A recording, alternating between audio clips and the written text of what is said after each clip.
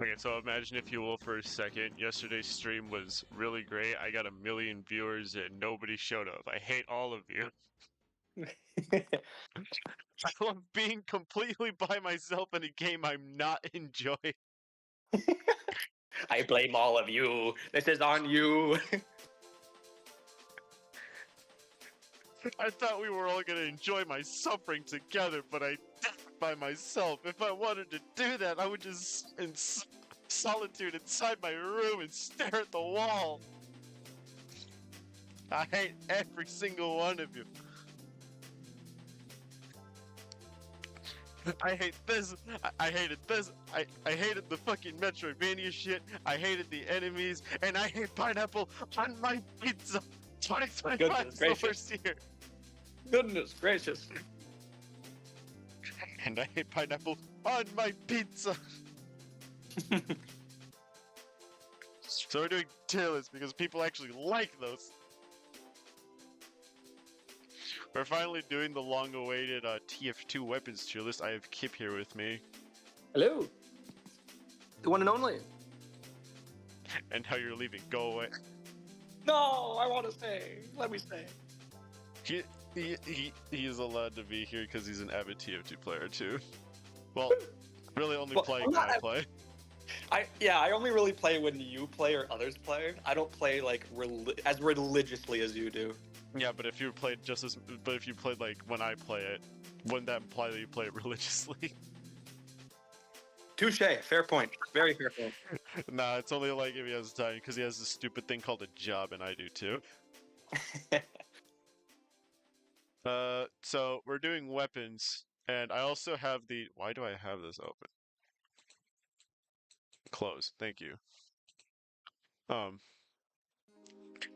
have another tab open separate because I don't remember all the stats by heart. Because I play it religiously, yet I'm not a nerd. The second you, again, like, it's the same thing with Smash Brothers. The second you start talking about frames and shit, you start losing me. I'm not competitive in any game whatsoever. And when I start being competitive, it's usually because I'm losing.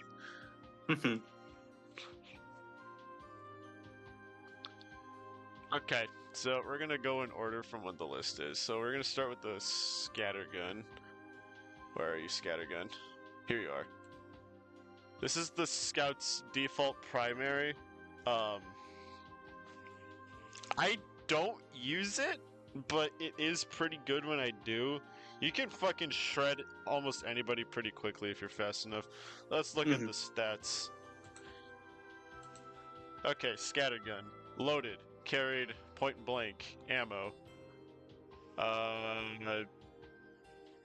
Oh, that's the damage. Mid-range is 10 to 40 damage. Long range is 3 to 10. Mini crits 81 to 142. Critical 180. That's a lot. I just kind of look at all of these as like how it helps out the character, because of course all of these guys are different. Scattergun is like the fucking peanut butter and jelly sandwich of the Scout. It is like the best option, the go-to. It's just so good. You can't go wrong with it. You cannot go wrong with it. It's like, oh, look at that Scout. Probably has a fucking scattergun. Poor simple-minded Scout. Scattergun, nothing beats it. Good old scattergun, nothing beats it. I'm sticking this shit in A tier. Seems like a reasonable placement. Next one is the Force in Nature. Wow, it's like the color scheme of this game is like diarrhea brown and gray. Everything blends in with each other. Here you are. So the the Force in Nature is a 2-shot shotgun. It has a knockback variant to it, which means if you get hit by it, you're getting sent back a little bit. This can be used to make environmental kills and do all sorts of hilarious shit with it. Hilarious shit that I cannot pull off for the life of me.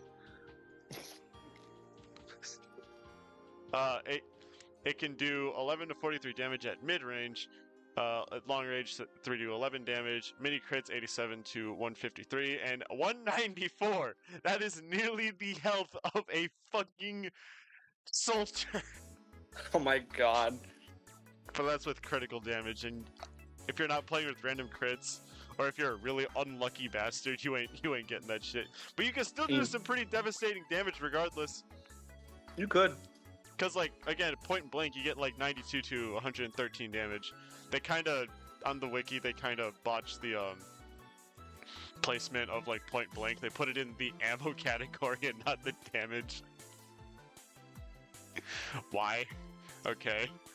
Ah yes, I too can hold up to 113 carried ammo. Oh my goodness. One of the drawbacks though is that like if you shoot it once, it'll consume 2 carried ammo. But like I don't know a Force of Nature scout who's gonna try and like only shoot once and then not try again. Because it's either you're missing and you're running away, or you shoot them and you're running away. I feel like the Force of Nature is a very hit and run weapon. It's more of like get the hell away from me and then run away. Not me though. I run straight up to them and I shoot them and I botch it anyways. Yeah. I'm putting it in higher A tier because I see a lot of other people using it. I also have an Australium. If you watch my TF2 stream, you can see it. Someone gave it to me. I don't know why, but they gave it to me. That's a joke. I actually bought it off the Steam Marketplace because I shit you not, it was $35. Goodness gracious. Things that are like valued higher than a fucking car. It's $35. Yeah, there's some like okay, the Steam Marketplace doesn't do it justice, but there's some shit on the TF2 market that go to as high as an actual fucking automobile. The marketplace scares me. Hang on, let's look it up quick. What is the most expensive TF2 item currently? What is the most expensive TF2 item currently? TF2's most expensive item just sold for $30,000, and it is a poison hat.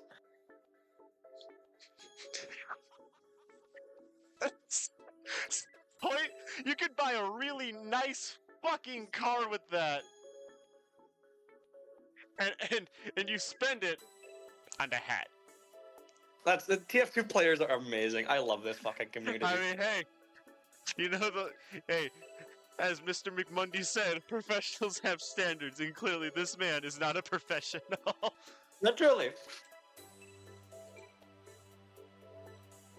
Then again, it's a hat. Everybody likes hats. Who doesn't like hats?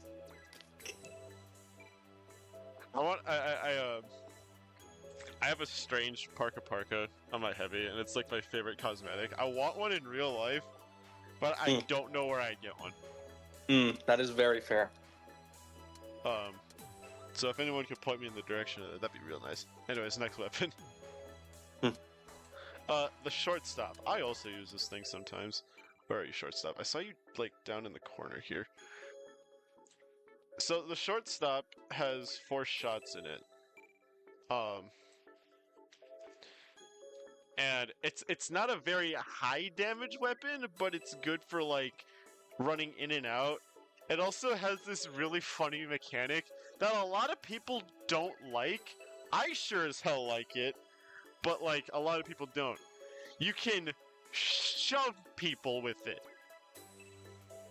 Just run up to them and push them. It doesn't knock them back that far. If anything, it knocks them upwards for some reason, which is totally how a shove fucking works. And it doesn't do that. It does 1 damage, and I kind of want to see if there's someone out there has actually killed somebody with the fucking shove.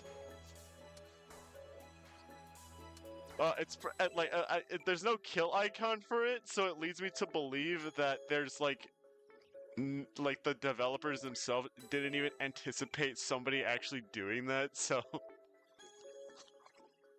I mean, if somebody wants to experiment with that, please do, because I would find it really funny. You got death via shove. How pathetic can you be?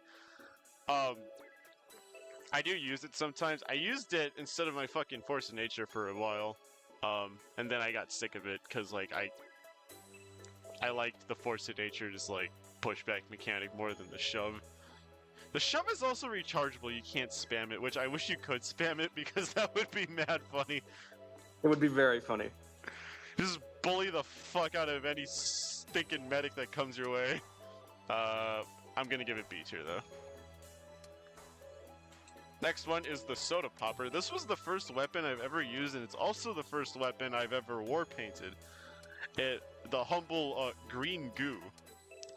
I've never used it ever again. I used it once during a match of versus Saxton Hale, and Wolfie's playing Balatro. Give me a second, chat. I want to put myself as offline on Steam so that doesn't come off again. There you go. Soda Popper, Soda Popper, Soda Popper. This is the bonk, but like... Bottom middle. That's the Sandman. Oh, there it is. Okay, Alright, so the Soda Popper also has a clip size of 2, like the Force of Nature. Has a point-blank shot, damage of 85 to 105, medium range 10 to 4, and long range 3 to 10. And then mini crits at 81 to 142, and 180 for... I mean, that's the shotgun's stats pretty 1-to-1. Except as a smaller clip size. Now, the thing about this one is that it has, like, special garbage to it. What is it? You have a 50% faster firing speed, 25% faster reload time on hit, which means if you hit somebody, it builds hype. And what does hype do? It says, activate hype mode for multiple air jumps. This weapon reloads its entire clip at once, like the Force of Nature. I have never used the hype before, so I don't know how it feels, but I think it just gives you a shit ton of double jumps, which probably makes you really annoying to fight, against, especially if you're like, someone's playing heavy or something. If you're playing like Pyro or something, you're just, if someone's playing Pyro though, you're just fucked. Yeah. I don't use it that often though. Like, again, the last time I used my green war painted Soda Popper was when I was playing versus Saxton Hale. And even then I like did not get anything out of it. C tier. Well, me personally. I feel like if it wasn't nerfed, you'd probably use it much because it previously used hype for mini crits. I mean, that makes more sense, cause like it has Criticola for like the can. I mean, if it that's, yeah, oh yeah, that's a pretty cool. Yeah, if it was using Bonk, then it would make more sense to use like the hype mode. They should have had like 2 variants of it. That would have been cool. Yeah. Next is the baby face blaster. This one is also pretty unique. It on hit it builds boost, run speed increased with boost. It has a lesser clip size of negative 34%, 10% slower move speed on wearer, boost reduced on air jumps, boost reduced when hit. I see people use this a lot in versus Saxton Hale because you can, like, okay, so how Saxton Hale works is that the more he's damaged, the more, like, the stronger he gets.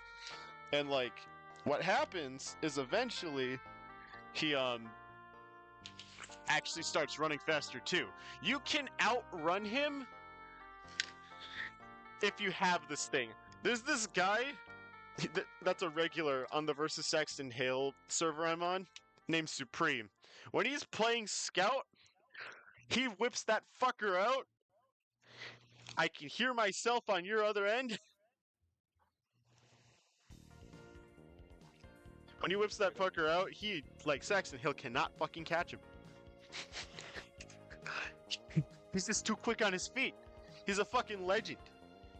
Like, if Supreme joins the chat, the attacking team is just It's just a guaranteed fucking win.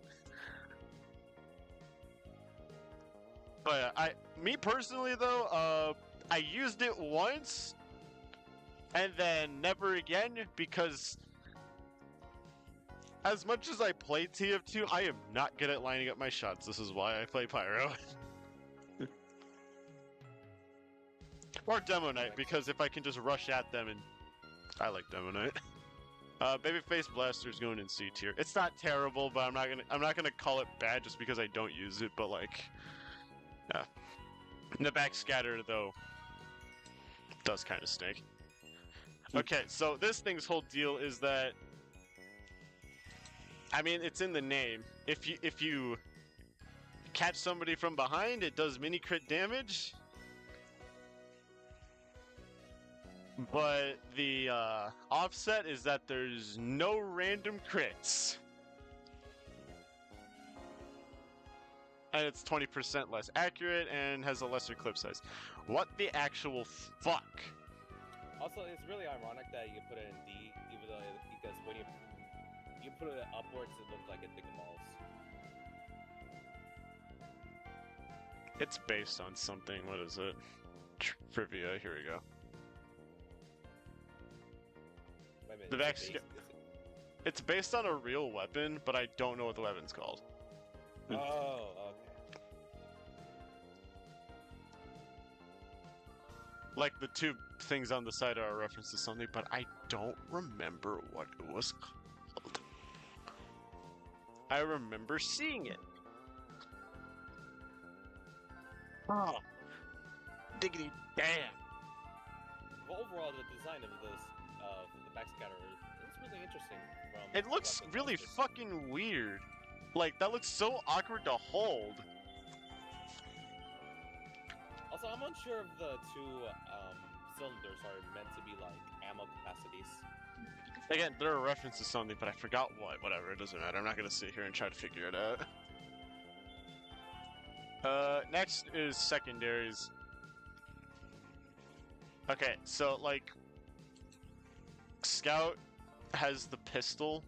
Okay, we're gonna skip the shared secondaries, so like the pistol, the Luger morph, the capper are gonna get skipped for now, because like they can be shared with like the engineer. So we'll talk about that when we get to the engineer, so we can like compare how they work between the two. So as for like Scout's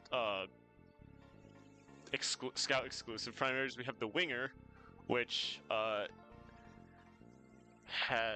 what does it do? I know what it does, but like I don't know off the top of my head. As a 15% damage bonus, 25% greater jump height when active, but has a 60% clip size reduce. I don't use pistols all that much.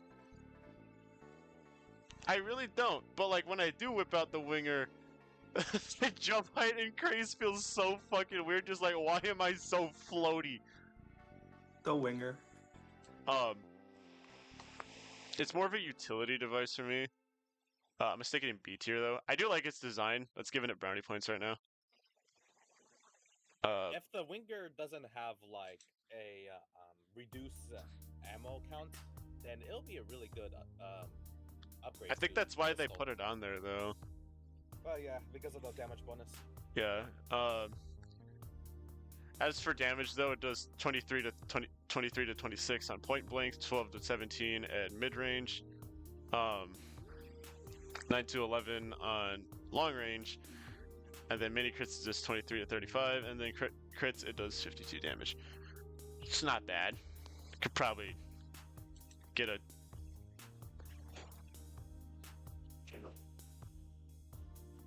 older sister jump scare.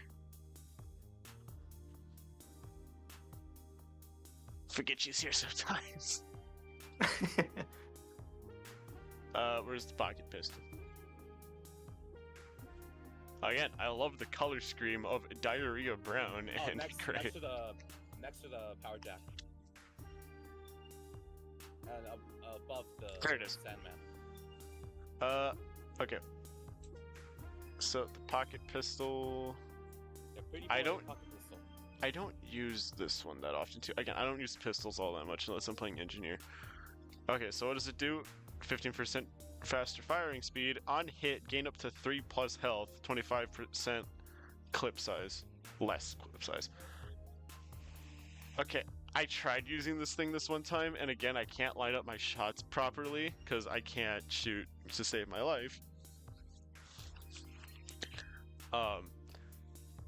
Well, I guess it's good for like versus Saxton Hale for like if you need quick healing on the fly, but like there's a better like item down the line that's more just better for like healing if you're trying to hit somebody, and we'll get to that later. Or probably Actually, we'll Man get to that versus next. Machine? No, I'm putting it in C. Okay, that's all of Scout's weapon secondaries. Well, actually, we got one more. The Flying Guillotine. It's a big-ass knife. I'm not gonna lie, chat. I thought it was a melee when I first saw it. I unlocked it. Actually, no, I bought it, and I saw it. And I'm just like, oh, cool, a knife. I'm just gonna run up to people and hit them and hit them with it. It's gonna make them bleed. But like when I used it, it was in the secondary slot. So it's like I threw it, and I'm like, okay, that's one way of using it. In the beginning, I used this thing, but like after a while, I just stopped because like I don't remember why I stopped using it, but I just kind of stopped liking it in favor of the item F. We're just gonna skip the Mad Milk after I started using Mad Milk a bit more.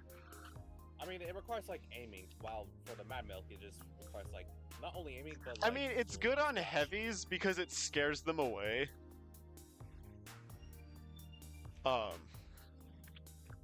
And maybe even like it's good for like heavies, demo men, and I think soldiers. Because like it'll make them like run away. Because anybody who's under bleeding starts panicking. I think that's just like internally like built into anyone's TF2 brain. But it's a pretty decent weapon. Put it in low B tier. Also, it's It called does- a flying guillotine, so you should probably know that when you first got it. Yeah, and the winger is called the winger, so that means I can fly with it, right?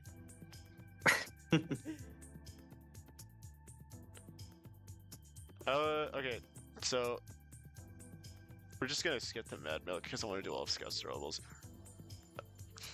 Good old Mad Milk, nothing beats it. So, what does Mad Milk do? So, it really depends on what you're playing. There's also the variant of Mutated Milk, which has the bread monster inside of it. According to the thing, it is the Mad Milk, level 5 non-milk substance. Non-milk substance. You know, it's too easy to make a cum joke. It's too Yeah. fucking easy. So I got something Yeah. better. Like many people even call their Mad Milk like something else that's related to that. It is too easy Yeah. to make it's too easy to make a cum joke, so I'll just make a different joke. Powdered milk. Powder milk. Yeah, that will work. It's powdered milk. That's what it is. Nah, it's almond milk. Bruh, I drink almond milk. Yeah, but almond milk isn't milk. It's just liquefied almonds. I mean, it makes sense because, well, I am lactose intolerant. Okay, so it extinguishes teammates and reduces cooldown by 20%. Players heal 60% of the damage done to an enemy covered with milk. I like supporting my team, so I use Mad Milk. I also have a Strangifier on it. How would that work? It's strange Mad Milk. Nothing to it. Like, it doesn't count up? Oh yeah, it does count up. It just counts how many people you doused in it. Oh, okay. I think. Hang on, let me check. Because I do only see it in, like, certain weapons, but if, like, other things, like, for example, the bonk has a Stranger Fire, then yeah, I would be really confused how that works.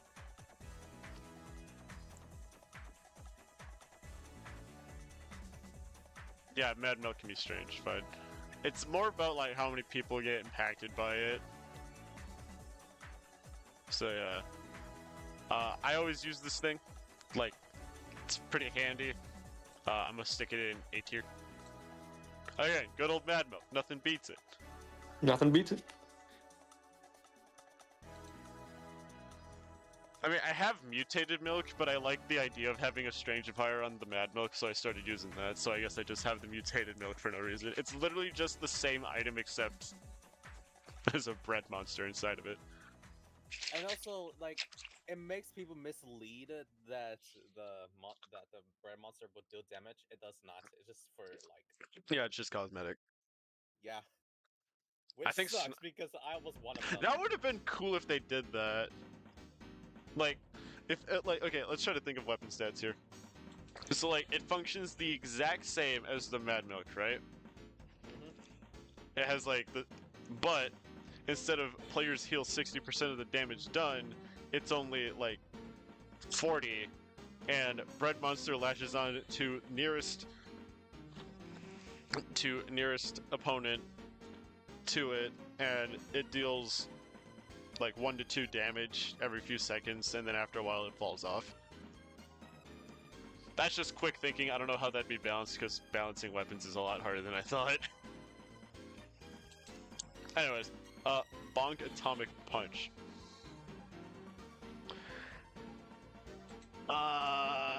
It is a level 5 lunchbox item. Drink to become invulnerable for 8 seconds. Cannot attack during the time. Damage absorbed will slow you when the effects end. Unless you know how to strafe. Because strafing negates that debuff. Not gonna lie, that's one of my least favorite items. I literally do it just to be annoying to the other team sometimes. I mean, yeah, that makes sense. Like, it used for like annoyance kind of makes sense.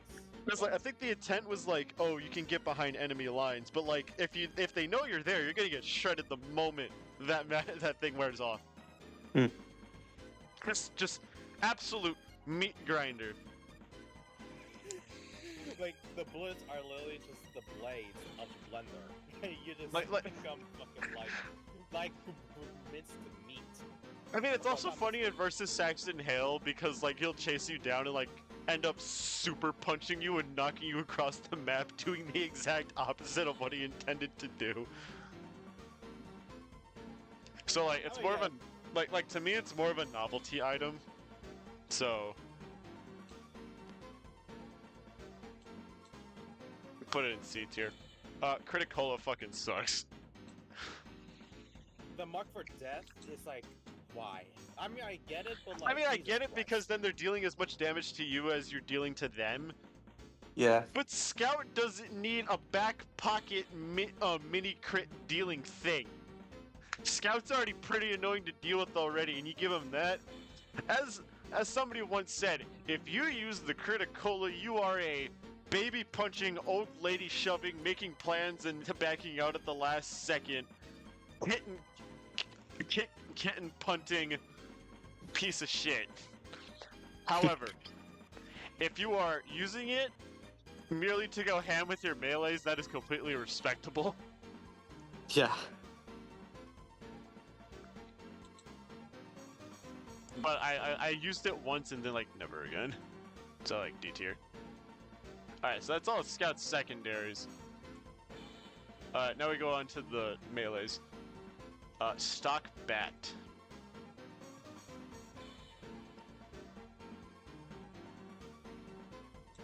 Sure is Stock Bat.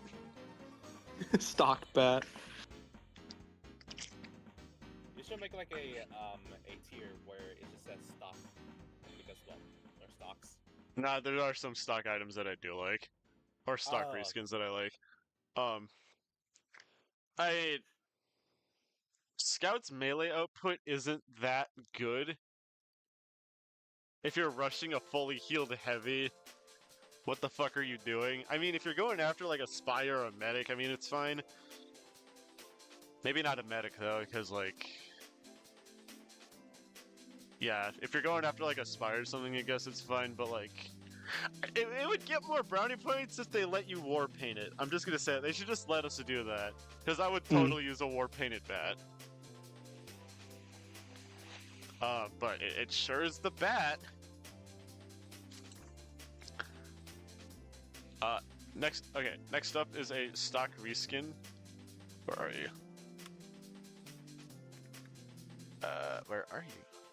I know you're here.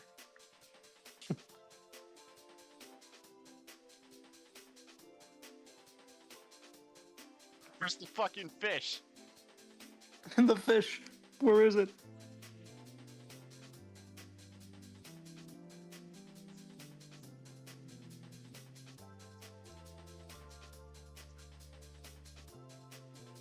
Do they not have the fish on here? I'll add it myself if I have to.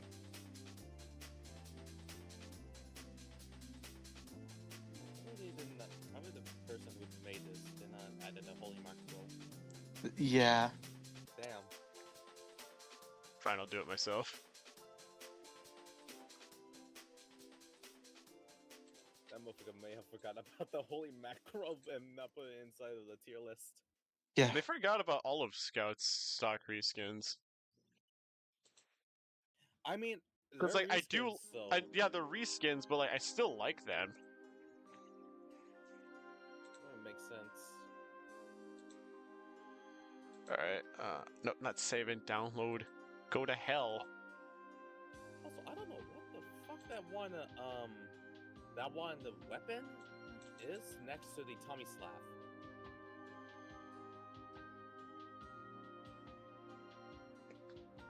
Where?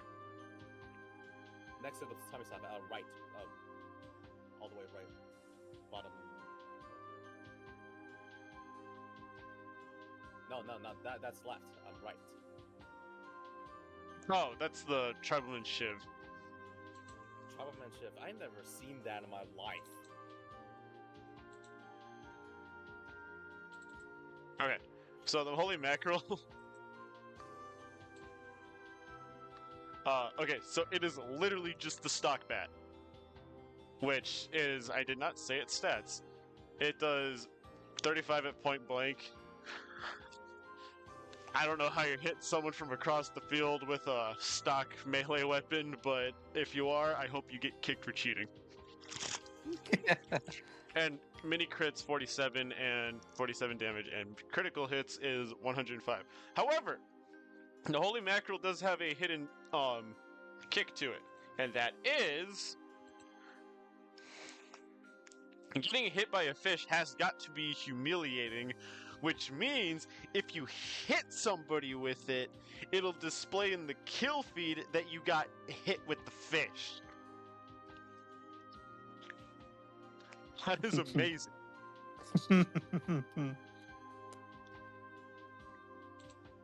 And for, remember it, it's and like, for that, it gets B tier. I need to check. Same goes for unarmed combat. They're literally the same exact weapon, but it says arm kill instead of fish kill.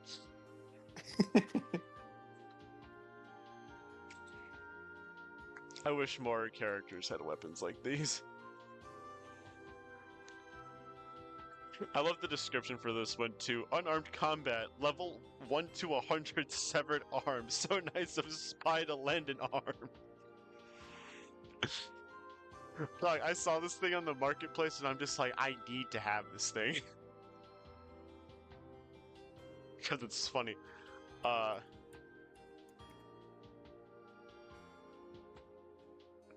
No, there is something I don't like about it, is that, like, I think it would be a cool effect if, like, whatever team you're on, the color of the sleeve would be the other team that you're on. So, like, if you're on red team, the arm would be blue, implying that Scout ripped the fucking arm off of a blue spy. I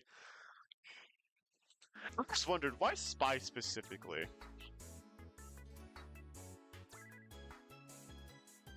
Like, why'd they pick spy for this? It would be mad funny if they did heavy, and it did, like, slightly more damage. Next is the Bat Saber. It does nothing interesting, but hey, it can be Darth Vader or Luke Skywalker.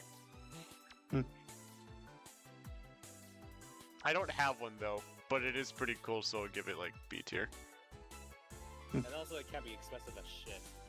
Yeah, I tried getting one the other day, and I was just like, I ain't spending $100 on this shit, Chief. Or more so tripled with the strange version. Yeah, that's right. Alright, so on to the next one, the Sandman. I use this weapon a lot, even though I don't like the health reduction. So what does the Sandman do? It does 35 damage. Well, it does the basic melee attack damage, but it has a second feature. So it is a level 15 bat. Alt Fire launches a ball that slows opponents. Minus 15 max health on wear. This weapon used to be busted when it first came out.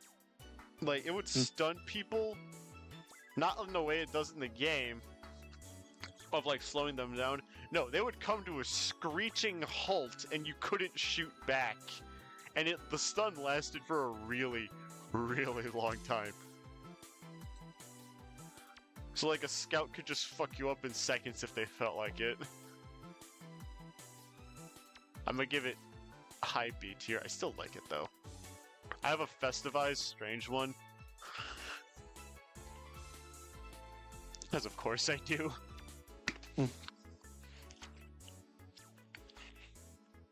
I feel like that the Sandman has like one of the it's like one of those weapons that got the worst like nerfs. in Didn't history. this...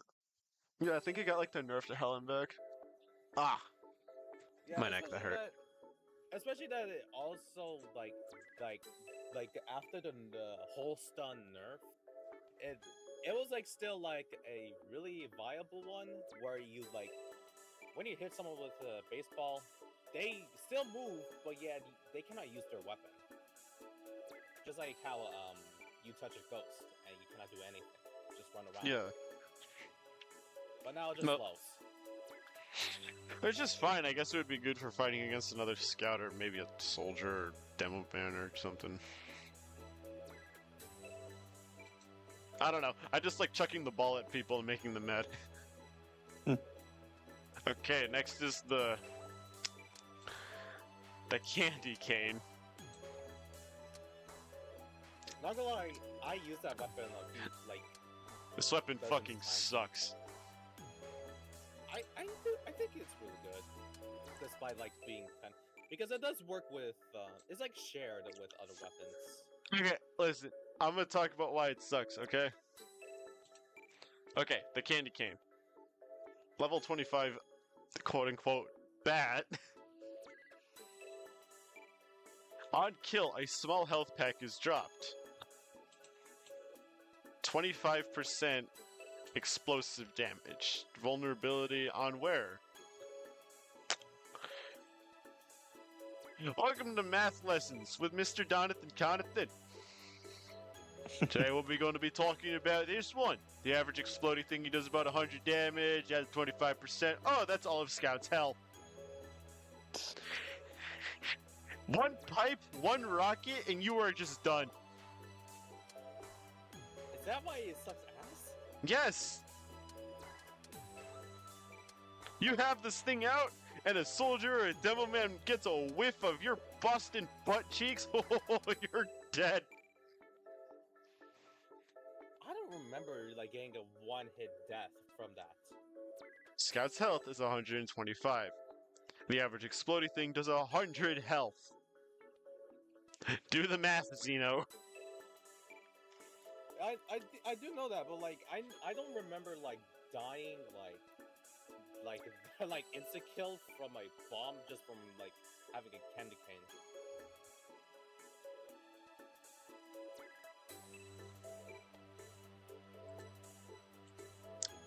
And that's why it stinks. I mean, it looks cool. I thought it was stock when I first saw it. I thought it was just another stock reskin. Just like, oh look, it's a festive candy cane. No, it fucking sucks. its damage output is exactly the same too.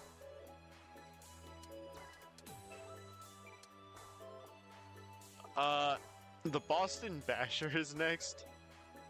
I love / hate this weapon. It's like, okay, so what happens with it is that, let's see here. Level 25 bat. On hit, bleed for 5 seconds. On miss, hit yourself. Idiot. Not gonna lie, I got That's, this that's weapon. literally what it says, just on miss, hit yourself. Idiot. I got that weapon recently because like I remember having the Boston Basher like long time ago, but yeah, like before I just like trashed it. But since I got it back, I now able to get it used to it again. I used this thing once, and then like never again. Like most of the weapons on here. I don't use it, but I use its reskin. The 3-rune blade. I used it purely because like I found out you could mod TF2 a little bit, and I had a mod that reskins it into Caliburn from Sonic and the Black Knight. And then the mod was bugging out my game, so I uninstalled all the mods I have. So I still use it sometimes. But as for where did I stick it? I lost my Boston Basher. Oh, here it is. Yeah. I was like looking at it. Okay, so stick it in C tier. I don't really see many scouts using it either, so like I don't think it's that amazing. I think I saw the 3-rune on here somewhere. God, there's so many swords, they all blend in.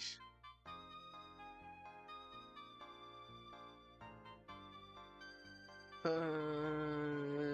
I don't think they did. I don't think they added it in along with the other reskins. It's messed up. And again, it says the bleeding effect. So guess that's good for something. I guess if you manage to catch a heavy off guard, it'd be good. But like because like, and if you're like running around him and constantly hitting him, he's bleeding, and even if like he kills you, you got limited minutes on life. It is going slightly higher than it though, because it is the same weapon at the end of the day. It was a promotional weapon too. What was it promotional for? It was a promotional weapon for The Witcher 2: Assassins of Kings. Okay. The item was awarded in genuine quality to players who pre-owned The Witcher 2: Assassins of Kings on Steam before May 17th, 2011. You cannot strangify it though, which kind of sucks. Can you strangify the Boston Basher though? That's the most Yes. obsolete promotional thing I ever heard. It's like a game that probably, like, I'm pretty sure there's people who like The Witcher. I'm not one of those people though. Yeah, me too. I never played a fucking Witcher. Alright. Sun on a Stick. It's also a promotional item for Rift. What the fuck is Rift?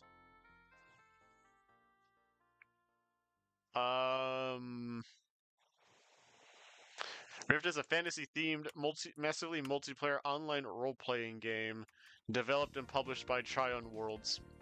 That sure is cool, but I don't care. Alright, so Sun on a Stick. 100% critical hit versus burning players. 25% fire damage resistance while deployed. 25% damage penalty.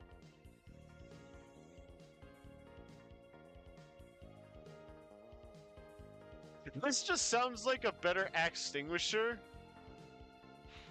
But like, you'd have to stick really close to a pyro to use this thing. And like, I don't know what scout is doing that. And I don't really have one of these things. The C tier. I did use it once when like another scout dropped it. And Well, it sure was the sun on a stick. I feel like the only reason why I mean, you could probably pair this up with Madamilk if you're like a scout who really fucking hates pyros. Other than that, like, I don't see what other use you could have for it.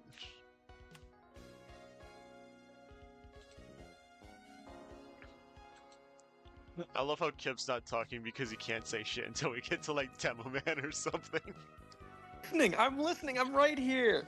I Give said me you're a not. minute, okay? I know. I know. I'm saying you're not saying anything because you literally only played Demo Man. Oh yeah, there's 26 damage, 35 and 79 critical damage. I've been skipping out all of them, but most of them have been the same so far. Where it's like, oh, 35 damage, 47, 105 critical damage. Ah! The Fano War. It was also a promotional item? The fuck? For what? Total War Shogun 2. That name sounds familiar, but I don't know what the hell that game is. Is a strategy game developed by Creative Assembly and published by Sega? Huh. You learn something new every day. Hi, Sega. Nice of you to drop by. Well, I can officially say that I use a Sega item. A Sega brand TF2 item. Holds up a smile, twinkle in my teeth. I'm sorry. Here it is. It literally looks like when I first saw this, it looks like a goddamn pan. I thought it was a pan too. I'm just like, you sizzle bacon on this thing? Or it looks like it has flaps, but I don't know. It doesn't look like it has flaps, but it seems to be nailed. Myself, I thought like, okay, here's what I thought the Fano War did when I first saw it, because I didn't look at its stat when I didn't know what its stats were.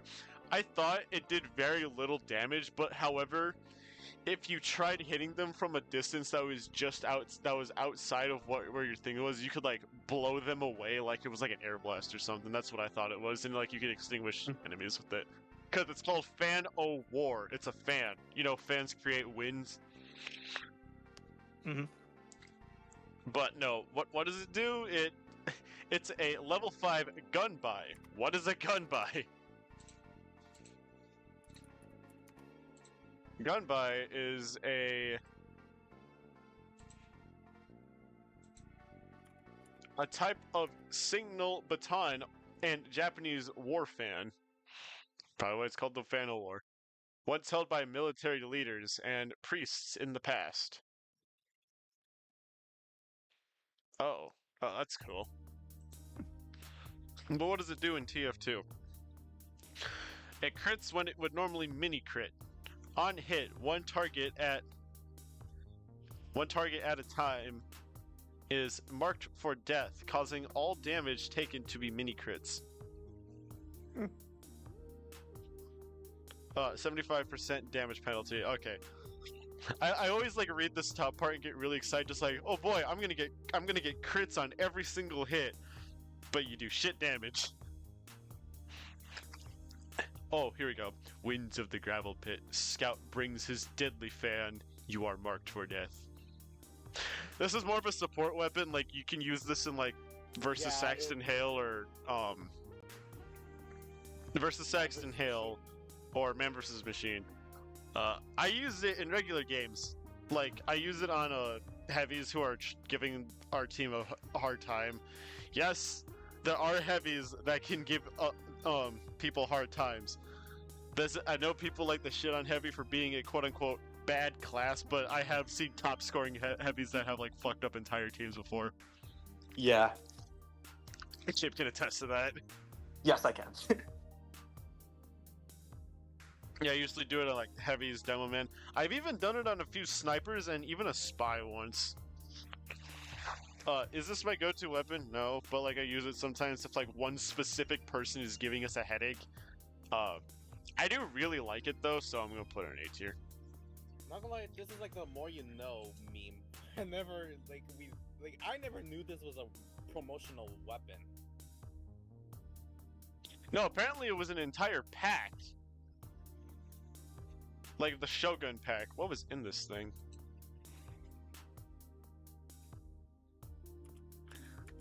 The Shogun pack had the Fano War, the Concher, the half Zatuichi, and the Conniver's Kunai. Huh. Interesting.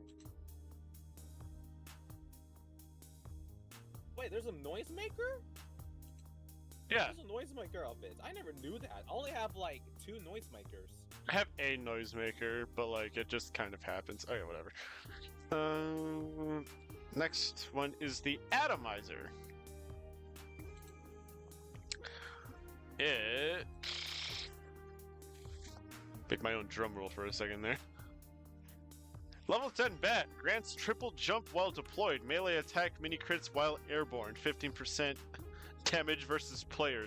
This weapon deploys 50% slower.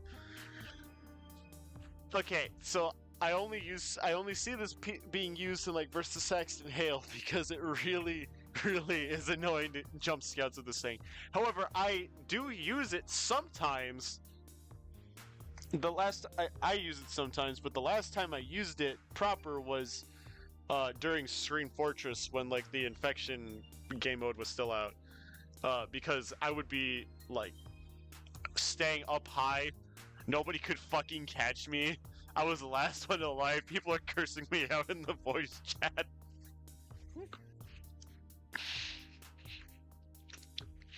It's like, hey fucker, it's not my fault that you suck at hitting. And then I died right after saying that. I like the Atomizer though. Not as much as everything else, but you're going in high B. Yes, above the Sandman, even though I use this thing more. I mean, not gonna lie, it seems like some of the weapons we use are like for like goofy moments, but yeah. Well, that's more of what I play TF2 for. I'm not really that competitive, and when I am getting competitive, it's usually because there's some annoying dickhead on the other team. I mean, yeah, especially from what TF2 has become. Okay, the last one, the Rap Assassin. I Not hate gonna lie, this thing. Back then, I thought it was really viable because of the bleeding. Okay, like so what it can do is that it has a 25% increase in recharge rate. It can, when you alt fire, it does the same thing as the Sandman and shoots out an ornament, like a Christmas tree ornament. But there's a 65% damage penalty. When the ball hits, it causes bleeding. That's why I hate this thing. It's like I hate bleed scouts with a passion. It seems like it's more like just against with and not using it with. Well, I also just don't like using it either. It looks ugly as shit. It looks ugly as shit. It's the same reason why I can't light up my fucking shot. Although the description is funny. These lovely festive ornaments are so beautifully crafted. Your enemies are going to want to see them up close. Indulge them by patting those fragile glass bulbs into their eyes at 90 miles per hour.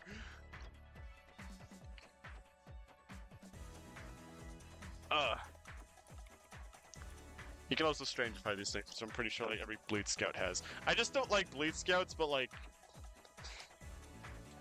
I myself just don't really like using it either. I don't hate it though, but you're going to C tier. And that is all of Scout's weapons. Final verdict, I like playing Scout, usually just to be a fucking dickhead. Annoying asshole. Just my loadout is the Force of Nature, the Mad Milk, and it can either go the Sandman, the Unarmed Combat, or Assassin, the Unarmed Combat, or the Atomizer, or Fano War. It can be one of those four. It really just depends on the situation. The more you know that the Phantom War was a commercial weapon for a Sega game. Man, I wonder who made this thing. Oh, Sonic the Hedgehog.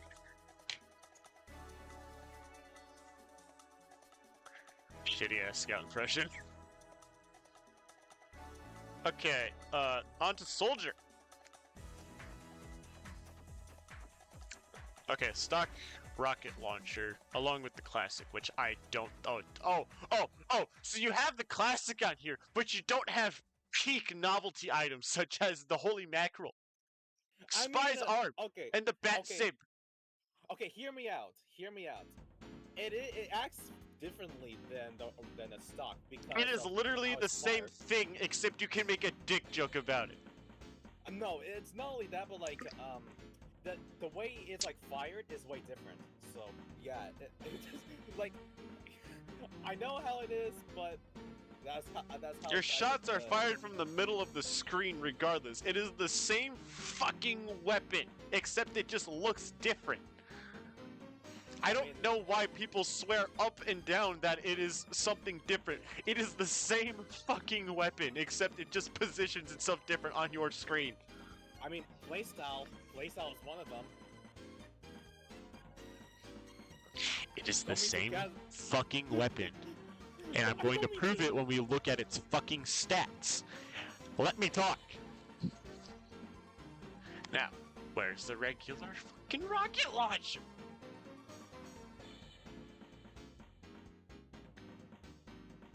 Rocket launcher.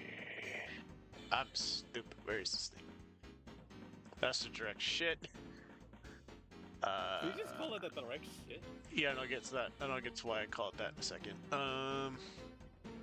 It's the beggar's bazooka. It's the black box. Here we go.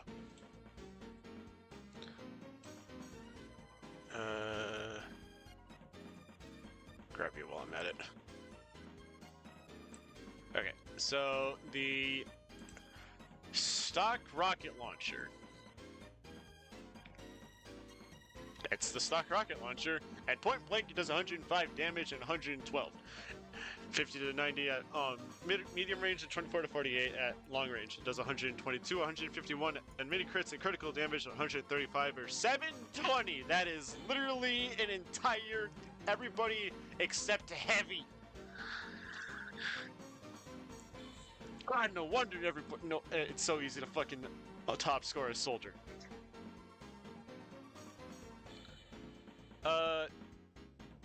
Now, unlike Scout's weapons, they're not hit registered, they're projectiles, which means that they actually don't, like, how TF2 works is that it's literally just click on the enemy and you damage them, but with this, you have to, like, actually shoot them and hope to God they actually get hit by it.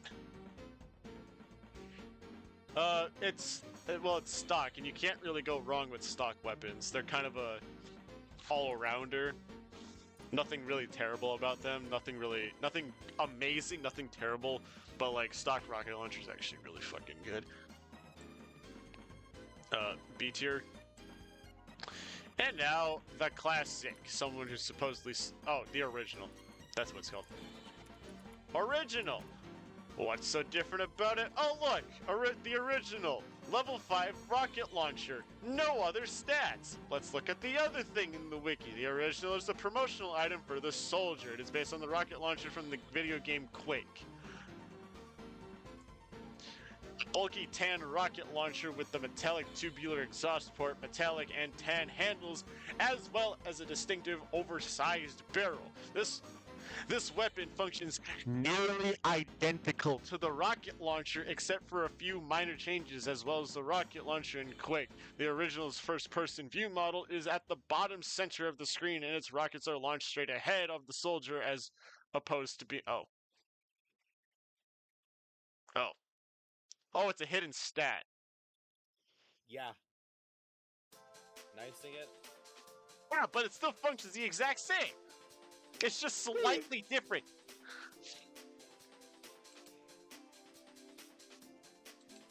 That's like saying, like, we invented a new kind of Pepsi. What's different about it? Absolutely nothing, but we changed the color of red to slightly darker. It's still different. That's like that. It's literally the same fucking weapon. Except it has a shittier design. Low B tier.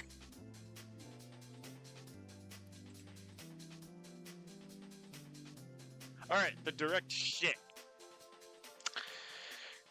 Alright, so from point blank, 133 to 140. Jesus Christ. 74 to 112 at medium range and 30 to 59 at long range. Mini crits 152 to 189 and 169 to 338 for critical hits. That's a heavy. That's just over heavy's health. That heavy's just dead. Why do I hate it though? Because of aiming. Yeah, that's why. But also, okay, I hate going up against it and I hate using it because it has a 25% damage bonus, 80% projectile speed, mini crits targets launched airborne by explosions, grapple hooks, or rocket packs. 70% explosion radius reduced. And that's why I hate it. I always rely on the splash damage when I'm playing soldier. Because it's good for like crowd control. I also hate going up against this thing. I love turning a corner and then seeing American Dave swoop around the corner just as fast and then just instantly obliterate me on the spot. Call it a skill issue, but how can you react to something that fucking fast? Also, people who use this weapon are usually really fucking sweaty. Yeah, I do like Scout Be Gone. It's probably like the best weapon against scouts for soldier, but besides that, it really doesn't have its uses. I mean, like, a scout can get shredded pretty easily by everybody else, so, like, I don't know why you'd want to do that. I guess that's fair. I'm putting it in D tier. Direct shit. Ooh! Now this is what I use. The black box. It has the same exact stats as a regular rocket launcher, but... you can festivize it. Oh, it has a festive variant. I want that now. Okay, so the black box. On hit, gain up to 20%, 20 plus health. Or is it 20%? Yeah, plus 20 health per attack. Minus 25 clip size, though. I use this weapon. I love this weapon. Good old black box. Nothing beats it. I don't really care about the clip size, because, like, all the health that you already took from me is now back to me. Thanks. I'll take that right off your hands. Also, I just think it looks cool. I think it's a big ass, long ass, rectangular prism box. It can fit like a toilet paper. It can fit like inside like a couple of toilet paper swords. I think I have a festivized, war painted, strange one. I think I do. I don't know. It might not be strange, but I know it's war painted and festivized. That's going into A tier.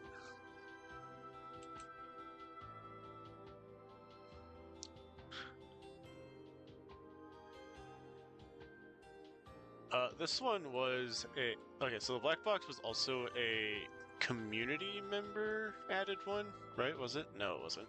I thought it was.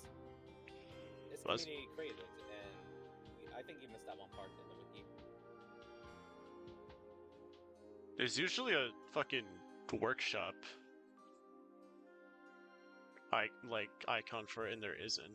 The black box was a kill icon was configured by Psyche.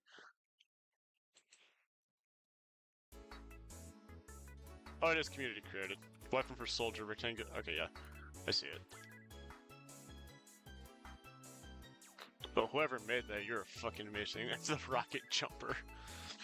I don't use this one for obvious reasons. You're not a trollger. I'm not a trollger. I tried playing trollger. I can rocket jump. I learned how to do that. But I can't hit I can't market gardener people to save my life.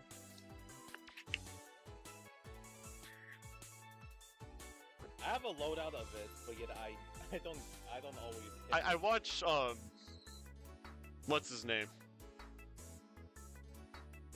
What's that one guy's name? I forgot what his name was. Hang on.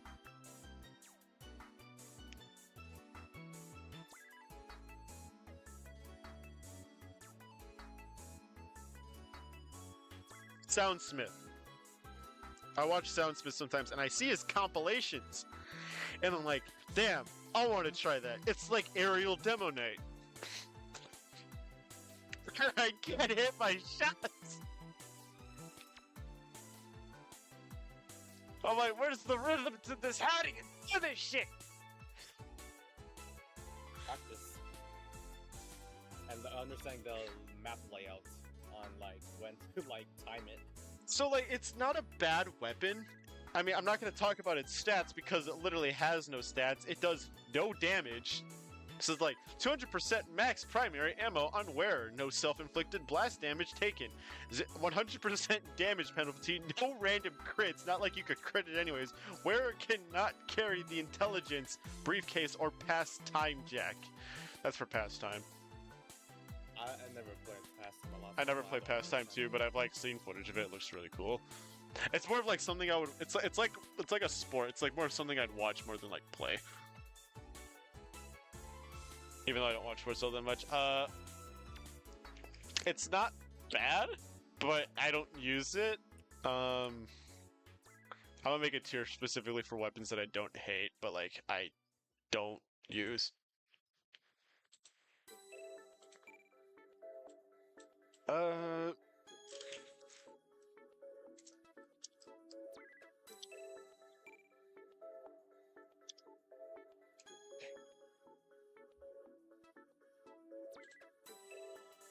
Make it gray.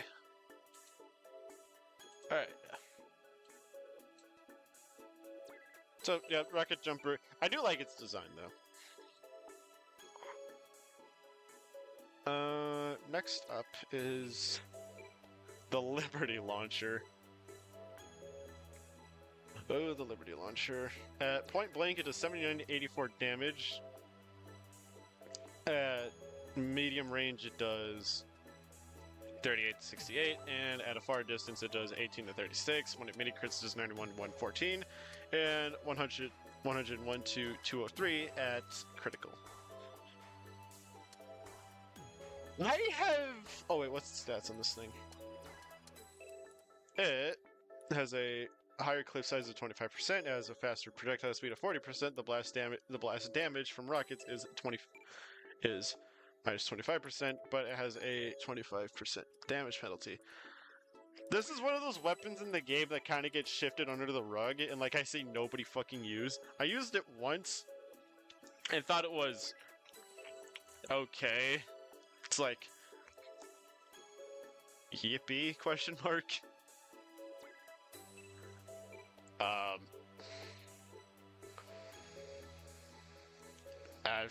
Yeah, it shares the Liberty Launcher. I thought since it shared like a design with the reserve shooter, I thought it was gonna be something like that, where like, oh, anyone that's like airborne, if you shoot them with it, it does like crit damage or some shit. But it isn't. And that makes me mad. Where the fuck is it? It should stick out like a sore thumb because it looks so different. I'm just blind, aren't I? I need to get my eyes checked out. I know this is next to the Lumor, to the lock and load. At the right.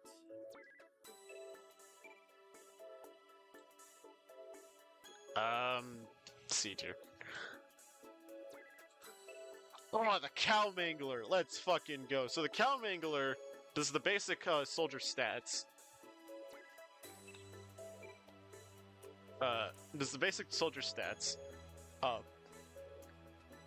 It does less damage to buildings, though. But it can inflict afterburn if you charge it, which is something else you can do. So, I think if you hit people point blank with the charge, it also, like, fucking annihilates them. It's so fucking funny to do that. It's just like, oh, hey guys, what's going on? Dead. I don't know how I don't know how it works with point blanks. It's like how so it functions. It's so fucking funny. Okay, so does not require ammo. Alt fire, a charged shot that mini crits players set. The mini crits players set them on fire and disables buildings for 4 seconds. It has no random crits though. It deals only 20% damage to buildings, mini crits whenever it would normally crit. So even if you have a crits crit medic on you, you can't fucking crit with this thing. Oh, that's funny. That's actually funny.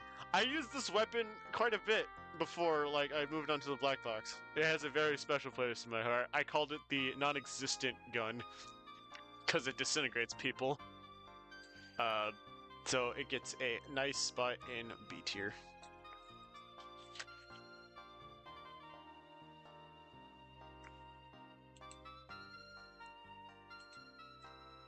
Next, oh fuck, shit. There we go. Oh, the reskins are gone. No! I gotta put them back.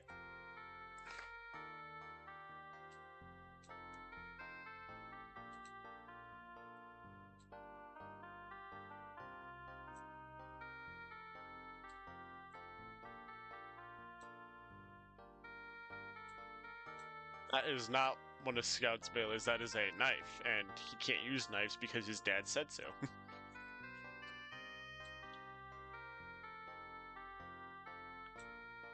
Okay, I think I got them all back. I don't know why, but like displaying my computer to my TV is glitched. Like some things aren't appearing where they should be for some reason.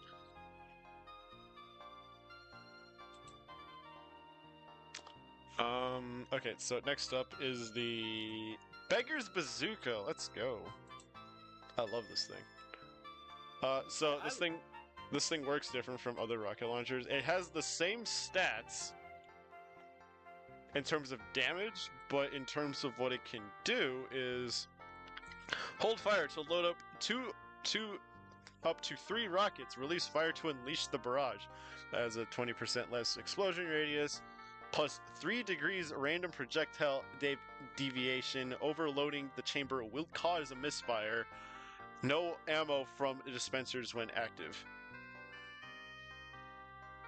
I guess that makes sense, because if you're just standing by a dispenser getting endless ammo, then like, yeah. It was also community made by Panda Poops and Populous. I like this thing. It's fun.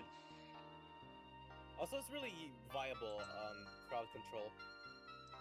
This thing can shred heavies like it's nothing.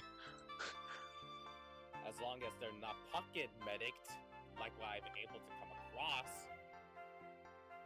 Oh yeah, every heavy has a pocket medic shoved up their ass. I like this thing. It's getting A tier.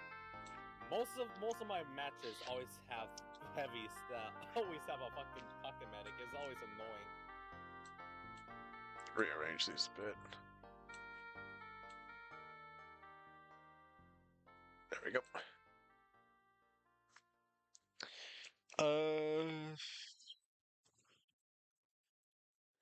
The airstrike. Ooh.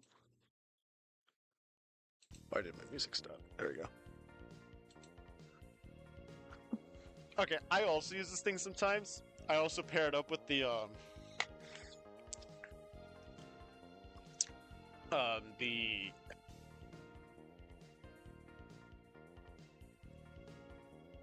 base jumper and the market gardener, because that's the only way I can market gardener people. I try to sneak up on them from above because everybody knows TF2 players don't know how to look up.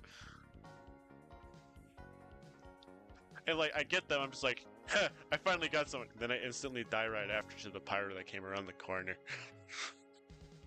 I always use the base jumper for the airstrike. Yeah, me too. I think everybody just uses the airstrike for it, but I like using it because nobody ever looks up. It goes in B tier. I do like its design too. It looks like a fucking, like, drop missile. Which I think is pretty cool. Okay, on to the secondaries. Okay, we're gonna skip the shotgun and the reserve shooter.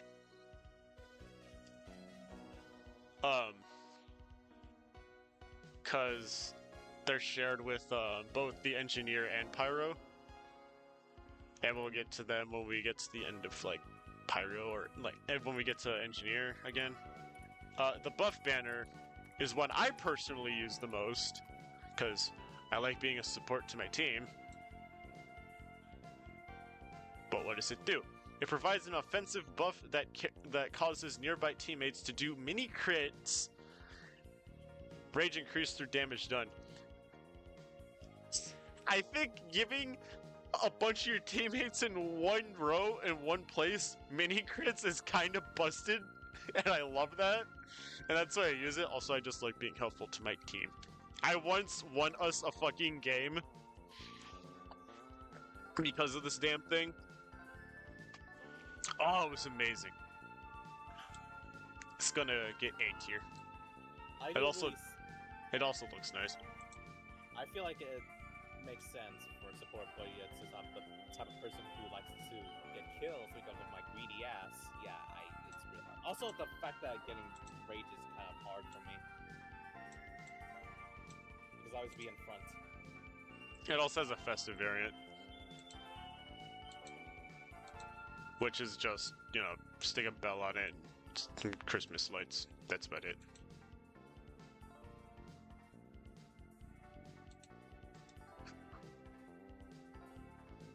Next is is the gunboats shared with... No, it's just soldier, okay. Okay, so the gunboats, are shoes. They're a passive item that soldier can wear to negate rocket jump damage. I used these things at first when I was trying to be a trollger, but like, I don't know. It's not bad, but I don't use it. I think it's good for people who are learning how to do trollger, but that's kind of what the rocket jumper is for. I don't know. The concierge, which is another backpack item. This was another promotional item for Shogun 2. It's another Sega brand item. I'm going to make this joke a lot during the stream, and y'all are going to hate me by the end of it.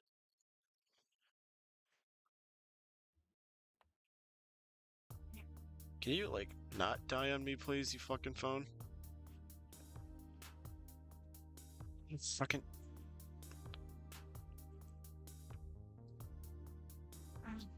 Sufferable piece of shit. There we go. Another Shogun 2. What does it do, though? Okay, so it's the same thing as the battalion's... Not the battalion's backup, the buff banner, right? Yeah. I was saying battalion's backup, but it's not. But it also passively heals you. Oh, you have it. It provides a speed buff. And I think it also works like Mad Milk too, where if you like shoot them, they get health back. Right? Is that what that means? Or is it just the...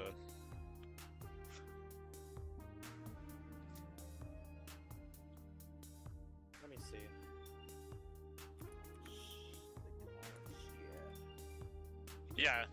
Yeah, it's also that. Okay. I'm looking at the wiki as well, so... I only use this thing if I'm like kind of being a little bit of a sweat because I have a habit of like blowing myself up. So like I don't use it that much. It's going in C tier. I do. Wait, it's Sega brand. It has to go up a little bit higher. Everybody knows Sega makes nothing but good decisions. Yeah, totally.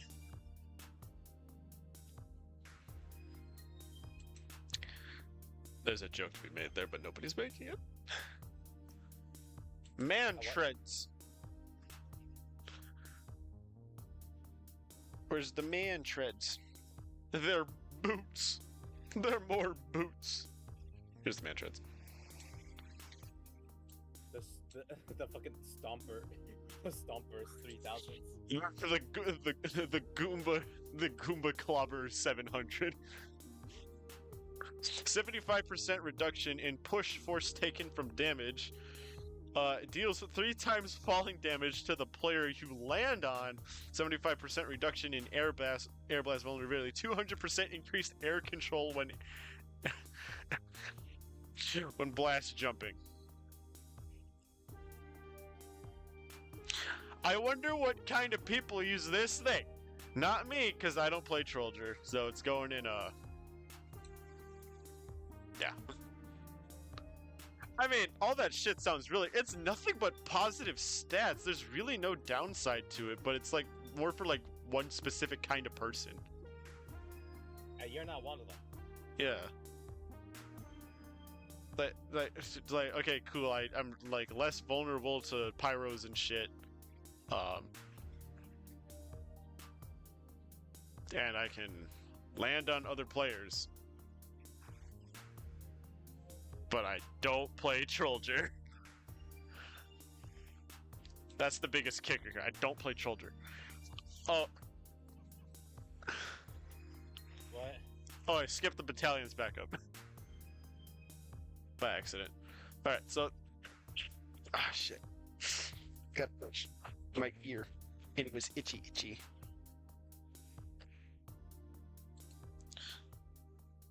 Here's the battalions back up. So, what does it do? 25% max health on wearer provides a defensive buff that protects nearby teammates from crits, incoming sentry damage by 50% and 35% from all other sources. It sounds wicked busted! But hey, at least you need rage for it, and building up rage is kind of difficult. I don't use this one that much. I more use the buff banner, but it's still pretty good to use. Especially like if there's a lot of like sentries and shit, Like and nest? other soldiers. Like if you're raiding a nest, then yeah, it's good to have. I think this is more used in like point capture and no, it's more used in attack and defend and capture the flag. Not like the way I see these buff banners is the battalion's backup is literally the defense. The backpack one, I forgot the name already, which is more of offense, and the other one is like way heavily on support. Even though they're all support items, it's just that I see them in like different categories of how they work: offense, defense, and support.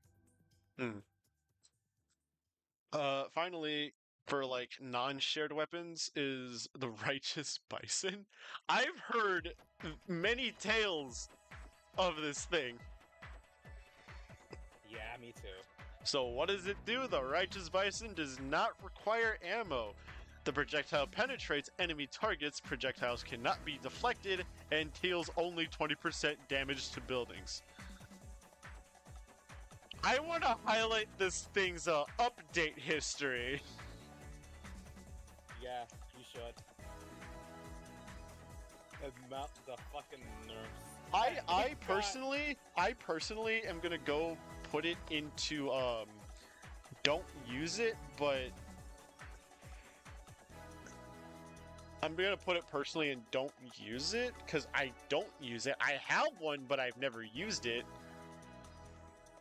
But here's the thing: the Righteous Bison was added to the update schema as mystery item in July 19th, 2011. In the July 20th, 2011 patch, the Dr. Gorbit's Victory Pack update, the Righteous Bison was officially added to the game. But in July 22nd, it was optimized. Many particle effects related to the Righteous Bison added recoil, draw, crit loaded forces for the Righteous Bison.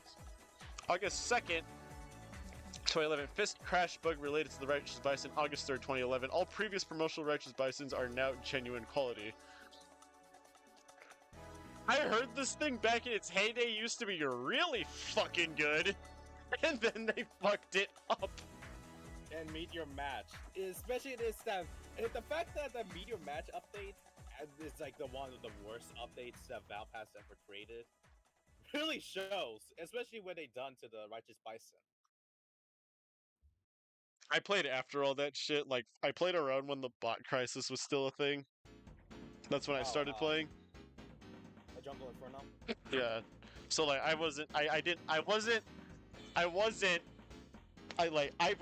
like hearing all the chronicles of TF2.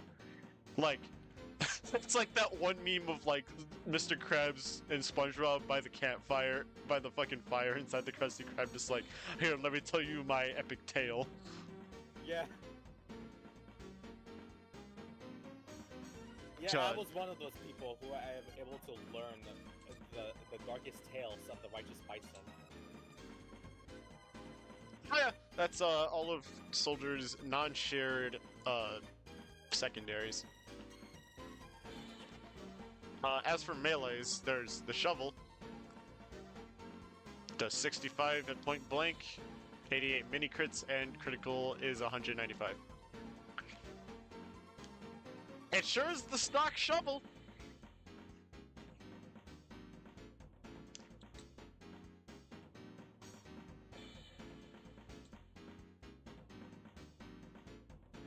It's just a shovel. Like, there's nothing cool about it. The equalizer. I've also heard things about this one. Like, Yeah. the equalizer and the escape plan used to be one weapon, and then they fucking defusioned it themselves.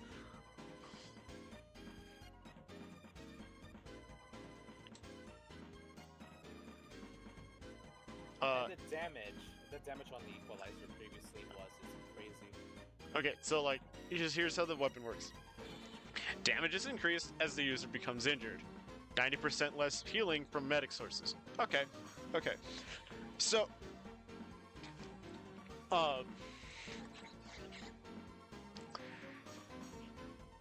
okay. So at its regular, it can do from 33, which is less than stock scout, I believe. Yeah, at point blank, it can do less than stock scout, which is sad. Or 107, which is like lesser. I think that's still less than like stock scout. Oh no, that's a little bit more than stock scout. Yeah. And then mini crits and then crit. Bro, if you want to get, this is more of like a fucking like, you're fighting with like a fucking heavy. No, not like a heavy, but like more like another like soldier or something, and you're at the last amount of your health. That you've damaged them enough to the point where it's viable. This is more of like a ride or die weapon, where it's just like, okay, fuck you. If I'm dying, it's like I'm about to fucking die. So are you. Fuck you. It's more of like that, but like if you're trying to use it in like any other context, because like if you're at that low of a health to get that max amount of damage, like you might as well use something else. Like, what's the point? And like, you ain't gonna be calling a medic for crits. I mean, can it random crit? Yeah, it can. It can still random crit. You'd have to get really lucky with this fucking weapon. Like, you gotta catch like a hurt, like any hurt person off guard. Any hurt person off guard, or get really, really fucking lucky. And I'm talking like the person somehow fumbles their shot so bad and you somehow get a random crit. You'd have to get like, you need the luck of every god in any mythology on your side in order to get this leverage out of anything. Oh, fuck. That sounds so unenjoyable.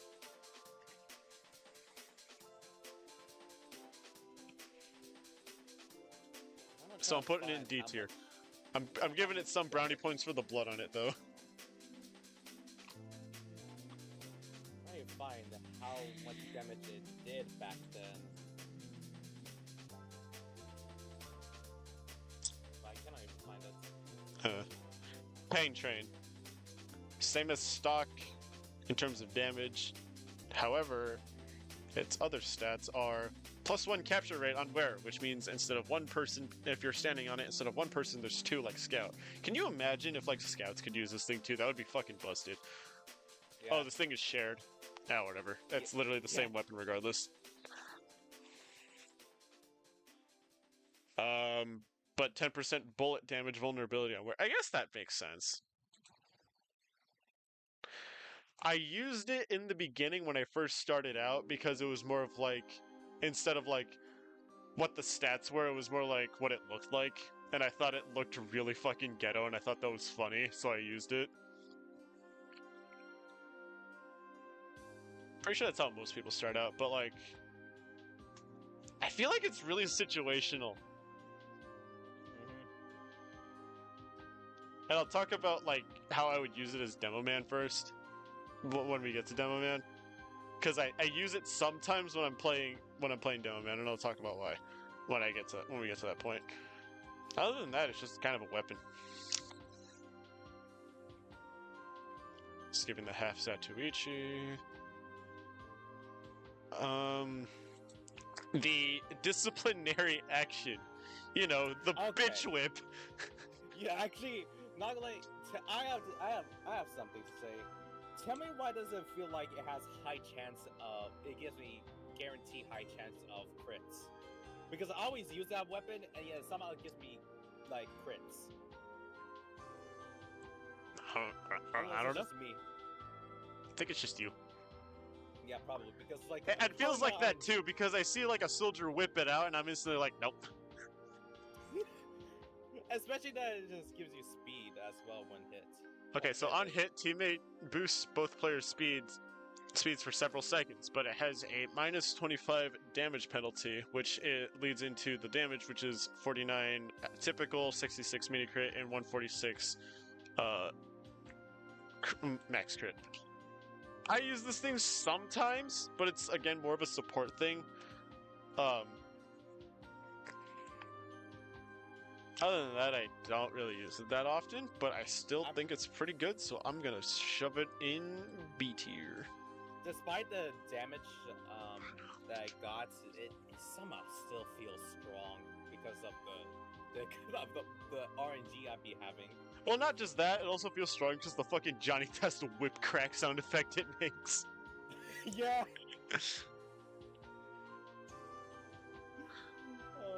Okay. The Market Gardener. You know where you should put this at. Okay. I'm gonna tell a small tale. I want to learn how to use this thing, but I am so fucking stupid that I can't fucking hit for the life of me unless I'm using the base jumper and I'm trying to sneak up on somebody. I will give it B tier though, because it is fun to watch people play it. Okay, the escape plan. Oh wait, we forgot to talk about its stats and damage. I gotta talk about that. Alright, so. It is the same as stock, however. It deals crits when the wielder is rocket jumping, 20% slower firing speed, and no random crits.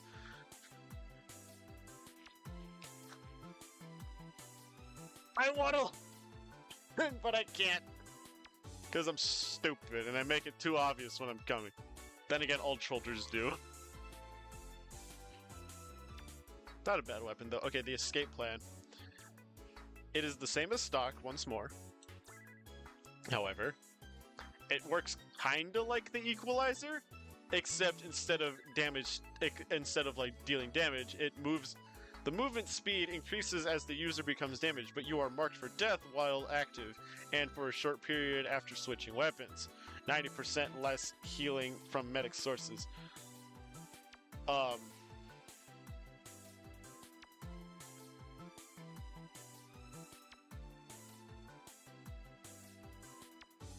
When you're at like 40 to 1 damage, you are almost as fast as Scout, which sounds funny.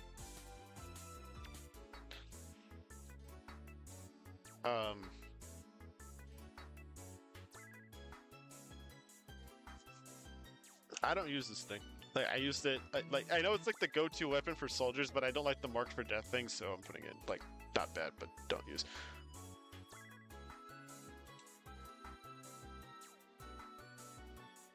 But it's muted fun.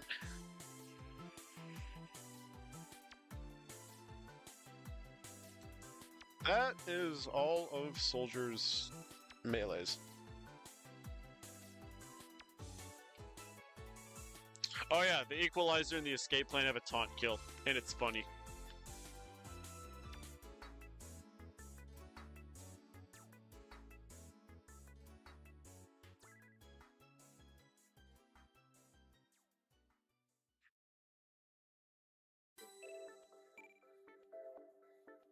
Now we go on to Pyro.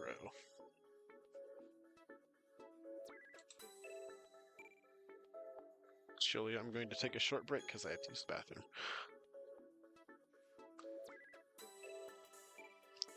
I will be back in a moment.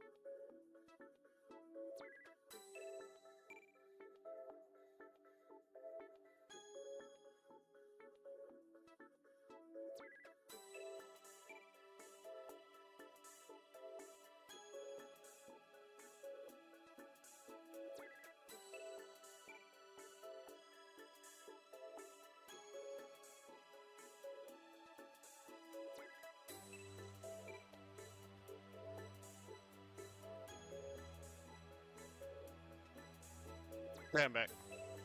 Went to go use the bathroom quick. Yeah, me too. Alright. I went to the bathroom as well. I forgot I was muted. I was prepping dinner. Wow, I see how it is. Some friend you are, Kit. Shush!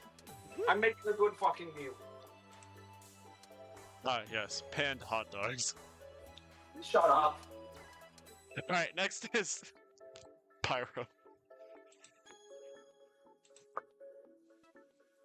We have like 3 different stock reskins. Oh my fucking god. Why is Pyro's stats like so complicated?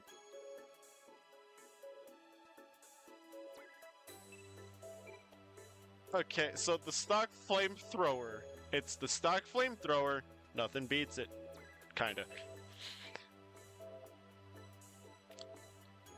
6.82 per particle, 4.09 per particle for medium range. And for crits, 6 to 9. 6 to 9.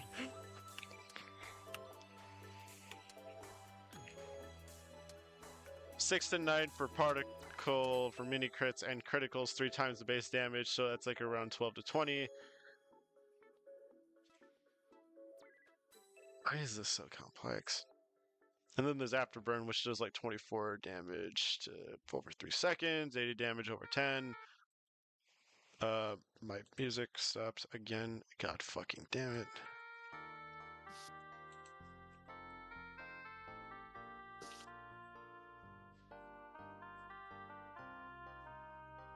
Over 100 over 10 seconds. If it's mini critted. It's the same for all the reskins. You can tell I'm blanking here because all of this shit is like complicated. Like it's ugh. Then we'd be talking about like the fucking size of just a single flame. The fucking flame particles here just like it do damage. So it does quite a bit. So it's 200 for particle. That's 200 damage. 200 times 6 is about 120,000. That's no wonder Pyro's overpowered. Holy shit. Yeah. Pyro is just good. From a numbers perspective, they're overpowered. Yeah. But I mean, I don't use the stock flamethrower, but at first it was pretty good. It is a flamethrower, so It's a flamethrower. That goes in A tier. The rain blower also goes in A tier. It gets a little bit brownie points because of the Pyroland shit. They do have a reskin called the Nostromo Napalmer. Yeah. That. I'm not gonna try and pronounce that. Nostromo Napalmer. Like, give this to fucking Tails, since he does use napalm bombs. This thing is literally just is that. Oh yeah, you can extinguish teammates and restores 20 health. But like, it's the same weapon regardless. But also, do you know that is a promotional weapon? Yeah. Okay. Wait, is community created promotional?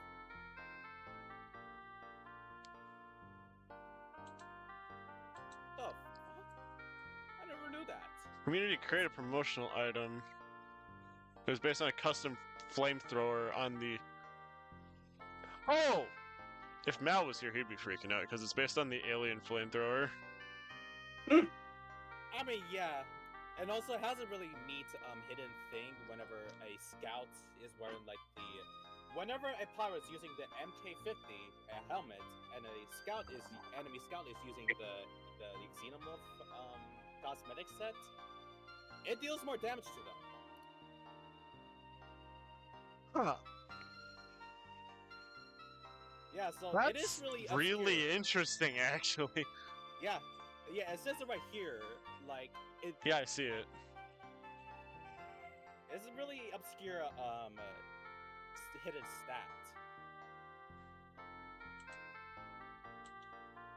I guess the Napalmer's gonna go up a little bit just because of that, which is kind of cool. Obscure but interesting. Pretty sure Especially nobody encounters that nowadays because I only see like some people wearing that shit. Anyways, the back burner. It has the same stats except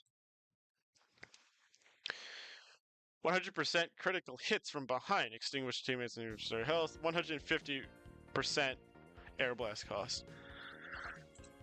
I also don't use this thing that much. It's very situational, like, oh, like the engineers set up a teleporter behind enemy lines and they don't know it's there yet, so equip the back burner and fuck them up sideways until they realize it's there. Yeah, I don't know if it's situational, even though it seems like it, but to me it seems really good for me because, well, especially like I call mine the backshot jizzer. It's really a decent weapon. I do still like it though. I like the face at the front. It's also really cool because people don't know you have it unless like you kill them. Like if they see it on close, they're like, oh, they have a regular flamethrower because it looks exactly like the stock flamethrower except with the face on the front. Yeah. Unless they got like. They also have a heavy festivized damage. variant. Oh really? Yeah, they also have a festive variant. They have like a little antlers on it. Now it's a little more obvious that it's a fucking back burner. I Ah, know that. my pride, my joy. The degreaser. Everyone's favorite weapon. The degreaser. We This love the weapon- degreaser. The weapon holsters 30% faster, deploys 60% faster, and extinguishes teammates with 25% 66% afterburn damage penalty and 25% air blast cost. Oh, the switch speed makes it so pleasant to use. It's so good. That is our It was- first S tier. But I have to say something. Okay. It was perfect back then because the switch speed was universal, which means you can able to like quickly grab like a flare gun and able to like quickly do a combo. That's why Pyro is like really good before the nerfs. Because of the combos they can do. It's still good though. It's still good. However, oh, its stats are the same. I thought it was lesser, except for like the afterburn damage. Anyways, the fuck you Gistinator, I mean Phlogistinator. Oh, the flog. The flog. The fuck The you Gistinator. equivalent of training wheels in TF2. Wait, what do you say, Tim? I didn't The hear you correctly. equivalent of training wheels for pyros. Wait, what? The equivalent to what? I didn't hear Training that. wheels on a pyro. Oh. I mean, it literally is because of that It- one. It is by far the stupidest fucking weapon that a pyro has. I'm sorry, if you made flog, I do not know. It is like the most stupid weapon. I hate it. I hate flog. I hate it. What does the flog do? Well, I'm about to tell you, it literally has the same exact fucking stats, except you build up a meter that by dealing damage, alt fire on full taunt to gain crits for several seconds, invulnerable while taunting, no random crits and no air blast. That doesn't matter because of the fucking crits. You come around the corner with that fucking thing. Oh, guess what? Y'all are just dead. Oh, it has a fun description though. Being a revolutionary implies capable of awakening the fire element phlogiston that exists in all combustible creatures, which it is said to say in all of them. This weapon. If you're playing against somebody with it, but of course if you're playing with it, then you're just as bad. And literally because I'm not a sweat, I don't use it. Well, I used to use it, but then I kind of got sick of the lack of air blast. D tier. Look, air blasting is integral to a pyro. I'm sorry, it is. If you main flog, you're just telling me that you hate everybody and that you need to die. Any other things to say, Kip? No. I have no other comments. Awesome. And finally, the Dragon Spirit. What does it do? It does 40 damage. It has 40 ammo. It does 25, but 75 to burning enemies and buildings can be set on fire. What the fuck? Burning enemies. So it's kind of different from a regular flamethrower. It uses shared pressure tank for primary fire and alt fire. Primary fire launches a fast-moving projectile that briefly ignites enemies. And alt fire is just air blast. However, it takes a lot longer for it to like recharge. But it deals 300% damage to burning players. So if you actually like fight somebody with this thing, you're probably gonna win this. I learned that firsthand. Like I wanted to test this thing out the other day. I'm just like, damn, I'm shredding through a lot of people today. I wish you could war paint this thing because that'd be mad cool. It's getting A tier. I do wish my first warpaint will be a blackout. Skipping the shotgun and the reserve shooter, we have the flare gun. It does, at point blank, it does 30 damage. Mini crits does 41 and 90, and of course has the afterburn.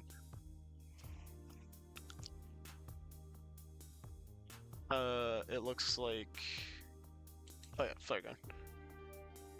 I thought the detonator was a fucking reskin for a second there because it looked like they looped them together. Which is not the case.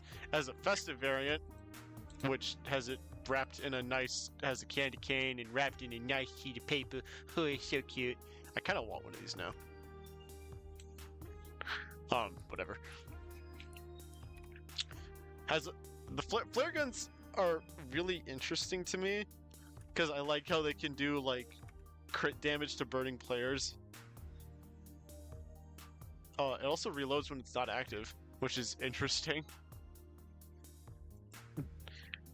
I don't use the flare gun though. I have never touched the regular flare gun once in my life. Does that mean it's bad? Hell no, but I just don't use it. So, not bad, but don't use. Next is the detonator, which I'm trying to get a handle for. It does less damage than the flare gun, doing only 23. It has splash damage too, like a rocket. Oh, sorry, like a rocket, doing 11 to 21 depending on its distance. And then mini crits do 30, 15 to 29 for the splash damage, and 68 on a direct hit. And 34 and 63 splash. And of course, is the afterburn. Now, the detonator is different because it is an explosive technically. But how does it work? Okay, still mini crits players has a 25% damage penalty, 50% damage, more damage to self. However, if you alt fire after shooting it, it detonates the flare, which I think is cool. If I could light up my shots. But I do use it sometimes. But I'm gonna put it in like C tier. This is literally just like a one of those things where you can use for like rocket jumping fast. Yeah. Next is the man melter. I used this thing only once, and never again. I know I am going to say this a lot during the stream, by the way. So like just know that, all right? What does it do in terms of damage? It does 30 damage, same as a flare gun. It has the same stats as a flare gun. However, what else can it do? It has a faster projectile speed of 50%, does not require ammo, so it's a ray gun. Alt fire extinguishes teammates to gain guaranteed crit hits. Extinguishes teammates, restores 20 health. No random crits though. It'll reload automatically. I only see Flog Pyros using this so that they can justify not having the Air Blast, but the Air Blast is more than just extinguishing your teammates, it's also getting some distance from people who are getting too close. Again, I used it. Also, this thing, I think, shoots at an angle?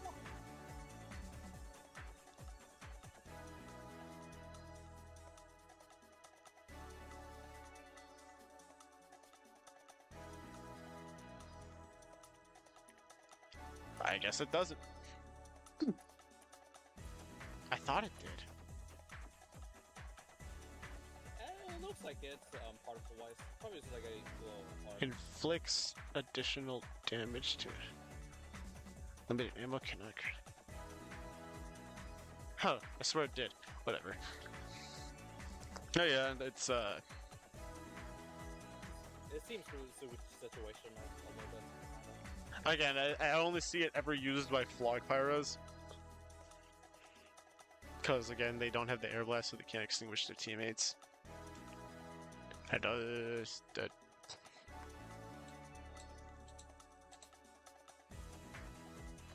I got nothing else to say about it.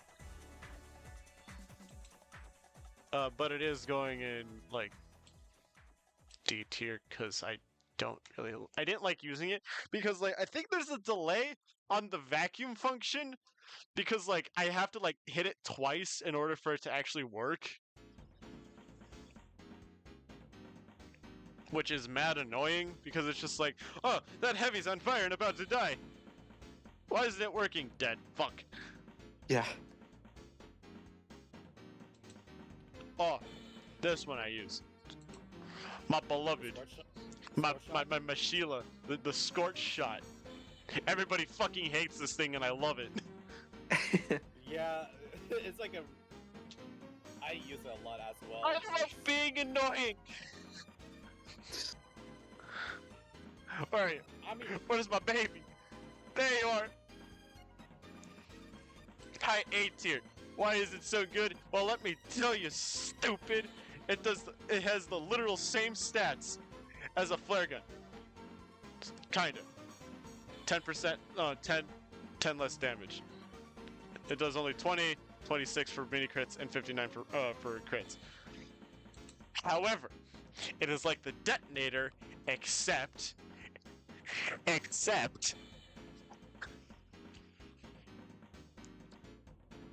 Okay, still, it only mini crits burning players. The flare can knock back targets and explodes when it hits the ground, and increases the knockback on burning players.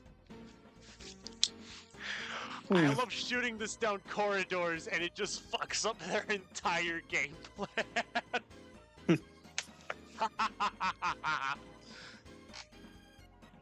I am so evil. I am twirling my very thin mustache as we speak. Evil. Everybody, I have a festivized war paint. I think I have I don't think it's festivized, but I know it's war painted. I want to name it the "fuck you" flare gun. Anyways, next is the thermal thruster. Kip uses this thing a lot when he plays Pyro. I do. And he instantly gets fucked by the sniper, who just happens to be in the right spot at the wrong time. Yeah. Not like the outside of the weapons, the quest for it, the contract for that thermal thruster, it's confusing as shit. Especially with like. Yeah. Okay. So it's literally just a jetpack. It's just like push enemies back when you land, force and radius based on velocity. It's a funny thing you do there. Death from above fires a shot. Fires a shot duration blast that launches the pyro in the direction they are aiming. Deals 3 times falling damage to anyone you land on. So you can Goomba stomp people, but I have like seen nobody ever fucking use it. Holster speed sucks ass. Yeah. It doesn't even list that on here. Like they should, because oh my god, I hate the holster speed on the thermal thruster. Like at first I used it because I thought it was fucking cool, but then after a while I realized that it was kind of bleh. So D tier. Anything to say, Kip? I really don't have anything to say that you haven't already said. Alright. Ah, the gas passer. Everybody hates this thing too, but I love it. I don't get it. Like, not gonna lie, I thought I would get it how the gas passer works, but at the same time, I don't. Okay, so what does the gas passer do? The gas meter builds with damage done and or time. Spawning and resupply do not affect the gas meter. The gas meter starts empty. So it kind of works like Mad Milk, where if you throw it, anybody hit by it will be doused in gasoline. And any damage they receive will inflict afterburn. Even enemy pyros. This thing is really good for crowd control, and if you're playing man versus machine, but like people hate when you play pyro when you're playing man versus machine because they're a bunch of bullies. Oh, that's going in B tier. I know there's a lot of people who are probably like, man, this guy is fucking stupid. Everybody knows that the flog needs to be at S tier. That's not how it works with the tier list. It's based on opinions. Says the sweaty pyro that probably has no life outside of TF2. Okay, now we're on to melees. Like me with fucking deadlock.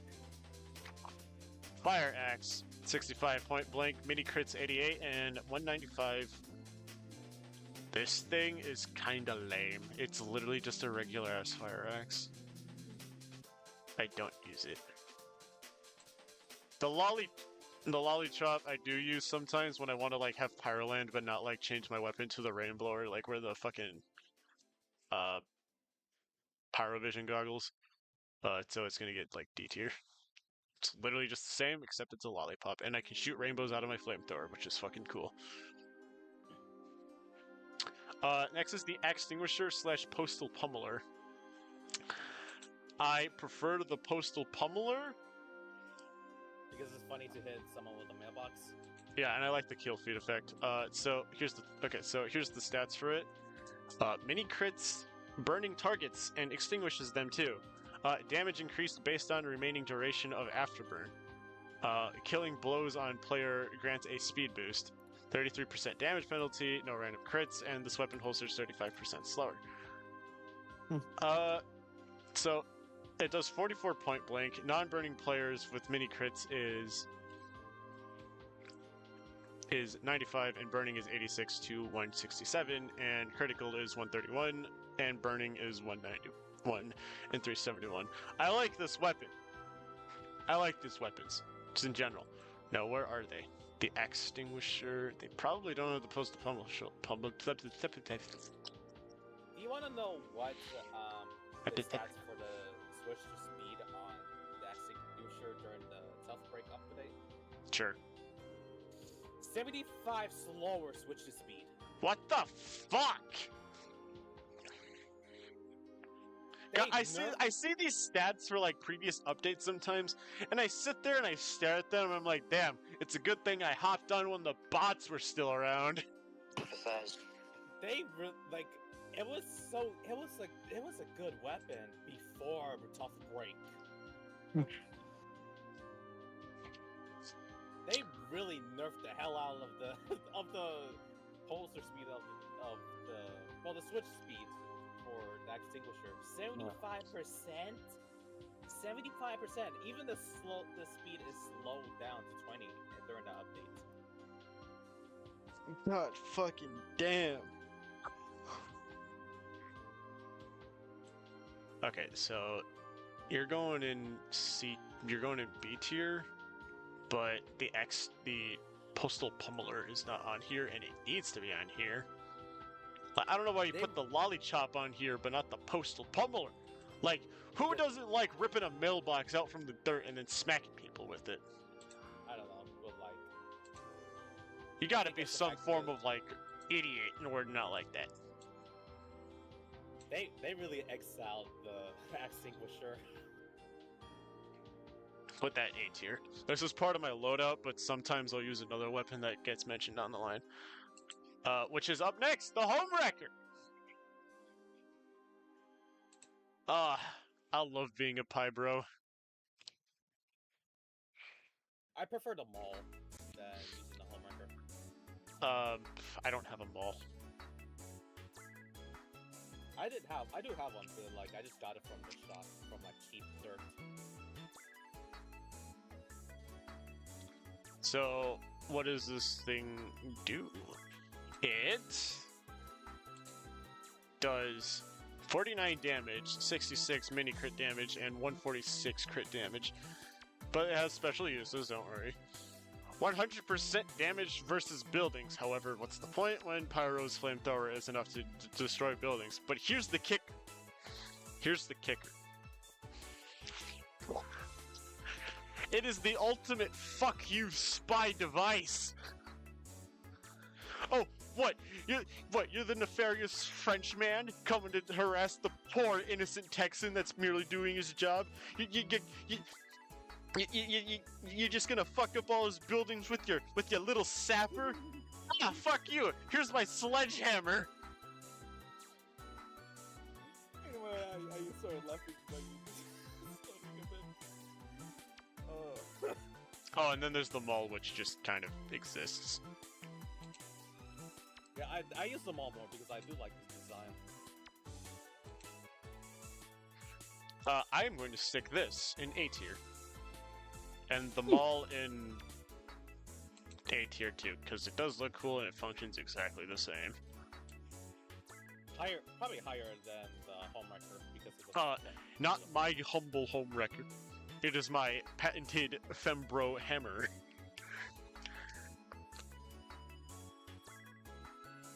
I wish you could war paint it. I would probably only war paint like the hammer part of it, but like, God, I would kill for that. Can you strangify these things?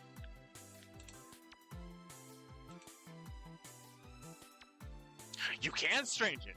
I'm gonna get a strange one. Next is the Power Jack, a utility melee attack. So it does 65. It does the typical stat damage. However, what else does it do? It makes you run faster. Oh, how fast? Very. Sorry. Literally just makes you fast. So when the weapon is active, it does 15%. It adds 15% movement speed, and oh, I didn't know about this one. It restores 25 health when you kill somebody with it. However, you are more vulnerable to players by 20%. I don't use this one all that much unless I'm tryharding and I need to get back into the fight faster. But I'm usually not tryharding that hard. And even when I am, it's usually because of a spy or something. So it's not bad, but I just don't use it.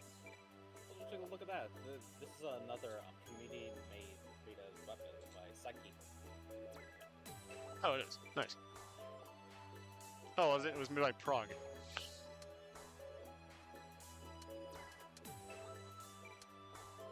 Made by some guy named Krog. Ooh. Alright, the back scratcher. fucking rake.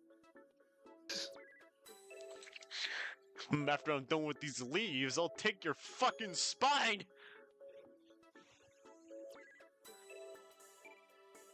So, it has a 25% damage bonus, 50% health from packs on wearer. However, healers give you less. So that means like medics aren't that viable. But health packs are. Actually no, not just medics, but also the payload cart, the medicated melody, the dispenser, and then obviously all the mediguns.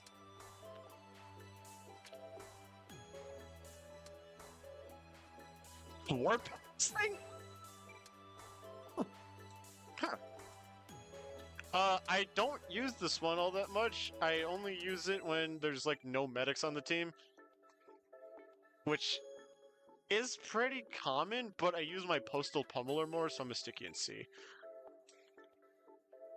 I do like the design though. I like the fucking blood stains on the top. I love how I love its name too, the fucking back scratcher. Okay, next is the sharpened volcano fragment. It does the... Oh wait, no it doesn't. It does 52 base damage, 70% mini crits, and once 56 crit damage. It can also afterburn, which sounds cool, but I'll get to why that's an issue in a second. So yeah, on hit, target is engulfed with flames. Minus 20% damage penalty. It's also a promotional item for Rift again. Okay, I don't like this item because of its quirk. Target is engulfed in flames. Why would you use this if you already have your flamethrower? What's the point? Right? Like, just whip out your fucking flamethrower and use that instead. This thing is like fucking dog shit. I mean, it looks cool, but like... novelty can only get you so far. Like, I feel like they should have given it to like a different like class or something. Like, if the other classes could use them, it would make more sense. Because like, being able to use... Can you imagine Scout using this fucking thing? Goodness. Nah, they should have given it to fucking like Demo Man. You could just like use it on Demo Night or something. That would have been fucking sick. I do apologize. I need to be right back, so I'll be here shortly. See you around. You can just mute yourself, but okay.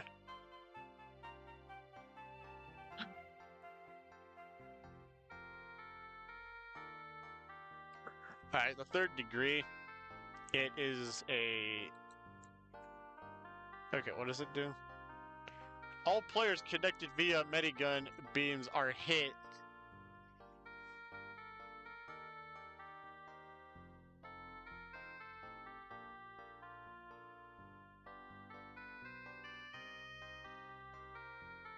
Okay, that answers my question.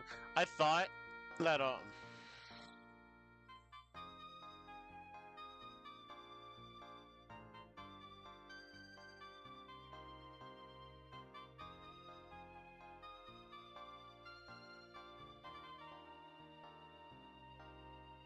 yeah, it's only midi beams. I thought it was like dispensers too, so if like someone's at a dispenser, you just hit the dispenser.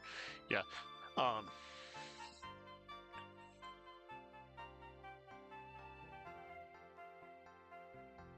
Yeah, okay. I mean, it's good for getting rid of medics, but like other than that, it doesn't really do that much. It has the base stats of a regular stock melee, but like I don't see anybody else using this shit. I'm gonna stick it in C tier, I guess. It's a pretty decent weapon.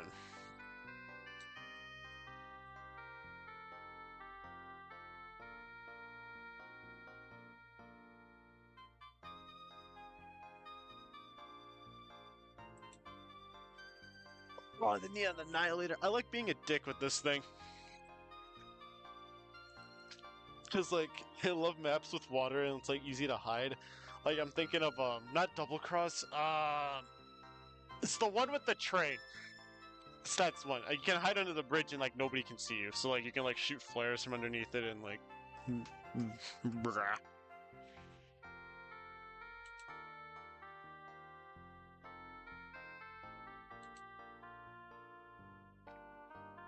It can also remove sappers, but not like instantly like the home wrecker, which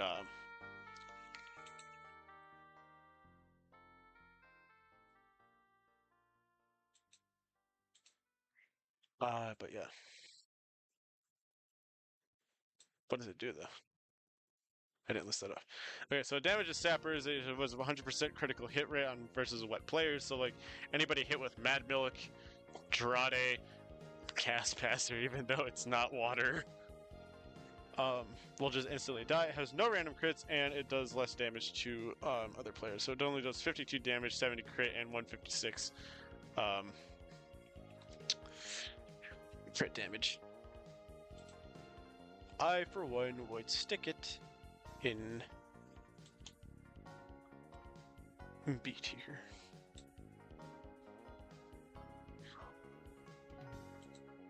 Oh, the hot hand!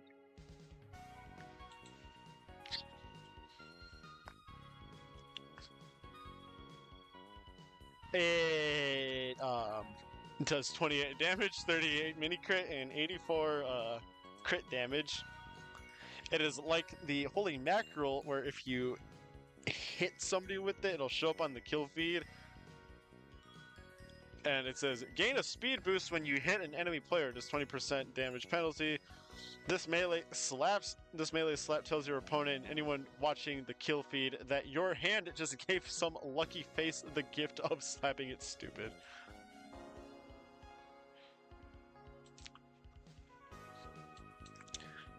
This weapon is shit, but I love the novelty, so it's getting B tier.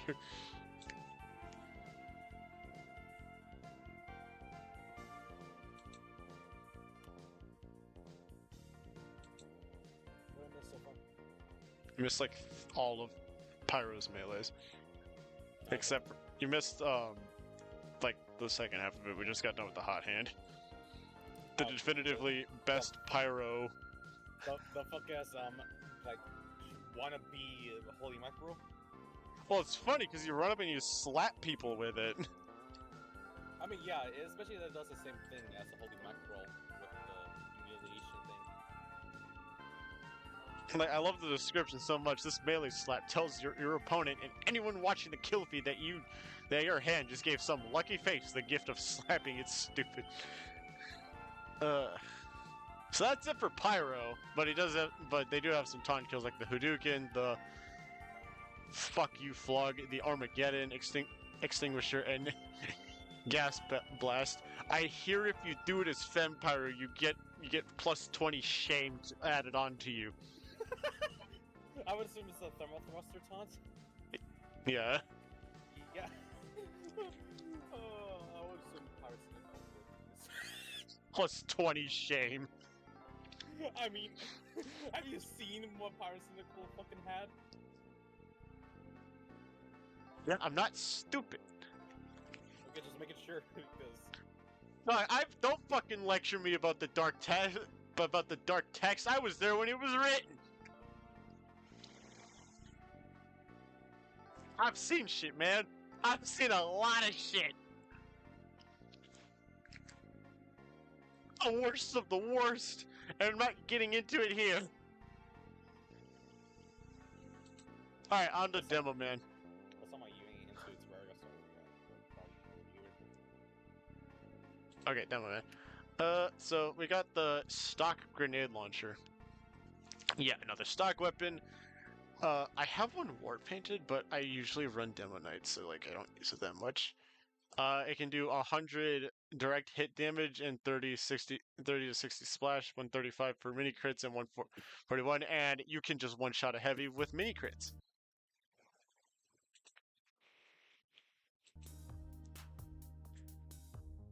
I think Demo Man might be a wee bit overpowered. Especially with damage, random damage spread. Where are you? It should be a lot Do you know easier. what that is? Yeah, I know what random damage spread is. It's the Iron Bomber. That's the sticky gun launcher. Next to the golden pan. To the right. I don't want to wait for Kip to come back. Yeah. Because, like, he runs Demo Man most of the time.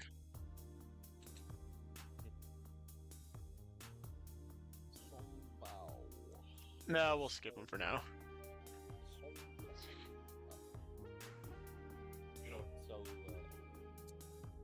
heavy? I'll be right back.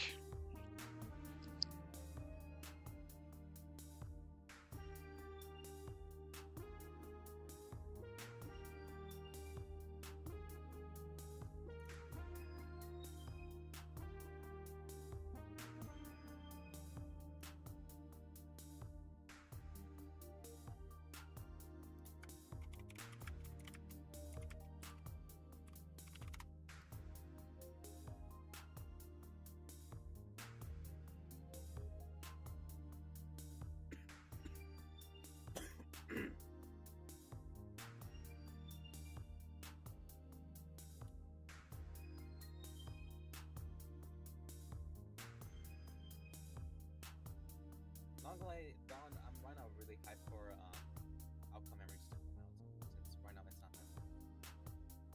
I don't know if you might care about that.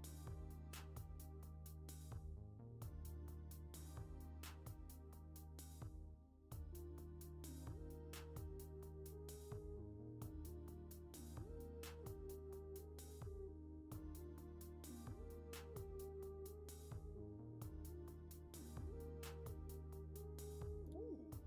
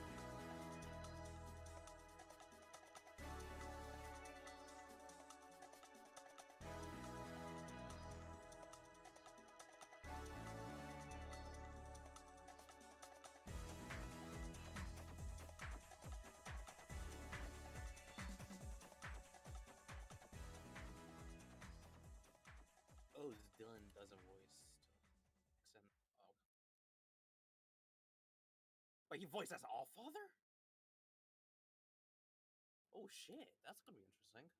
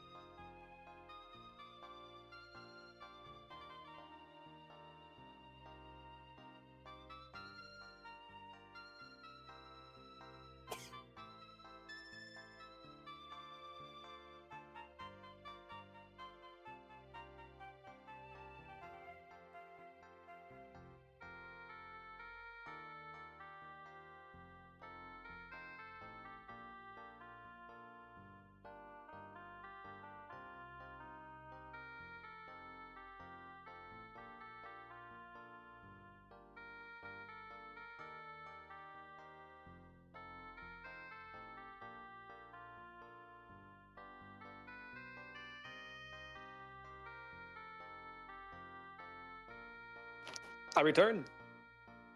Good. I'm not sure if Dawn is away or just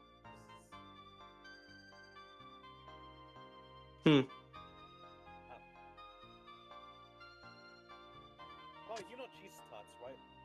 Yeah. I've able to find out that the person Psyche who made the Neon Annihilator made cheese tots. The Red Ribbon Army. Nifty. Because I was scouring through to see what Psyche has made overall with that is able to get into TF2, and Mm. the fact that I wasn't there when he covered the Neon Annihilator, so I missed out some parts. But Mm. but it's surprising that Psyche made the Neon Annihilator. Hmm.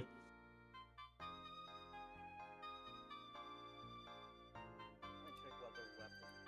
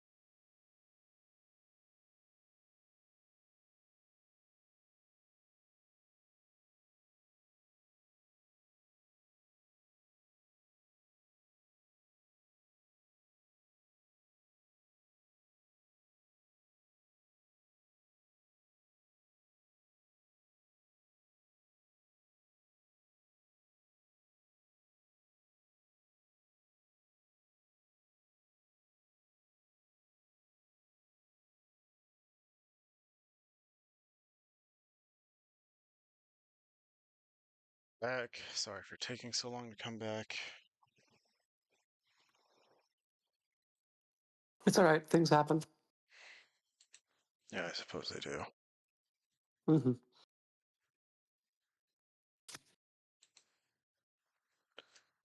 Alright. We were doing Demo Man next. Mm-hmm. Alright. So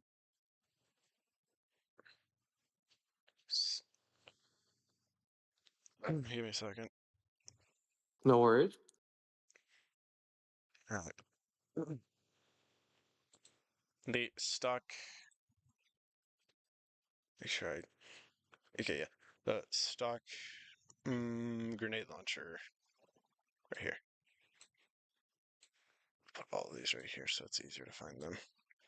Yeah, I was about to say this is very misjointed. The sticky bomb launcher's up there too. Mm. It's the quickie bomb. There's that one. His name I can't remember. Which one? This one. I think that's Uh, the Scottish Resistance. yes, that is the Scottish Resistance.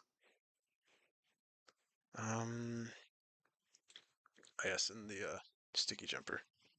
Mm. Am I missing anything? I don't think so. Nope.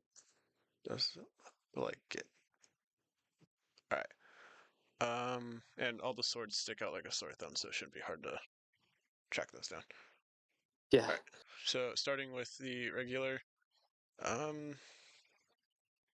already listed its damage output earlier, but I'll list it again. On direct hit, it does 100. Mini crits 135 and critical 300, but splash damage is 30 to 60. Mini crits is 41 to 81, and critical does 90 to 180. Mm. I feel like that is a lot of that is way too much fucking damage in my opinion. I know I sound like a salty player, but I don't think. I mean, critical hits that's fine, but you shouldn't be like one-shotting fucking Scouts. scouts. And yeah, I know scout's a light class, but like still, I feel like you should at least give the fucking little fucker time to breathe before you blow him to bits. Unless you're in ×10. Yeah, I but think it kind of balances it out because with all the projectile weapons, they're just that, projectile weapons. Most of the other weapons you really have to aim in order to do good. But this one you have to like, okay, this is how I'm shooting it. This is where it's going to go. You really have to like calculate it before you shoot, which makes some of those kills like really rewarding. I suppose. It kind of balances it out because like I'm still learning as a demo player. I can't handle I can't handle some grenade shots for the life of me. But like when you're up close and personal with some of these classes, like specifically as heavies, other demo men, and shit like that, you really could do damage. I guess that makes sense. I mean, if you're really up close to a heavy, you have a chance of getting shredded anyways. So like, if you get a mini crit, you just escape death at that point. Mm-hmm. I mean, not a mini crit, Also, it's like a full ass crit. I will say explosions do make some of the funniest ragdolls, so it does balance out. Unless you get gibbed, then it's just, oh. Mm, that is very true. They don't have the bootlegger on here. They got Alibaba's Wee Booties, but they don't have the bootlegger. Mm.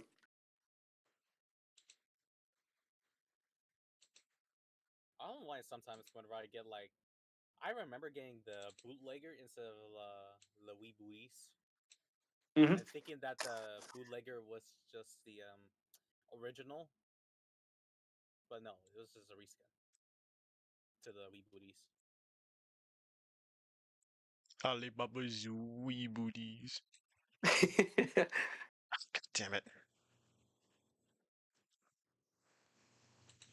Why do you have that on both sides?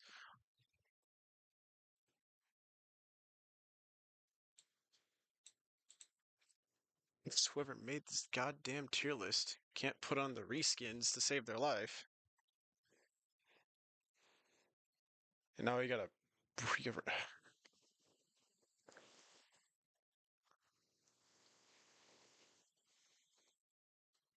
person, if you're watching this, I don't like you. You are on my fuck you list. I think I put this in Why is this person on the fuck you list? because like they don't have the reskins, and now I gotta redo all the reskins. Hmm.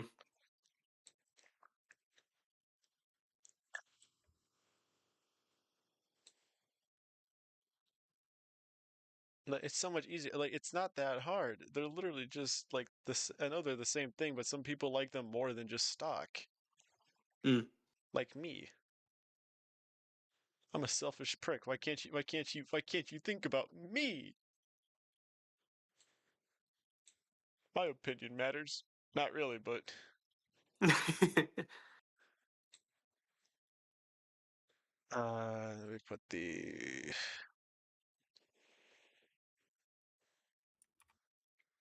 Let me put this in B tier. I think. Let me put the postal pummeler in high A tier.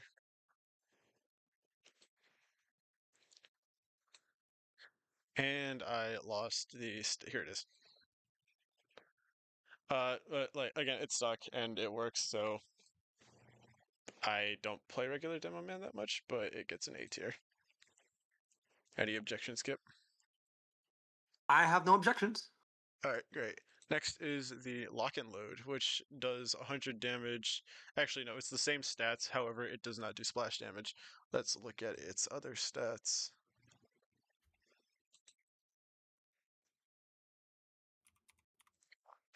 %20 damage versus buildings, and then 25% projectile speed. 25% explosion radius is gone, which means there's no splash damage anymore. And clip size is down by 25%. Community created. Yes, it was made by Xavier. I never use the lock and load. I mean, I putzed around with it a bit, but then like I realized there was no splash damage, and I was like, damn, this thing fucking sucks. It's more of it's like it's Demo Man's version of the direct shit. So where's the direct shit? You're going right next to him, a little bit higher because you can just one tap heavies if you get the crit. Um, I skipped the shoes because I want to do Demo Knight all in one. The loose cannon. I don't see anybody who uses this weapon who's taking it seriously unless they really know how to use double donks, which is essentially stunning an opponent, which I don't know how to do myself. I just I I've able used to this do a lot some. towards the beginning because like I thought pirates, that's pretty cool. But then like I had no idea what I was doing with it, so I stopped using it in favor of just going full ass Demo Knight. Mm. I have a I war have painted able. one though. It has the Hannah war paint on it. I have able to do some double donks, but which I think I kind of understand how to do it, but it's kind of like hard to do. Probably for me. Yeah. But like it's still a pretty cool weapon. Goes in B tier. Next is we're gonna do the base jumper now. So the base jumper can be used by both soldier and demo man. What it does is that it slows your fall. I don't know why it's on Dabbleman for some reason. I can see why, but like I do see him more good on Soldier, especially with airstrikes. It's more for like aerial grenade launching. I think you people more use it for like uh the regular grenade launcher more than anything else. Mm. Mm. But yeah. It's very situational for me, so I don't use it that much. But I'm gonna stick it in B tier because it's still a pretty viable thing to use when you know what you're doing. Overall, I use it for airstrike. Seems to look fittable for airstrike. Finally, we get the Iron Bomber, which looks like it has the same exact damage stats as the traditional sticky bomb grenade launcher, which is 100, 135, and then there's the splash damage. However, the explosion radius is still down by 15%, but the fuse time on grenades is a lot slower, is a lot faster, actually, not slower, and and the grenades have very little bounce and roll, which I means you thought it's like really gotta fit your distance here. I thought it's like really good, but Hmm. it's just a side grade. It's just kind of a yeah, it's a side grade. Where are you, Iron Bomber? I saw you earlier, but I'm like blind or something. A middle. Here you go. However, I've never used it, so not bad, but don't use. I do wish I can own one, but I don't. Sadly. Okay, we're on to Demo Man's secondaries that aren't Demo Knight related. Okay, so the Sticky Bomb launcher at point blank does 60 to 183, which is also its medium range and long range damage. I guess it really depends on the distance. And then there's 180 to 162 for mini crit damage and 353 for point blank critical damage.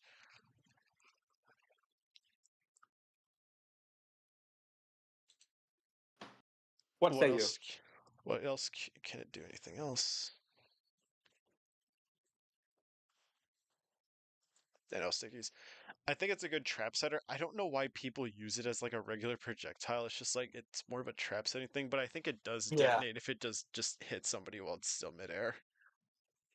I think so. I haven't really tested that, but I think so. Oh no, it's a good trap setting tool, and it's really funny when like the trap gets pulled off. I wish you could detonate stickies while taunting because I feel like that would be mad funny. Oh, absolutely. That'd be like one of the funniest things ever. Um, Especially just like that one Meet the Demo Man video. yeah. Yeah. Overall, it's still pretty good, so you're going in A tier. The Scottish Resistance does the same stats. However, what's the difference? It has a 25% firing speed, 50% less max secondary ammo on wearer, her plus 6 more sticky bombs out, detonates sticky bombs near crosshair and directly under your feet, able to destroy enemy sticky bombs. However, it has a 0.8 second slower time for its arm time, sorry.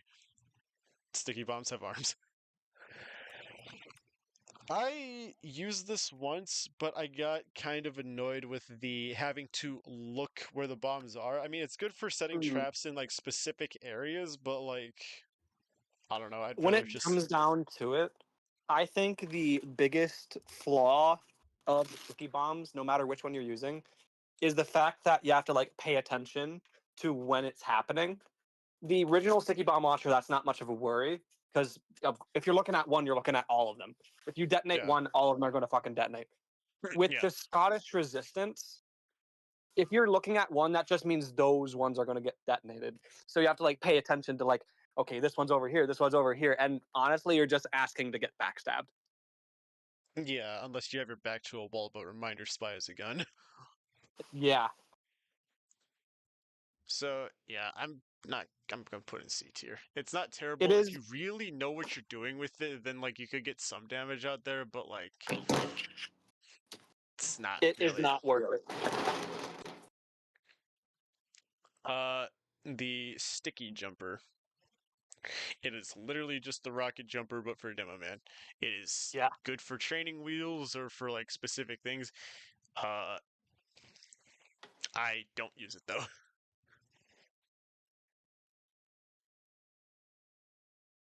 Although I do quite wish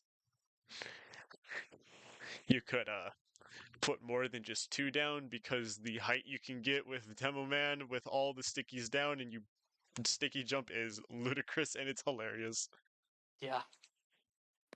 I did it once while I was Ubered, and I shot right up and hit the skybox. Along Who with the needs medic. at who? Cause like who needs astronauts when you got Demo Man? Okay, the Quickie Bomb Launcher. It does 51 to 117 damage, depending on medium range. Notice it does 69 and 138 damage and 300 point blank with crit damage. Once again, one tapping the fucking heavies.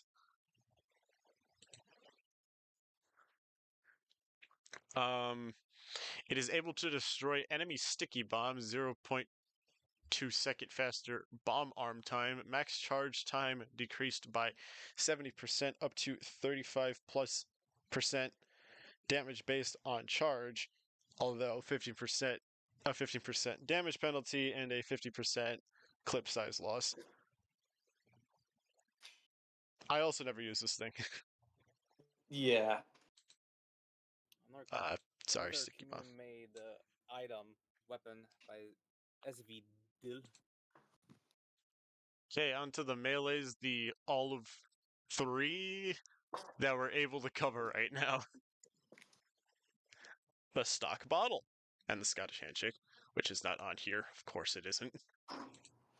Yeah, the both of you.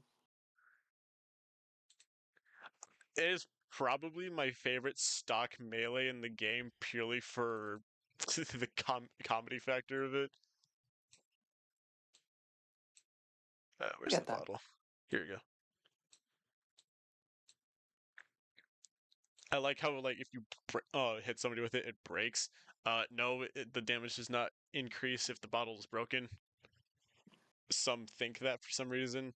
The Scottish handshake is a community-made bottle. I like the description. It's your enemies will think you're making peace right up until the terrifying moment that their hand is very seriously cut. Here's the trick. It's a broken bottle.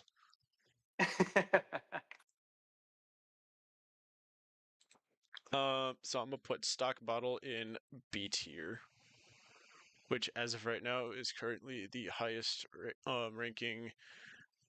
The bottle and the rum, because this is the Groot's rum on it, or Scottish handshake. They're currently the highest stock weapons right now. Mhm. The stock melees, not stock weapons. The highest stock weapon right now is the flamethrower.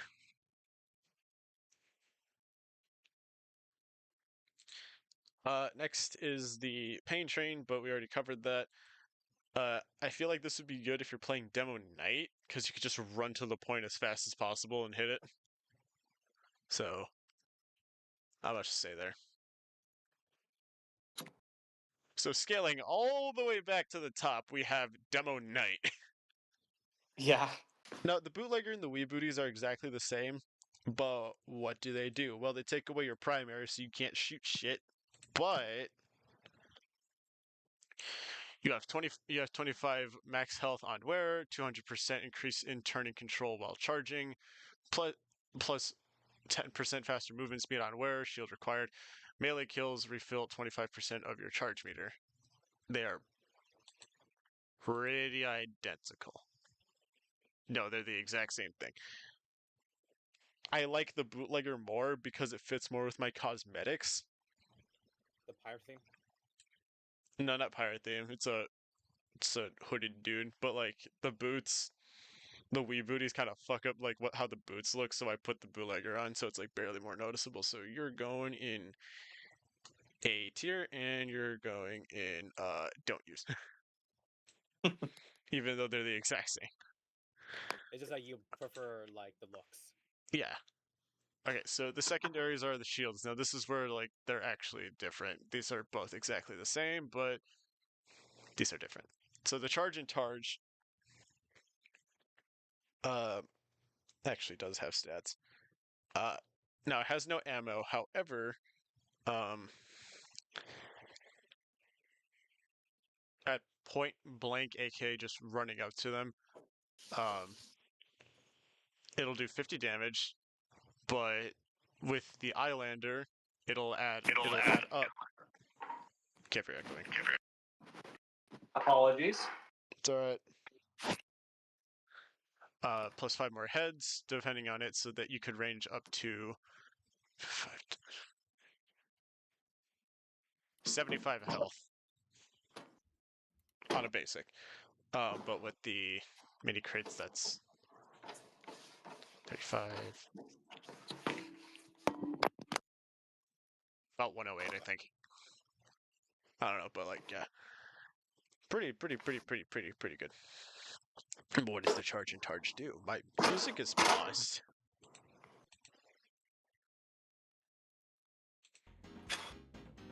There we go. So you have fire resistance up to 50%, and explosive damage is also down by 30%. The only downside is that you don't have any ranged primaries anymore. I mean, no, ranged secondaries anymore. So you don't have access to your sticky bombs or shit like that. I feel like Demo Knight would be overpowered with sticky jumping. So it's probably a good thing it doesn't have that.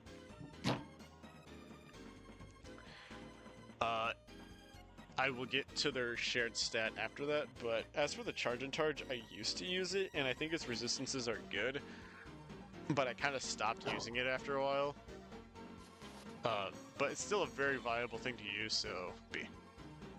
Also, Alright. I feel like these shields can be really like good situational because But Splendid Screen, it does 85 charge damage, and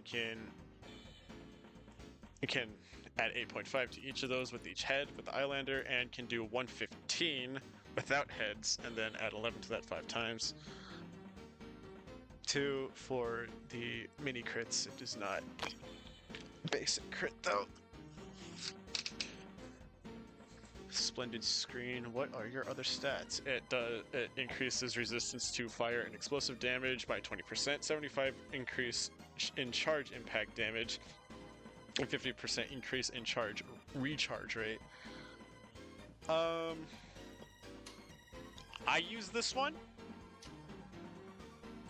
and I really like it. I usually go for charge kills if I feel like the person's down a couple of HP. It's probably the best shield in my opinion. Some may say it's not, but I prefer it. So you're going in high A tier. Nifty. The Tide Turner, it does 50 damage on point blank basic damage, or 75 if you have all 5 heads, and 68 plus 7 per head for mini crit. Now, the Tide Turner is probably the most unique out of all of them, but we'll get to that in a second. 15% damage resistance to fire and explosives, full turn and control while charging, melee kills refill 75% of your charge meter. But if you take damage while shield charging... taking damage while shield charging reduces remaining charge time. This is really good for Demo Knights who know what tripping is. And it's essentially using, like, inclines to, like, launch yourself really far distances. I know how to do it in some maps. I don't. Though, I tried with Harvest, and it never works for me. no, I don't like the one thing that it has. So, the shared thing that all the shields have is that if you swing right before the charge ends at somebody, you get a critical hit, and it's usually a one tap to anybody who isn't heavy.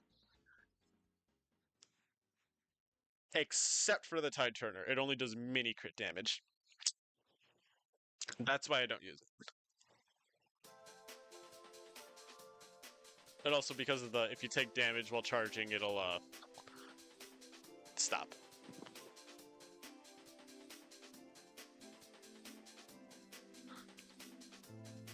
It's not my favorite shield, but I know I I'm gonna give it some brownie points for all the cool shit I've seen other Demo Knights do with it. Mm-hmm. Especially Solar. That fucker is like insane. Demo Knight Yeah. gaming. Yeah, Solar, like, especially that he got that, the Demo Knight got nerfed in, Manpower. Here it is. Put it in C tier, but high C tier for Solar bonus points. But, yeah, fucking Solar, like, really being cracked as Demo Knight with trippings and such. Okay, onto the swords. Okay, so as much as people gas it up, the Islander to me isn't as great as you think. It's really good in versus Saxton Hale because every time you smack him, it gives you a head. Mm-hmm. But like anywhere else, it's kind of you have to like be really good at Demo Knight to really get it going. It's a snowball effect, but the snowball is like really fucking heavy. Yeah. But it's still a pretty good sword, so I'm gonna put it in B tier. All right. But I didn't really list off its stats. Hang on.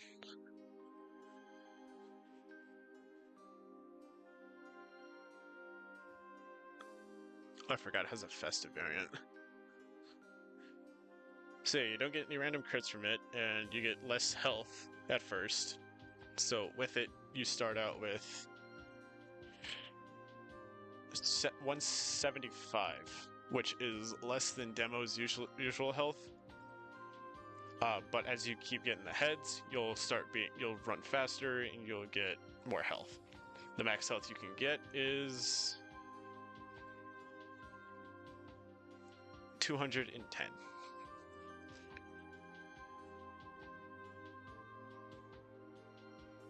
Well, that's without the like shoes. You get 235 with the shoes.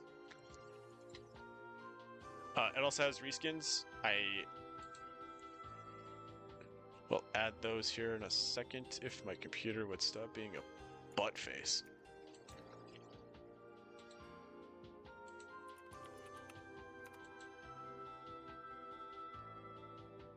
I do like Alright. the festive versions of the Islander. Oh yeah, they do 65, 88, and 195 for their damages for point blank mini crits and critical hits for respectively. Now onto the reskins because I want to give every weapon their fair share. And I am nice like that.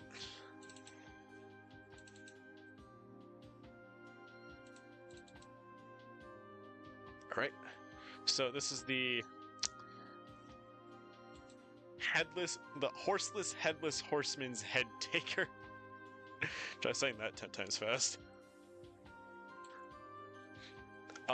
It's a reskin. It's a reskin. Xeno has an unusual apparently. I want one of these things. I'm putting it above the Islander. Nessie's 9 Iron is the same weapon, but it loses points because it's a golf club and not a sword. It is funny seeing people run around with it, but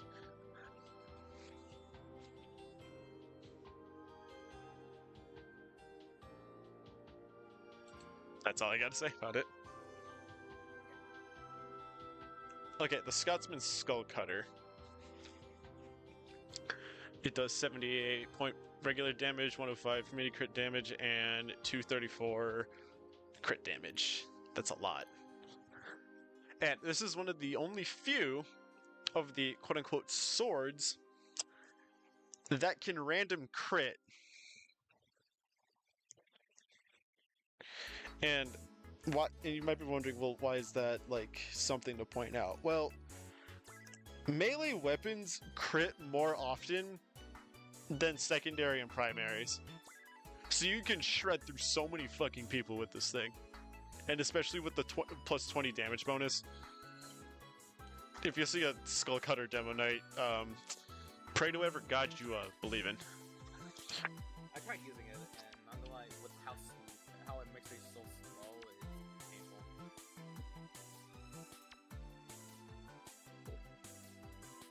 Just to balance it out, so you don't like shred through the enemy team in like 7 seconds. Makes sense, but with how I can be greedy with kills, it doesn't help out. So yeah, it's gonna go in F tier because I fucking hate it. This is a joke. Kip, you're muted, by the way. Oh, I'm sorry. Forgot I was muted. We're all good. We're good. We're fine. We're fine and dandy. Skull cutter. Where are you, skull cutter? Here you are. I'm gonna put it in B tier. Not C tier. High C tier. Because it's not great, but it's, you're not gonna get very far if you rely only on those, random crits.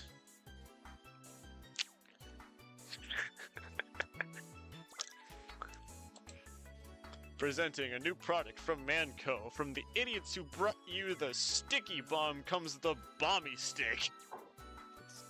The bomby. I love the caber so much. Even after the nerf? I wasn't there for the nerf, and I still love it. I know in its heyday it used to one-tap pyros, but like, who fucking cares? If you want to scare the shit out of somebody, get the fucking caber. It's as simple as that. I mean, yeah, it's like, well, it's not the meta. I don't care about the meta. I'm having fun. I'm cringing. I'm free. So, what does this doohickey do? Well, we're going to start with its special stats first. So, as a 20% slower firing speed, this weapon deploys way slower than anything else, as no random crits. However,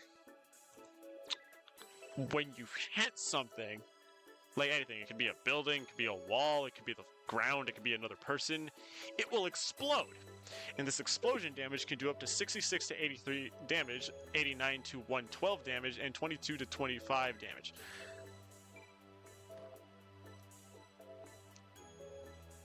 We love it.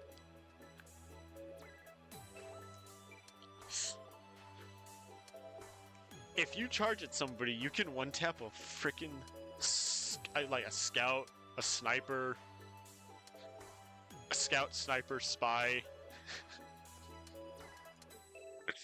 an engineer. It's so funny because they don't see, especially when they don't see you coming. Yeah. You can still use it as a regular melee afterwards. 55 damage, 74 mini crit, and 165 crit damage. I find it really funny when you can manage to kill somebody with the caber when it's exploded, because that's just embarrassing. Yeah. I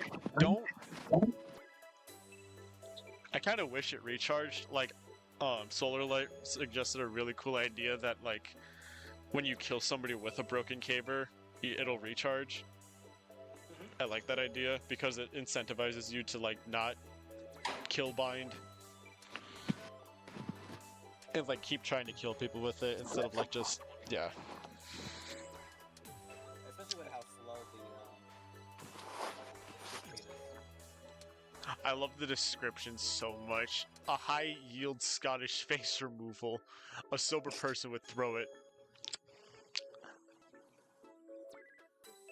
A sober person would throw it.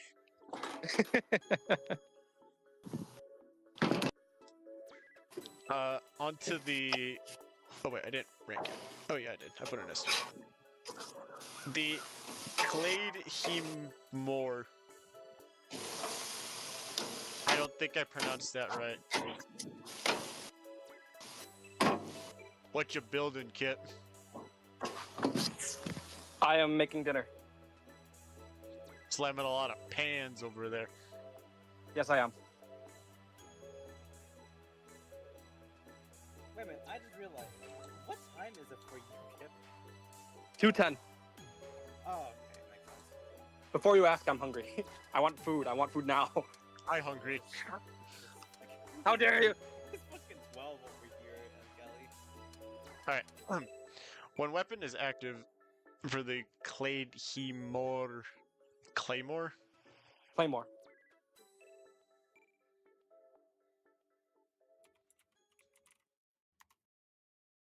Yeah, it's the Claymore.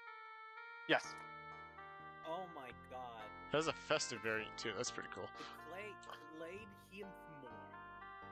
Yeah, it's the Claymore. Is that literally how it's pronounced? Yeah, it's what it's Claymore. Alright, anyways. When a weapon is active, this weapon has a large melee range and deploys and holsters slower. 0.5 second increase in charge time duration. Melee kills refill turn. This one's kinda lame.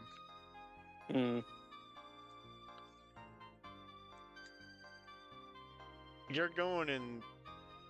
I don't use this thing, but like, I don't know anybody who does either.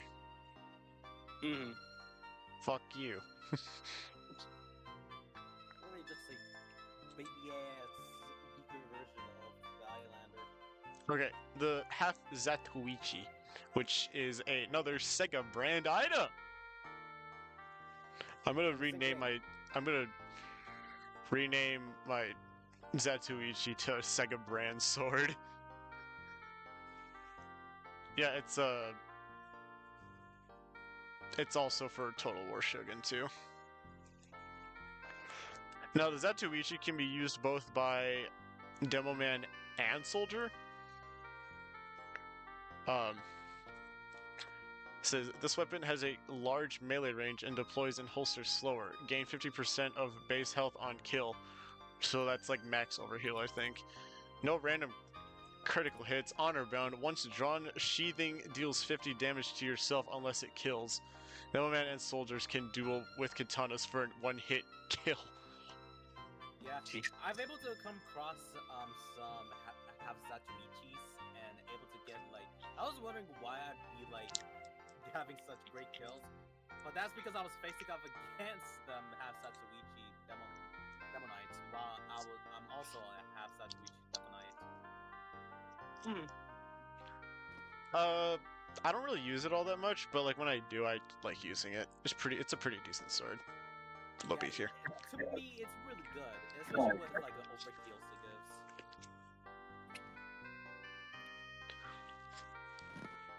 gives. And on to the Persian Persuader, which is the one I personally use. Oh, the reason why I haven't been saying their stats is because they're all pretty much the same. Except for, of course, for the Caber.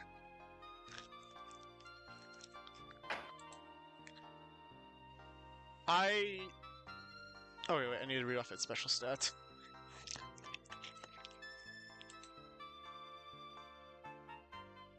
So, the Persian Persuader, this weapon has a large melee range, deploys and holsters slower. Melee hits refill 20% of your charge meter. Ammo boxes collected also refill your charge meter. No random crits, 80% max primary ammo on wearer, 80% max secondary ammo on wearer. Even though if you're running this thing, why would you be using your secondary and primary? You just played Demonite. Now the ammo boxes and melee hits thing is the reason why I use this one. If you kill somebody with this thing while charging, you get a fresh charge right off the fucking grill. Right friggin' there. And the ammo boxes thing is so good because it allows you to get a getaway if you find a well-placed one. I love this sword. You are going in S tier. And that's all of Demo Man.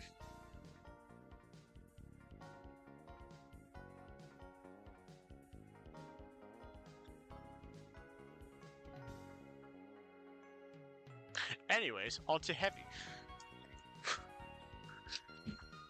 Oh boy. Heavy, that's the name you should know. Heavy, he's the king of the show. So, a lot of Heavy's weapons are kind of the same, but they just do slightly different things. Anyways, onto the minigun.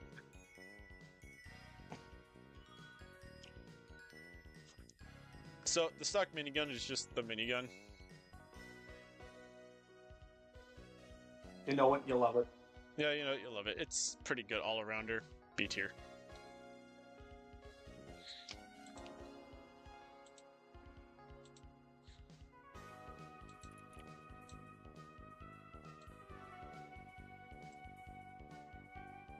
It has a reskin though, the Iron Curtain.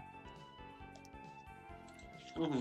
So you know what we gotta do? We gotta add that to the list.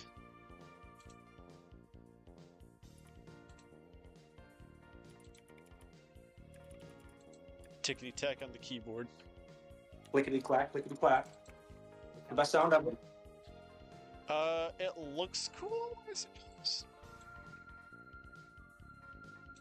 It's a promotional item, I think. Yeah, it's promotional primary. This item was awarded to players of the Poker Night at the inventory for defeating the heavy during a round in which he has brought in with the item instead of cash.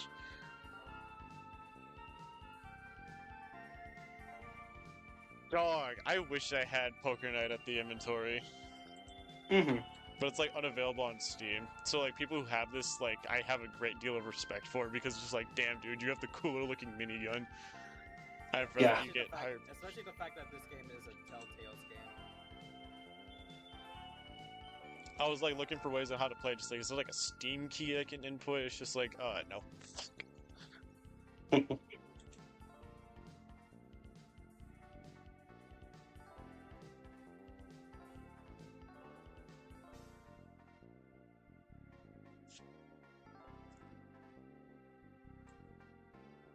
But yeah, it's pretty good. The Natasha. I heard in its heyday this thing was fucking annoying. Oh, I'm skipping all the damage outputs. Holy shit.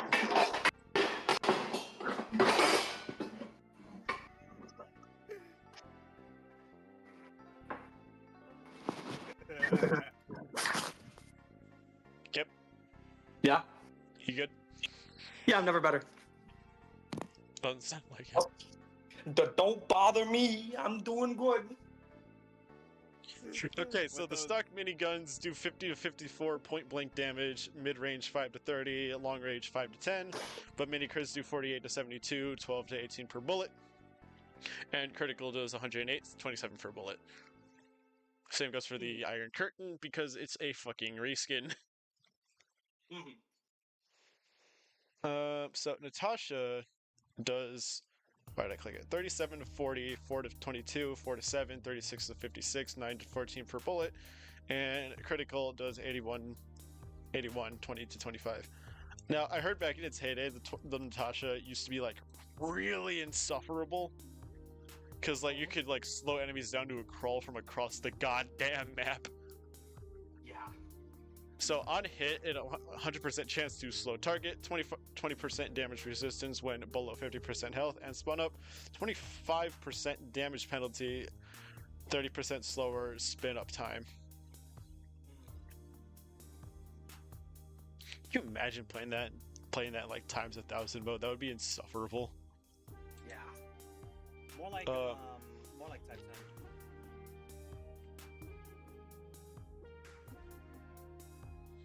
I don't know what I'm talking about, but alright.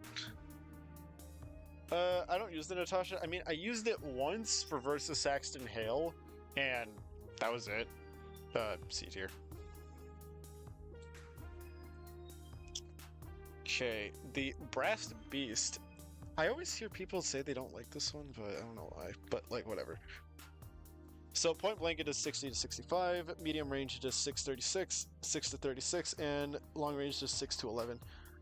Mini crits do 60 to 88, 15 to 22 per bullet, and critical does 130, 32.4 per bullet.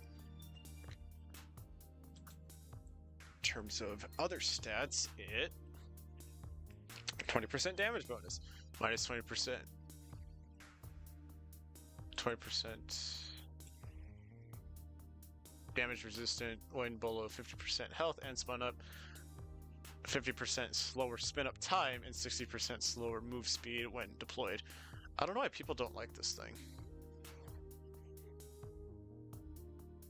Probably because it makes you go slow as shit. Yeah, it's probably that.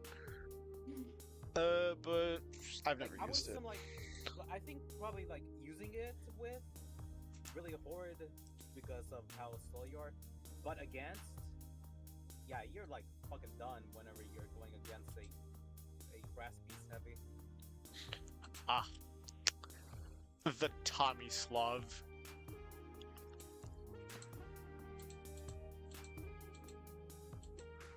Oh, my beloved Tommy Slav. So the Tommy Slav does 52 to 54 damage, 99 to 34,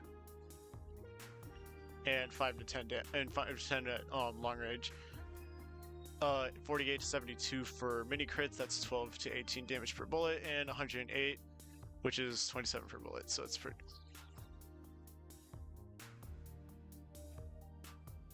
Thought I saw something out of the corner of my eye. I just saw what was at the corner of my eye. Oh. It was my sister again. Sister jump scare. Every time I see something like close to the ground, out of the corner of my eye, I think it's a cat. I always default to thinking it's a cat. Force a habit. I mean, my sister has cats, but they like reside downstairs in the basement. Alright, what else can the Tommy Slav do? It has a 20% faster spin up time, 20% more accurate, and it's a silent killer. No barrel spins down, but it's 20% slower firing speed.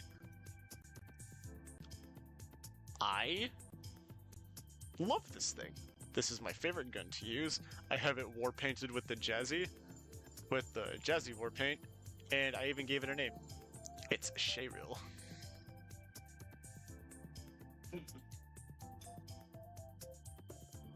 Lovely name for a lovely gun. So...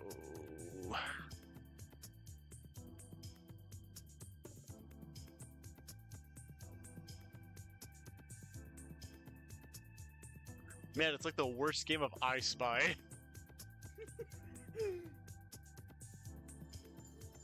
I Spy a Tommy Slav. Is a bottom. S tier.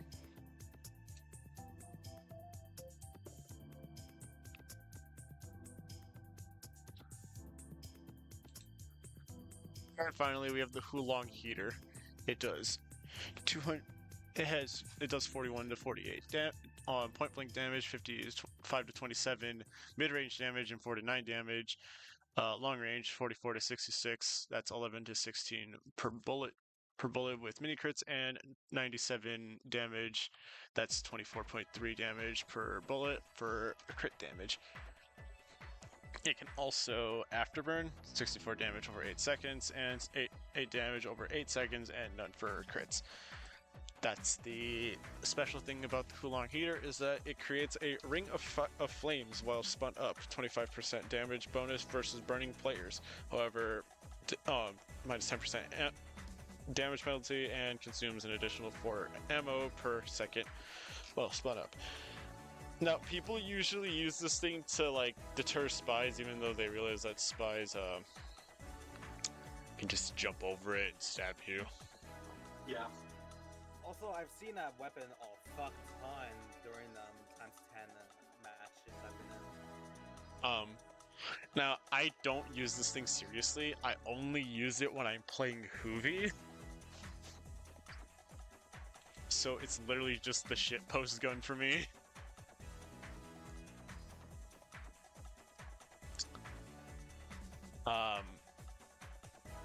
But I wouldn't have any other way.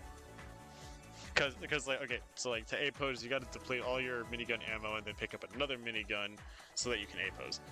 And this is the gun that depletes its ammo the fastest, so that's why people use it. I'm gonna put it in C tier. While using that gun just to look imitating. It's all fun and games until the Russian man starts A-posing. Yeah.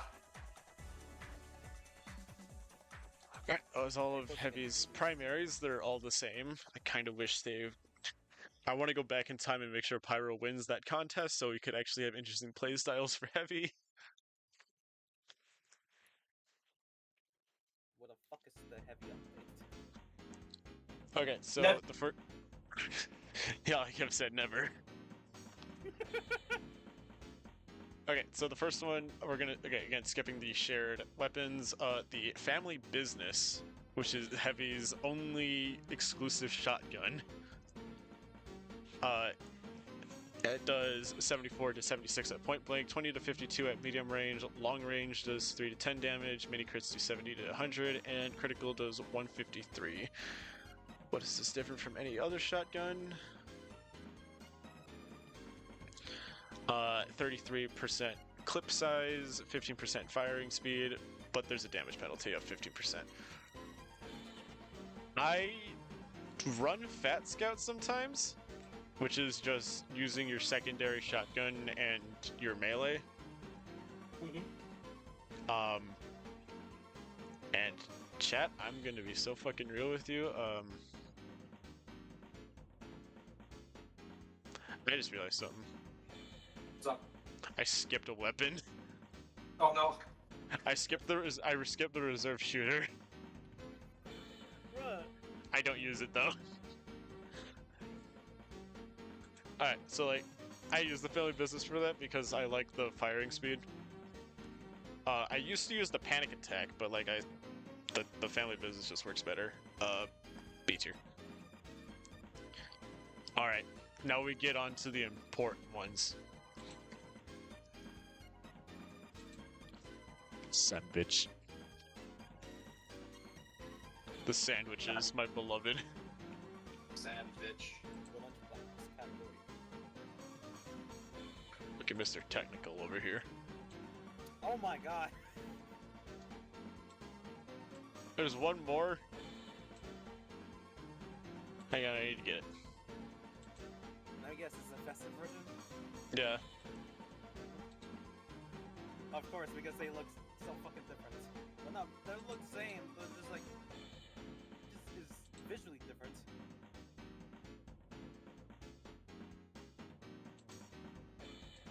The Robo sandwich, which costs like a fucking grand. Let me check the.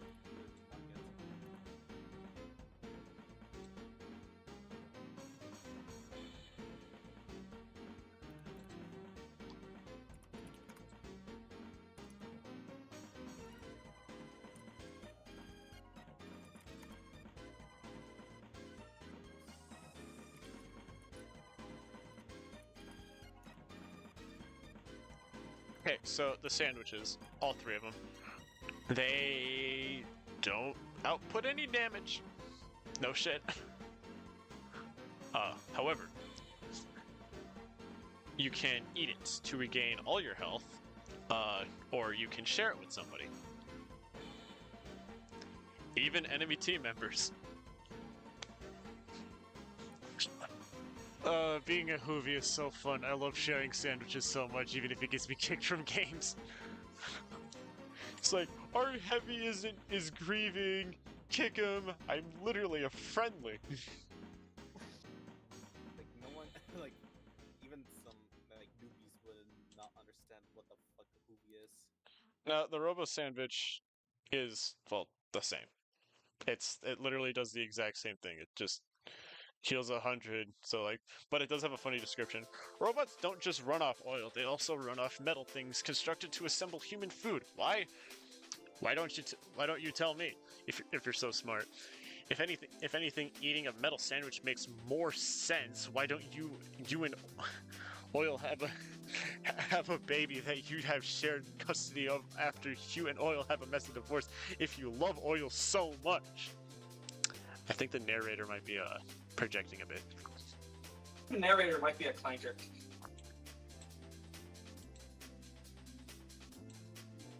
I haven't seen a single person who has one of these things. Is that bad? No, but like, I don't know. So like, they're all pretty much the same. However, I have a festive sandwich, and that's going in S tier. Regular sandwich is going in A tier, and Robo, because I don't have it, is going above it because it looks cool. but nothing can beat the festive sandwich, or as I called it, the festive nummy. All right. Have you seen the price for it? Local sandwich? It's deep prey, I think. It's a promotional item. Oh, wait, hold on. It says, this item is awarded in genuine quality to players who open a What's in the Sandwich box obtained after from purchasing the 1-to-1 sandwich toy made by 3A Toys either at San Diego Comic-Con or during the limited Valve Store re-release on December 7th, 2012 and October 17th, 2013 and April 19th, 2014. What? Valve have a Any of fucking these things? store? Yeah.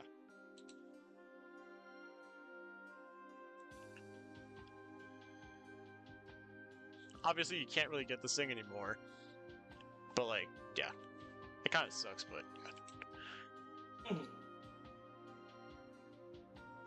but yeah. It's the sandwich. Or sandwich. Alright, now we have the... Doloco's bar and the fish cake. I thought the fish cake did something different for the longest time. Wrongfully disappointed. Yeah, acts the same as it did with Daily Goose.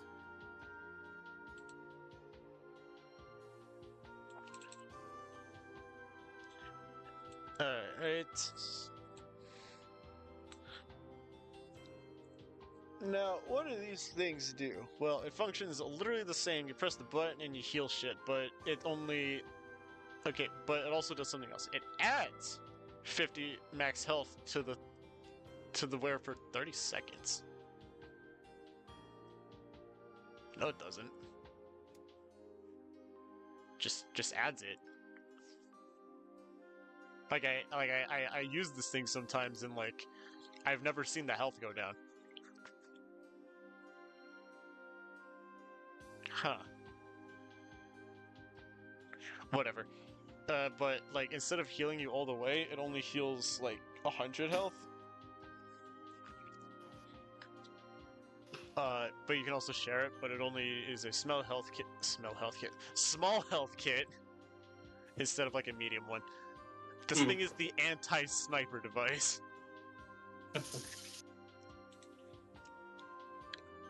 It's like, oh, what, you're gonna headshot me? Why is he Guess dead? I not. still have 50 health.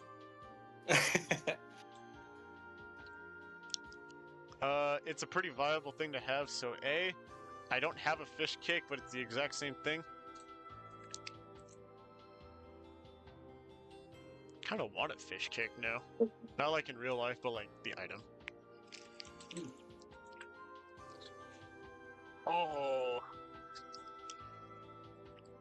I love this thing, the buffalo steak sandwich. It is literally a raw steak, and it is amazing. I'll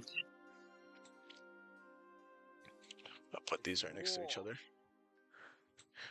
Alright, so what does this thing do? Well, you eat it. Do you get health? No. My music keep pausing. Stop pausing music.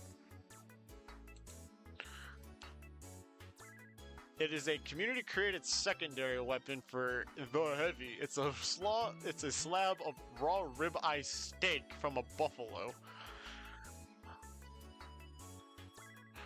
You get 20% damage vulnerability while active. After consuming, move speed is increased. I don't think it displays this in game anymore. The 20% movement speed, the 20% damage vulnerability while active. I don't think it does. After consuming movement speed is increased, attacks mini crit, and the player may only use melee weapons. Last 16 seconds, and it gives a medium health kit if you give it to people who needs bread. Who needs bread? Okay, so like, if you're running this legitimately, then what the fuck is wrong with you? Because you can't get serious shit out of it. But if you're me and you're running this as a shitpost, it's funny as hell. Very funny. It's also a good movement tool if you don't want to use the killing gloves of boxing. I'm putting this sucker in A tier. The second banana.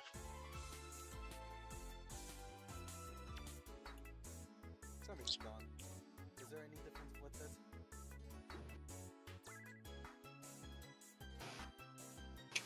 50% increase in recharge rate, 33% less healing effect.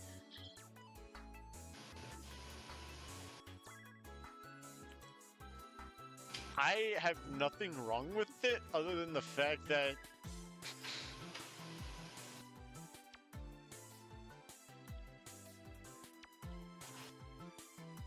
man, he deserves so much more. The second banana is automatically given to any player who completes the Pyroland Contract Constellation Prize.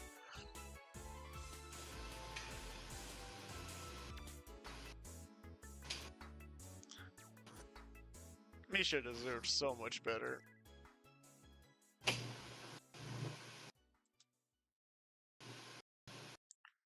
I don't use this weapon. I will use any of the other food items, but I do not use the second banana.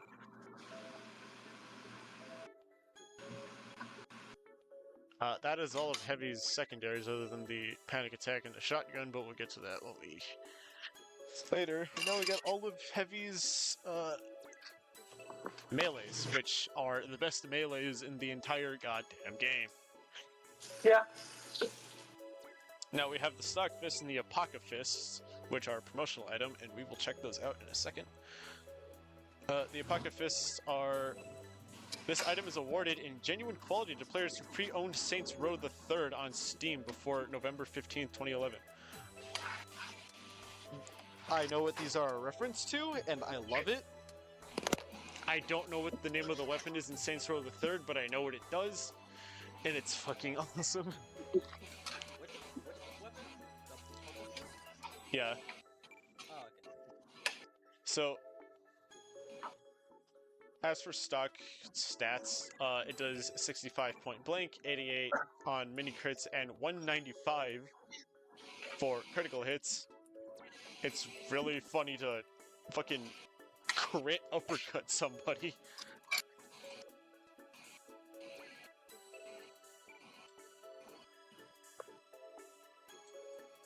But the Apocalypse, if you crit kill somebody, they will gib. Turn every one of your fingers into the 4 horsemen of the apocalypse. That's over 19 horsemen of the apocalypse per glove. The most apocalypse we've ever dared to attach to one hand. I more use the fist because I find it wicked funny that some Russians are running around in a gunfight with his fists out. They're the best. They are the best stock in the entire game, and are now currently the highest stock weapon in the game. Absolutely. It's only like one of the best weapons ever. Next, we have the Killing Bugs Gloves of Boxing, or the Boxing Gloves of Killing. They actually have a slight chance of changing mid-fight, which I find really funny.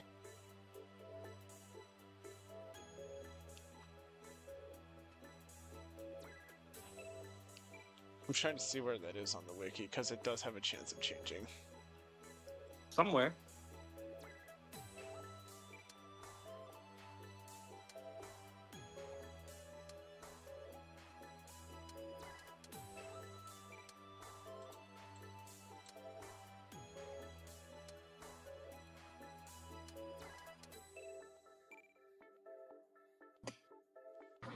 It doesn't say it anywhere, but I swear I saw it once.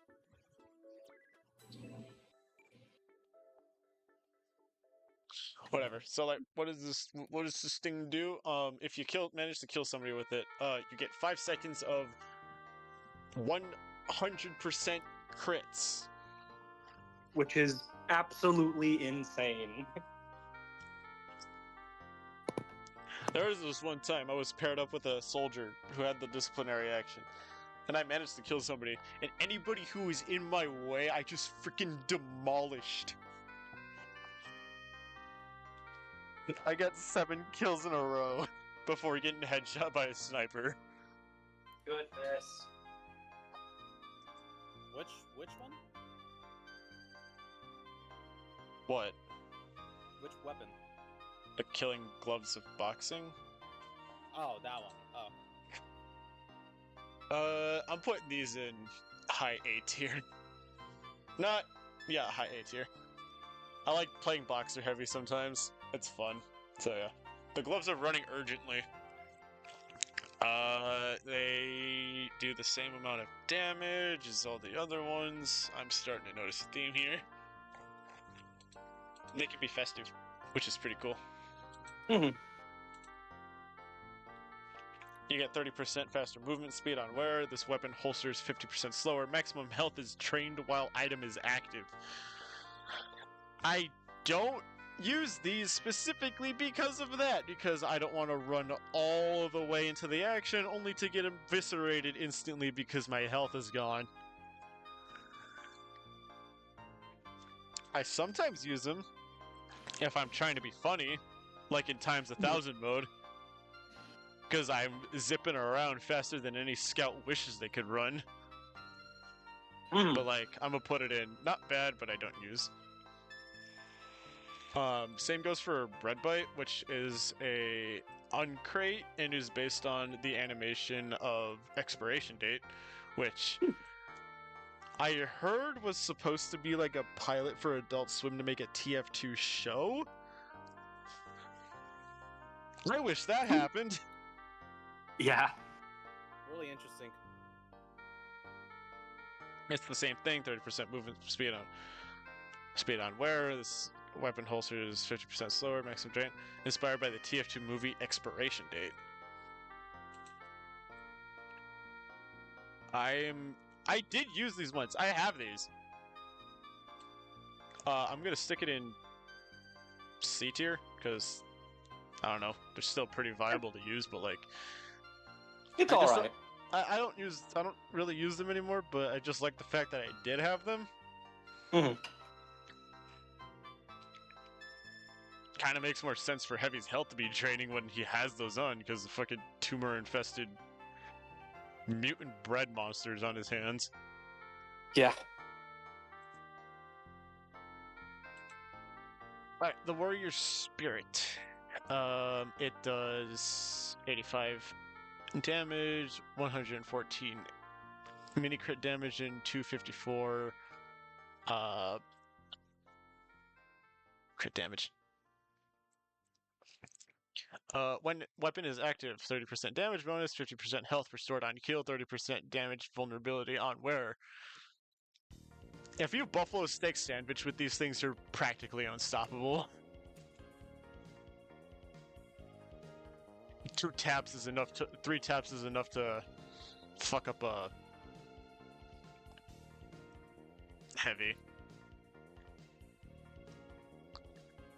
I don't use them that much though, but when I do, it's pretty fun.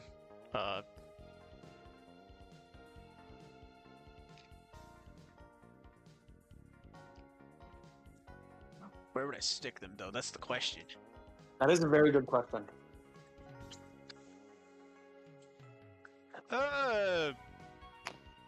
B tier, purely for that damage vulnerability, because you do get gunned down pretty fast. The Fists of Steel.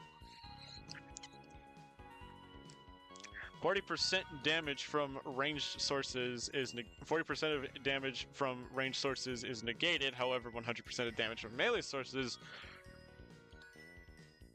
while active, this weapon holsters 100% slower, 40% maximum overheal on wear, and 40% less health from healers on wear. This is good for like boxer heavies, but then other people realize you're doing that and then they whip out their melee and fuck you up faster than you ever wish you could.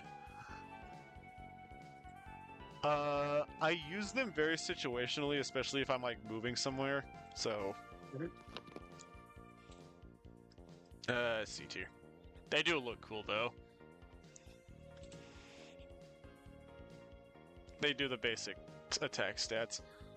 The eviction notice. 40% faster firing speed on hit, gain a speed boost, 15% move speed on wearer, 60% damage penalty, maximum health is drained while item is active.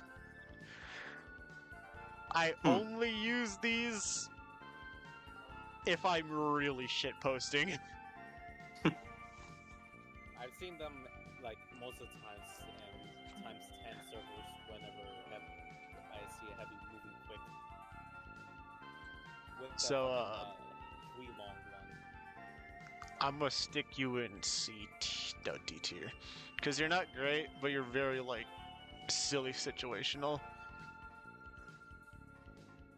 Okay, we got one more.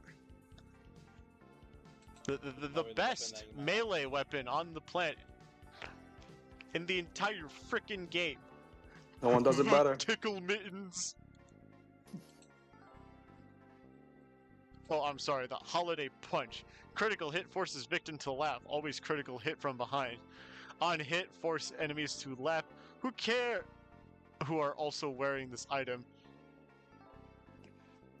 So you can make other heavies laugh like this. But critical hits do not do damage, which is completely fine. Be the life of the party with these laugh-inducing punch mittens. I love these so much. They are my favorite melee weapon in the game. Nothing is funnier than landing a crit. And like, if I'm playing Hoovy, I'll just laugh with them. But if like I'm playing seriously, I will Kutis pow them. Oh, it was such a good idea for it to give the fucking pow taunt instead of like any other taunt. Oh, they're so genius for that. Oh my god, these are my favorite. Again, I have a name for them. They're called the Tickle Mittens.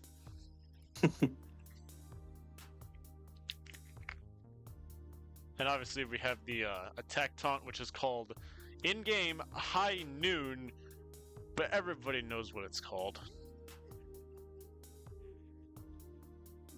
It's pow. Alright. Love them. You either love them, you love them, spies hate it. Wait, you love them, scouts hate them, soldiers despise them, spies love touching their butt, you know him, the genius Texan engineer. Now we can talk about the shotgun.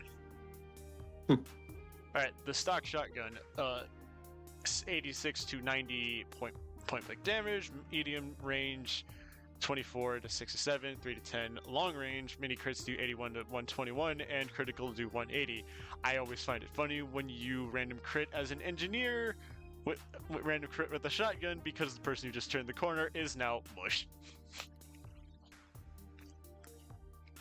Now, depending on who you're running this with, you got soldier, pyro, heavy, or engineer.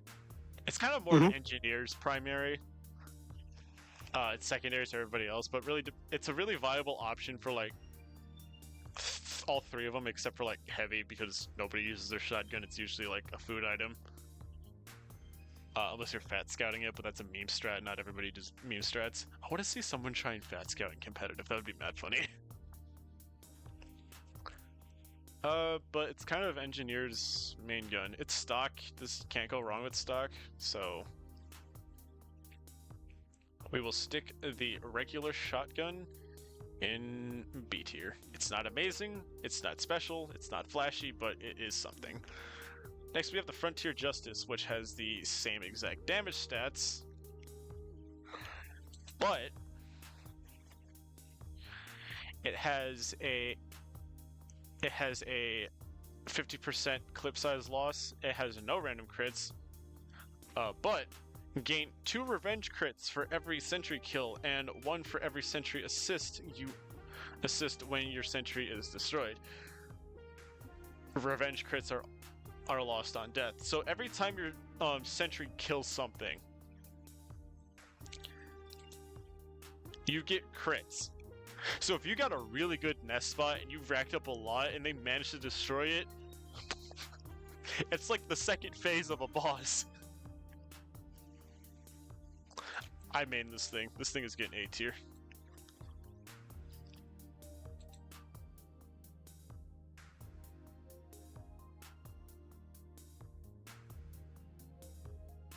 Here, I gotta send message chat.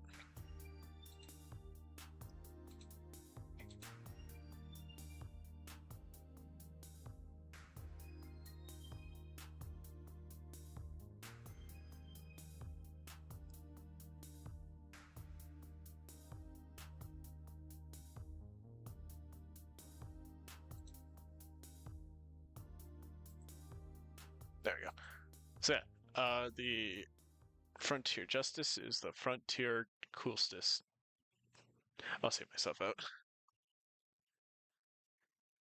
There's an Australian I've won an Australian Frontier Justice. There's also a festive variant, which looks pretty cute because there's a little bell on it. You can also taunt kill. Well, we'll get to that in a moment. The Widowmaker, which is a promotional item, actually. Really? Yeah, it was meant for Deus Ex Human Revolution on Steam, and it was rewarded as genuine quality for those who pre-purchased it. The fuck is Deus Ex Human Revolution? I never heard I of that. don't know. But in terms of stats, the Widowmaker does the same amount of damage as all the other shotguns. However, its kicker is that it, on hit, damage dealt is returned as ammo. No reload necessary. 10% increased damage to your sentry's target. So you could just keep wailing on somebody as much as you want, unless you're... like, if you keep lining up your shots. It's kind of the try-hard soldier shotgun, though. Have I used it? Once, because I saw the lack of ammo needed for it, but then I realized something. Wow, I suck at lining up my shots. It gets C tier. It seems like they all let the developers all made it. Also, they're currently helping out Obsidian to make Grounded 2. The fucking Thompson. The Thompson does 68 to 72 damage, 44 to 60 mid-range damage, and 32 to 34 long-range damage. Holy shit. That's like the most amount out of all these so far. It is 57 to 81 mini crits and 180 in terms of critical. You might be wondering why my tone of voice is so like this, because the Thompson fucking sucks. Is it because of the projectile being slow? What's wrong with it then? It doesn't. Okay, here are the best parts about it. It does not require ammo because it's a ray gun. Projectiles cannot be deflected, which is cool. On hit, victim loses up to 10% medigun charge and also loses up to 20% of their cloak, and only deals 20% of damage to buildings. The projectile moves slower than a brick that has 2 broken legs. Your projectiles can be eaten, can collide with your own teammates, making it really fucking hard to line up your shots. And worst of all, it looks stupid.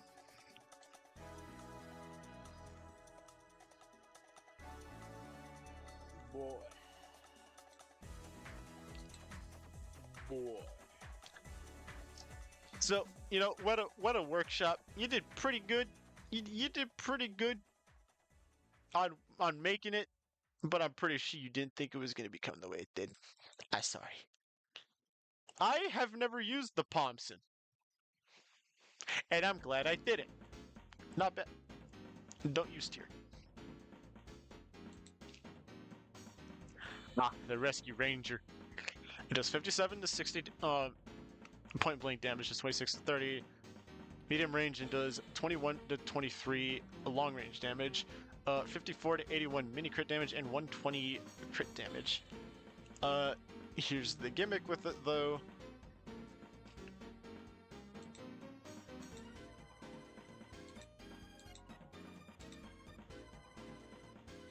The gimmick is that Alt Fire uses 100 metal to pick up your targeted building from a long range.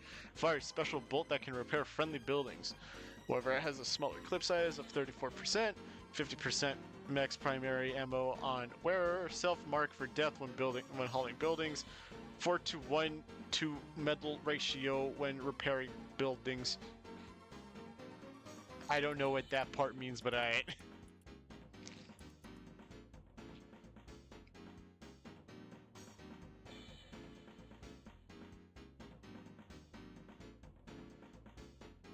I used to main this weapon until I didn't. It's still pretty good to use if, like, there's a lot of engineers, so you can, like, watch a bunch of them at once. So I'm gonna stick you in high B tier. You are not better than the Islander, though.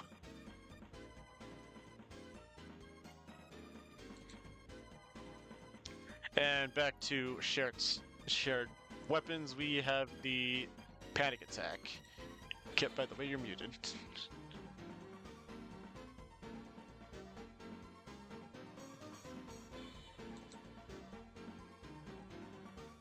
Yeah.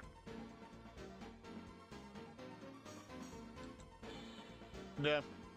My buddy's gone. He's dead. Oh, what? Oh, you're alive. Okay, good. I'm alive. Talking about NG weapons. Which one are you on? The panic attack. I don't know how to feel about the panic attack. I mean, it's got a fixed spread. What's its damage output for? 104 to 108 at point blank, 29 to 72 at medium range, and 3 to 10 at long range, 97 to 146 for mini crits, and 216 being it the strongest shotgun with crits. Yeah. Yeah, again, it's 50% bullets per shot. This weapon deploys 50% faster, fires a wide fixed shot pattern, 20% damage penalty. Not like that matters, successive shots become less accurate. This weapon used to suck back in the day from what I heard. Yeah. I used to use it a lot until I realized the stock shotgun was kinda better. You really gotta get up close and personal with people in order to get, like, really good damage out of it, but it's still a pretty good thing, so A tier. Alright, that's it for primaries. On to secondaries, where we finally get to talk about the regular-ass pistol! Yay! And its reskins. Which I wish I had. Oh. So, point blank, you get 20 to 22 damage. Medium range, you get 10 to 15. Long range, you get 8 to 9. Why does my music keep stopping? There we go. And the mini crits, you get 20 to 30. And critical, you get 45. We got 3 here. We got the pistol, the Luger Morph, and the Capper. I need to put up...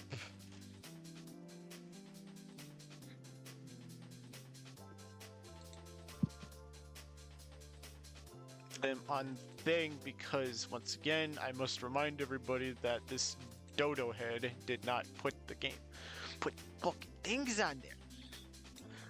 Alright, so you can't really go wrong with the stock pistol. It's got a lot of fucking ammo. Oh, hey Rev. How are the tier lists going? We're still on the TF2 tier list. Oh my We're- god. We're like a little over halfway. We're Y'all like- need help. We're at, like, at the end of the defense classes. We still got, like, sniper, medic, and spy to go. I'm sorry, is that a piece of ham on a bone? Yes, Maybe. ham shank. Oh, we still need to do the stock reskin melees, Oh god. which we're gonna be ranking on design and, like, yeah. Y'all need more than help. Jesus is concerned every single time he looks down. Is that a banana? That is a banana. Good googly moogly. Anyways, We've And been a at it for lollipop? 4 hours. Please get me out of this hell. What? What the? Brother, what? I'm sorry. Is that just a jar of honey or something? It's better. What is that? We'll get to that in a moment. Is that piss? Maybe. What is that? And Anyways, this I leave. I love you So- both. Have a good. And they're gone. uh,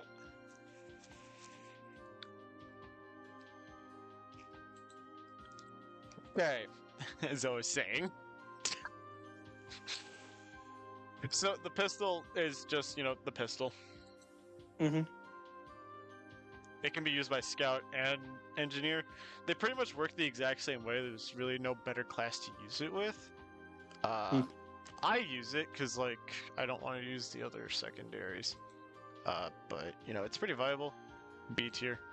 I want the capper, so you're going to go in, higher B tier. You are not better than these, though. Because it looks cooler. And we need to talk about the Lurker Morph, because it's actually special. So the Lurker Morph is kind of like the Iron Curtain. It is based on the pistol from the used by Max in the Salmon Max franchise. You can get it via the same way of knocking out Max after he's brought in with his special item. Max is this rabbit thing.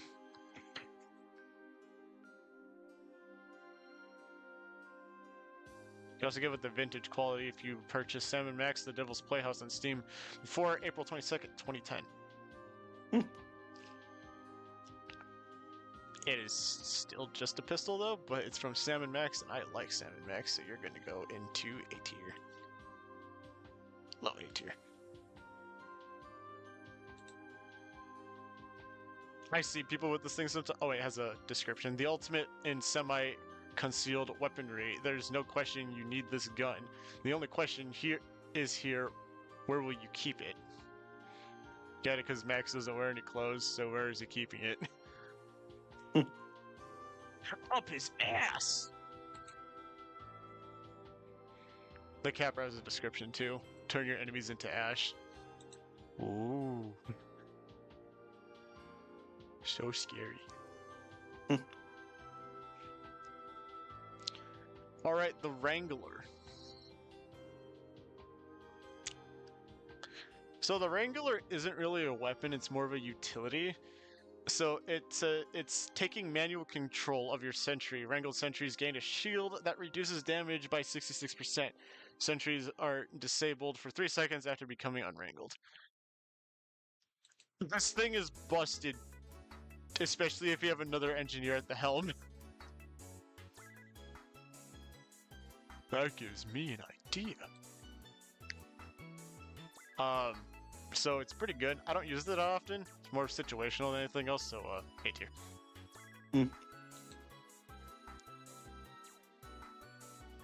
The Geiger counter? Geiger counter, yeah.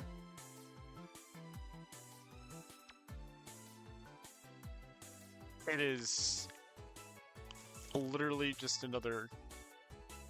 It's a reskin. Well, it has to go in there anyways. I mean, it looks cool. Kind of reminds me of Ghostbusters. Yeah.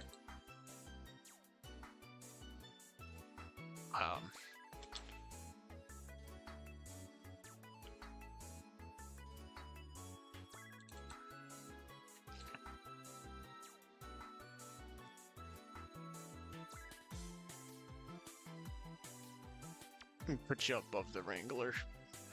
Congratulations, you did it. Slightly better.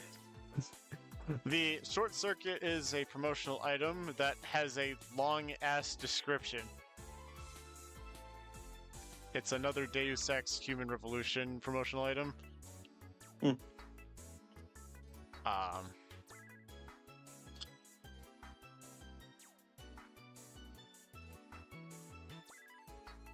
Alt-Fire launches a projectile-consuming energy ball.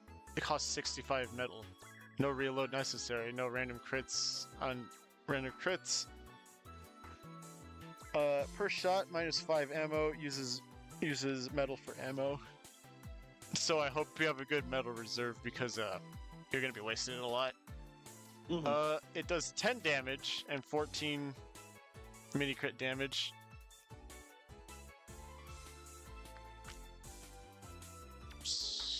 It's good. It also like disintegrates projectiles, so like flare guns, grenades, sticky bombs, rockets, etc., etc. So it's pretty good as a defensive maneuver. I see a lot of people use it at the beginning of Dustable because it's fucking Dustable. Yeah. The B tier. Alright, on to melees, or the wrenches. Potato, potato. So you got the stock wrench, which does 65 base damage, 88 mini crits, and critical is 195. On top of that, of course, it can fix buildings, it can build buildings, it can repair, but it cannot repair your broken marriage. No, it cannot. Oh, and speed up construction time of friendly buildings. It's stock, but I kind of feel like it's lesser than everything else, so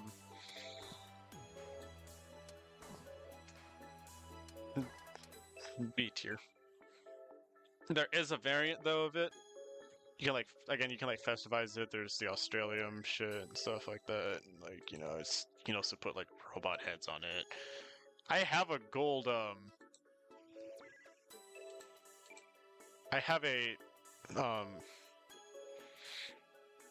gold MK2 head on it on one, but I didn't get it via Tour of Duty. I got it via buying it off the Steam marketplace. But there's also the gold wrench, which I feel like I need to mention. It's a distributed melee weapon for the engineer. It is similar to the regular wrench, but the majority of it is made out of Australium. It functions near identical with a cosmetic function. Any enemy killed with it produces a motionless statue of pure Australium instead of normal ragdolls. Any jiggle bones on the jiggle bones and enemy ragdoll are also frozen by this effect. In addition, a sound effect unique to this weapon, the Saxy and the golden frying pan, is played after killing it. Now, some lore about this item. It was a promotion of the engineer update. Players were informed that every time a player crafted an item, there was a chance of getting a golden wrench. Only 100 golden wrenches were available to drop. After each 25 golden wrench milestone, a section of the engineer update was released. The smelting of reclaimed metal and refined metal was suspended during this time to prevent exploiting the crafting system to increase the chances of getting a golden wrench. The golden wrench drops were on a timer spaced out in such a way that every time zone had an equal chance of crafting one. The first person to craft something after one of these designated drops times was guaranteed a craft a golden wrench. The funny thing is, though, only 100 were distributed. However,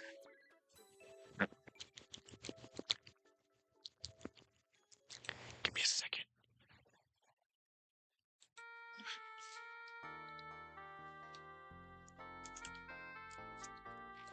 It is on. Oh, that's an Australian wrench, not a gold wrench.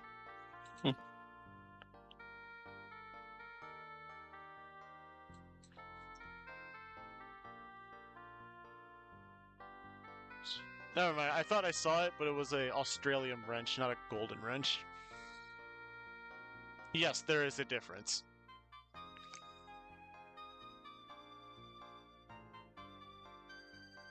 I've only seen one other person with one of these things. Like, ever in my life. It's like a rare breed. I am not going to put it in don't use, because, like, it's just another fucking wrench. We do love our wrenches. But I will put it in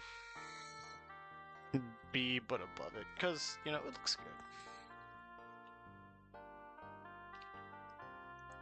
Alright, so now we get onto the Gunslinger.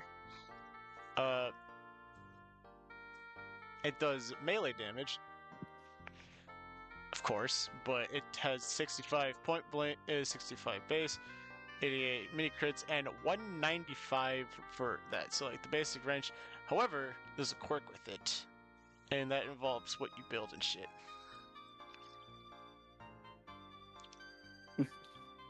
So like 25% health on wearer, sentry build speed increased by 150%. Third successful punch in a row always crits. However, there's no random crits, and the sentry is a mini sentry. This is very good for battle NGs, which Kip likes to act like he's good as. He isn't. No. He's like, I'm gonna go battle NG. Why am I dying so much? Because you suck. I don't use it that often. I only really use it when we're playing like offensive payload or something. It's still pretty good. I'm putting an A tier.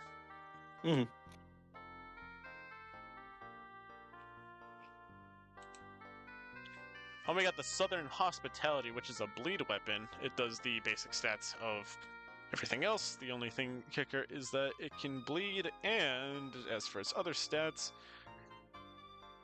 there's no random crits and fire damage vulnerability on wearer. I don't know why that is a thing, but okay. I don't know what would entail fire damage, but okay.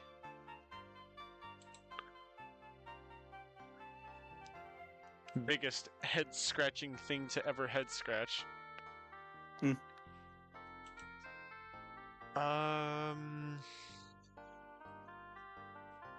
it is. I would probably stick it in B tier. High B tier though, because like I did use this thing for some time until like I just started using a different weapon, which we'll get into in a moment. Which is actually the next one, the Jag! Does 49 base damage, 66 mini crit, and 146 crit damage. This one is my main wrench. My favorite part was when the Jag came on screen and it jagged all over the place. So the Jag construction hit speed boost increased by 30%, 15% faster firing speed, but there is a damage penalty above 25%, and the slower repair rate is 20%, and 33% damage penalty versus buildings. This thing is so it's so much better than any other wrench in the game. It's so fast. Like, I don't know who is using their wrench to fight unless it's a spy or something.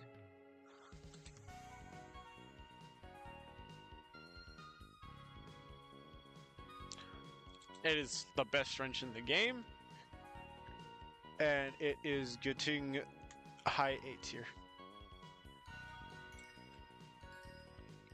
Mine looks like a candy cane.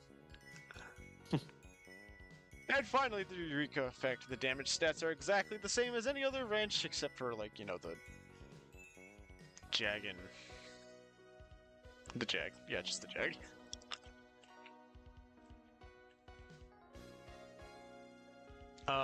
So, like, the Eureka effect is different because if you press the reload key to choose teleport to spawn or your exit teleport, or 50% metal cost when constructing or upgrading teleporters. Oh, minus 50%. Sorry, it didn't show up on the thing. What the fuck? Construction hit speed, however, is decreased by 50%, 20% less metal from pickups and dispensers. This is good for getting teleporters out there and getting from one place to the other pretty fast. However, I don't like. I used to use this thing a lot, but I didn't like how slow it swung, so I just stopped. It's still pretty good to use, especially for like NGs who know what the fuck they're doing.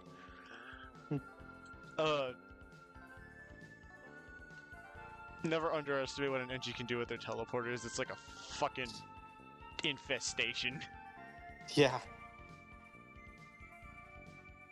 Oh, as a description, being a tool that eliminates Tst. Motion by her harnessing the electrical discharges of thunderstorms for the vigorous. What? I can't zoom into that. Version of bolts, nuts, pipes, and similar to their rightful places may also be used as a bludgeon. Okay. Sorry. And then we got the PDAs, which is literally only 2 of them. One makes buildings, the other one destroys them. There's literally nothing else to say about them, and they're not even on here. And I'm not even going to bother ranking them because we all know what they do.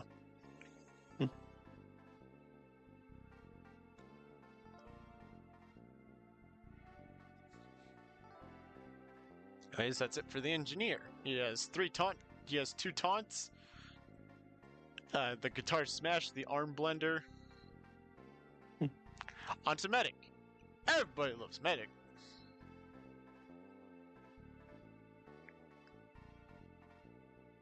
Alright, syringe gun. Who uses this thing? Surely not some nerd.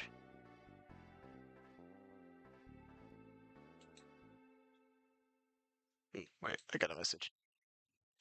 We love our messages.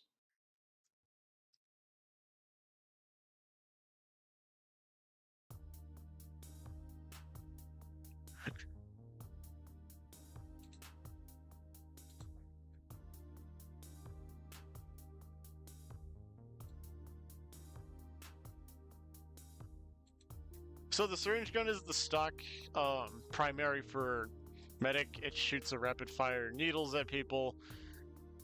I bet none of those are cleaned off. It does 10 to 12 point blank damage, 6 to 10 mid range, and 5 to 6 a long range.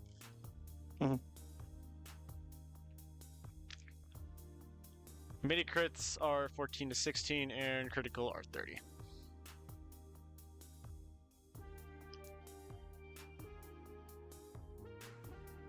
I mean, it's okay, I suppose.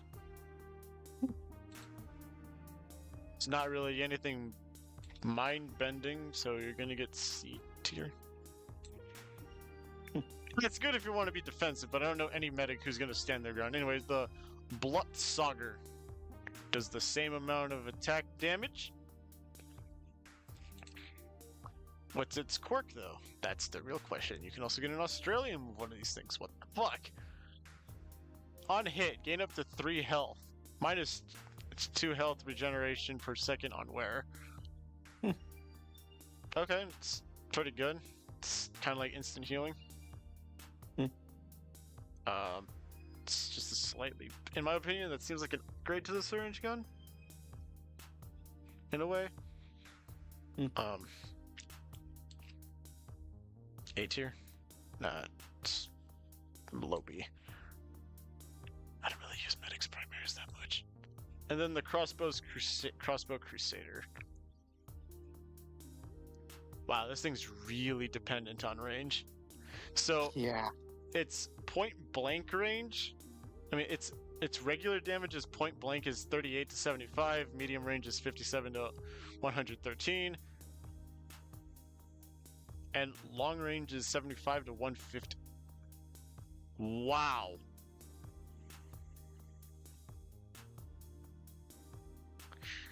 It looks like the crossbow its damage is dependent on a range, not in terms of like how it usually is, but it's the one. It seems like it's the only weapon in the game that the damage gets higher the farther out it goes, which is pretty cool. Mini crits do for mini crits, point blank is 51 to 75, 76 to 113 at medium range, and at long range, mini crits is 101 to 150. Oh, the distance. Okay, I see what it means. It's displaying the distance in hammer units. So for point blank, it's for regular damage it's 38, 57 to 75, and for mini crits it's 51, 76, and 101. and for crits it's 113 at point blank, 169 at medium range, and 225 at long range. You could one-shot a fucking soldier if you manage to crit them. Goodness. But it has its own quirks, of course. So the no headshots, 75% max primary ammo on wearer, fires special bolts that heal teammates and deals damage based on distance traveled. This weapon will reload automatically when it's not active. I think that's really fucking cool, actually.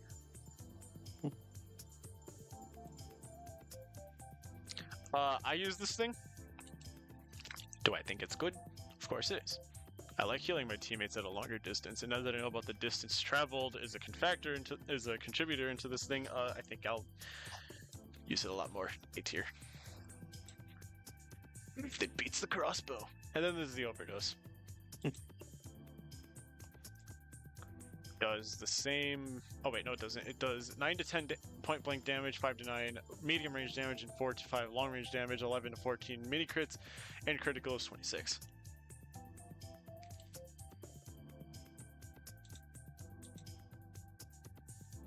So the overdose has a 15% damage penalty, while active movement speed increases based on overcharge percentage to the maximum of 20%. Okay. Sure is something.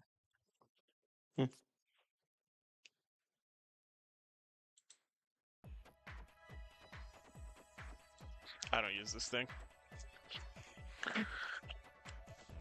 I don't use anything because I'm stupid. Same thing. You go to the costume store and say, make me look stupid.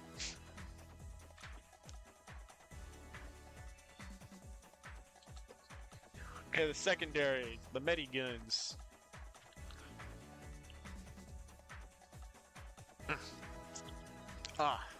Sorry. So the medigun heals you. Well, not yourself, it heals other people.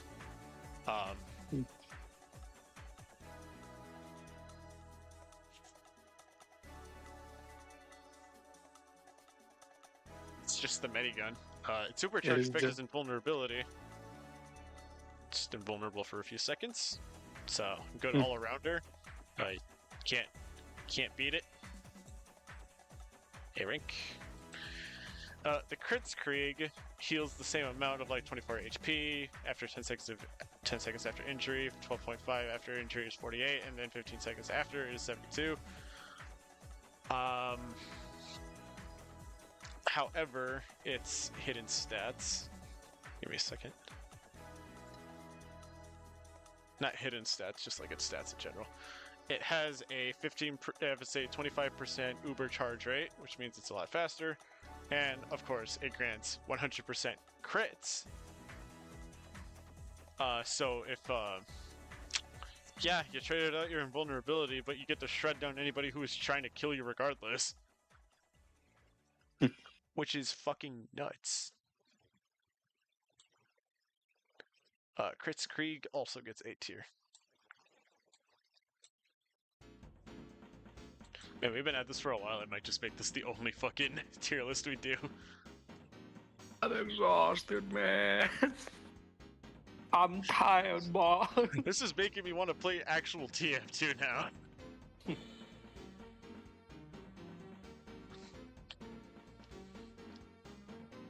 Alright, the quick fix. It heals more in a shorter amount of time. Like 33 after 10 seconds, 67 after 12 seconds, and 15 seconds after 15 seconds. And it does not grant invulnerability, but 300% heal rate and stun and knockback immunity. What's its other stats?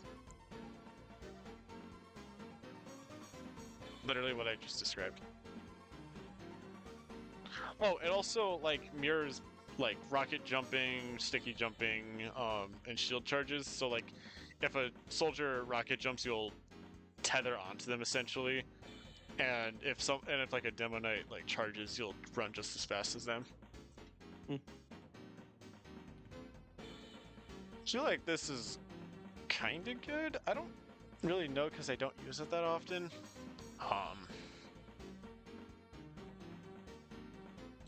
Still pretty good. B tier. High B tier.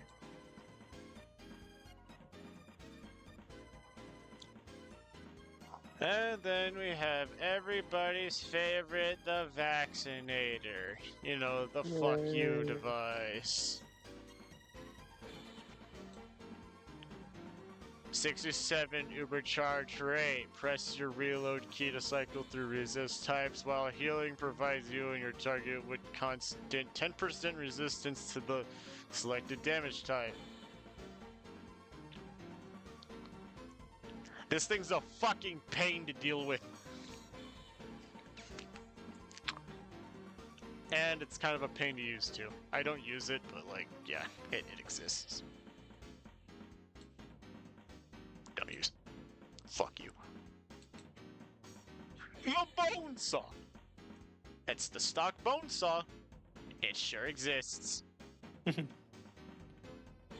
does 65 point blank damage. Mini crits are 88 and 195 for the good old crit. It's a stock bone saw. C tier. Uber saw. Does the same amount of stats. However, in terms of damage, it does the same. However.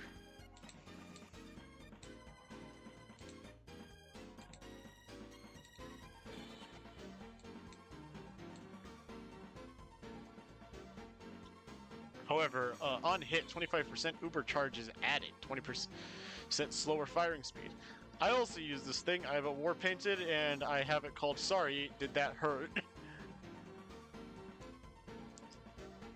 Because, did it hurt? Yeah, it's kind of the best one because it builds your Uber based on hit. So you get in good old A tier. I also like the way it looks. It's pretty good. I always wondered, what do you think Uber juice tastes like?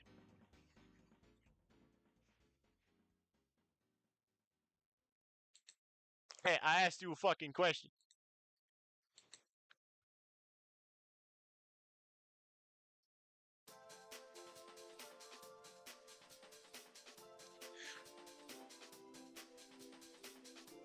Yeah, okay. Now I'm gonna answer my question, dick.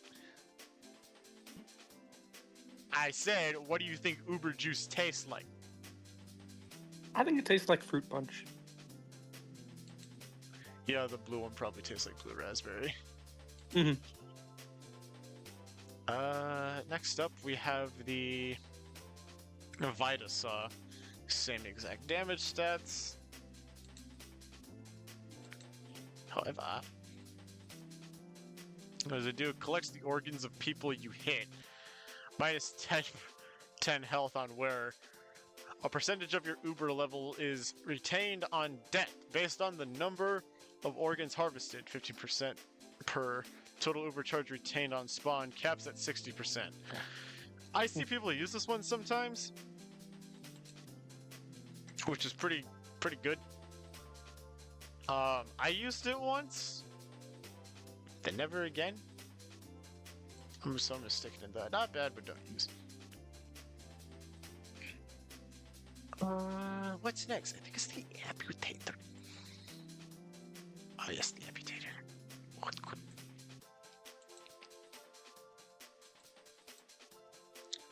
Okay, so the amputator, when the weapon is active, +3 regenerated per second on where alt fire applies a healing effect to all nearby teams. Minus 20 damage penalty. So what is that damage stat then? It is 52 70 mini crits and 156 crit damage. I tried using this once, but I never got the chance because the round ended and I just went right back to a different class. I'll probably try it out later, but for now it's a not bad, but don't use. Mm-hmm.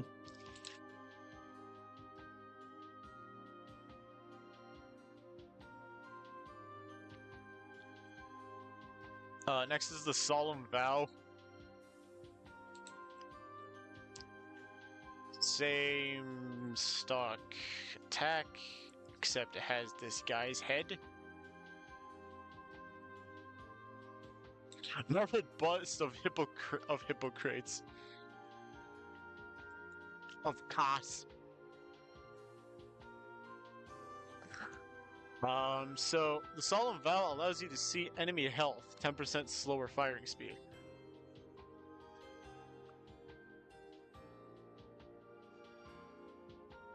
That's literally all it does, is let you see other enemies' health, and that's about it. Thought it was a stock reskin when I first saw it. It's all right. It's C tier.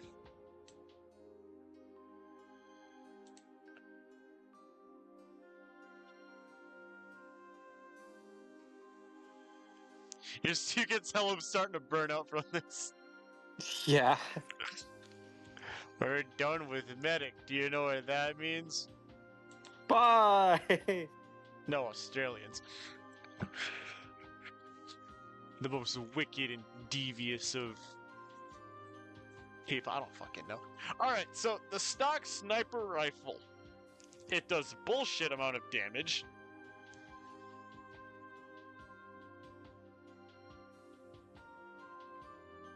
You don't really need to know, because who the hell is gonna body shot anybody? Me. All the scouts fear me, and they all hate me. So the stock sniper rifle's damage is 50 to 150 at all ranges.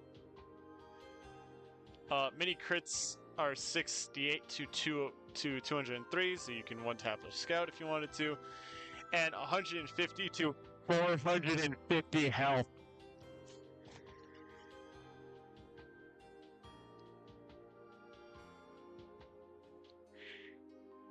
That one taps every single fucking class in the game. Yeah. Aren't snipers amazing?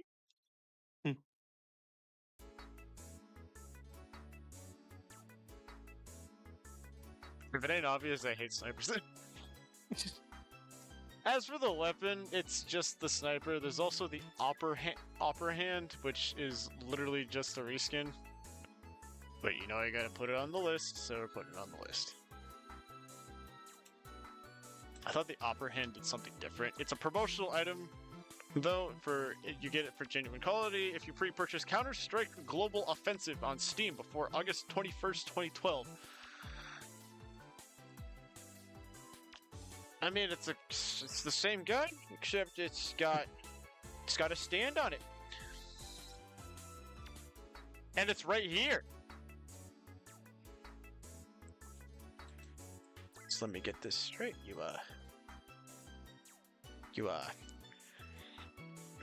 This person must be a sniper main. I fucking knew it. We gotta kill him. Gotta kill him. It's a good weapon, I just suck at using it, so C tier for me.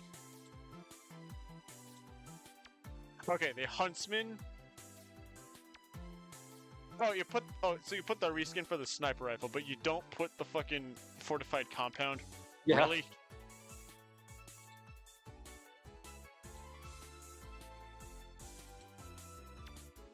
God, I swear the audacity of some people.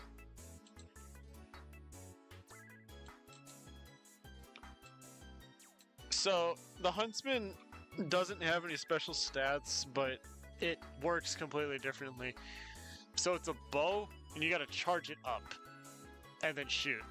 It's considered a projectile, so theoretically I think you could actually reflect it with the pyro.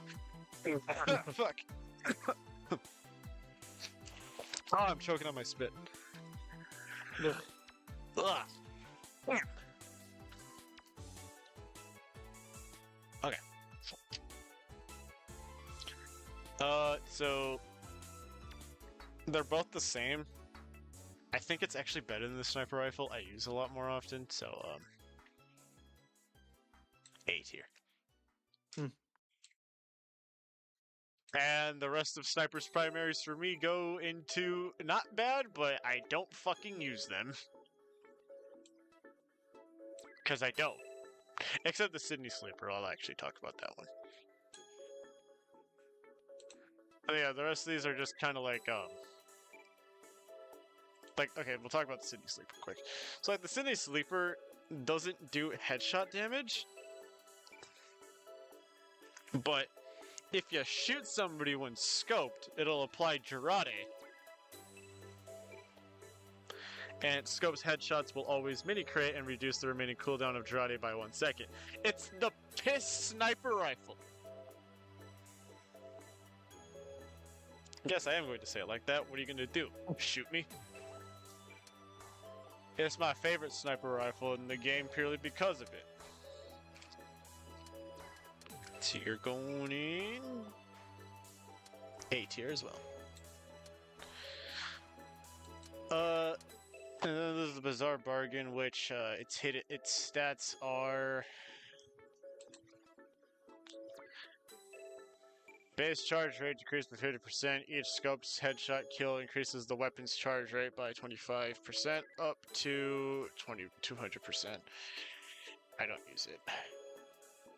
It has the same damage stats as the sniper rifle, by the way. The Machinima, it's a oh, it has different damage stats, 50 to 173, 68 to 234 random crits, and 150 to 518 damage for regular crits. It can also shoot through people.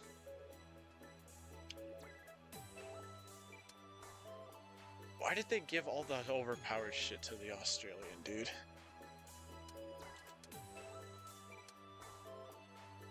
This dude's already overpowered enough.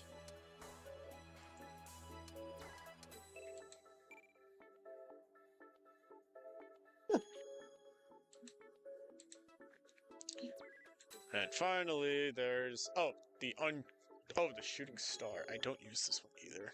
It's a reskin.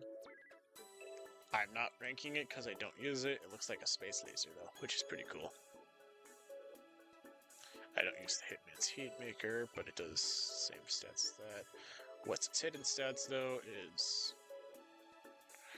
gain focus on kills and assists. Press reload to activate focus. In focus, 20 plus 25% faster charge and no unscoping. 20% damage on body shot. Heads will roll.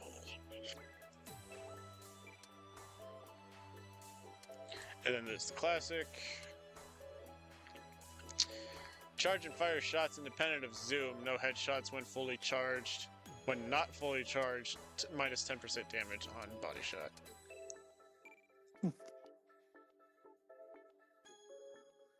I don't use any of these. Because I don't play sniper because I suck. Sniper is just one of those very situational characters.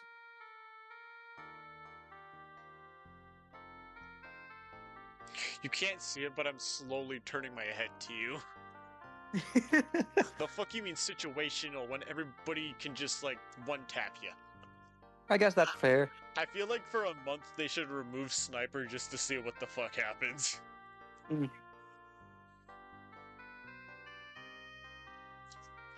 I don't use any of the SMGs either. Let's talk about them anyways, though. So the stock SMG, it's a rapid-fire weapon that's pretty good, I guess, but I don't use it. Not bad, but don't use it.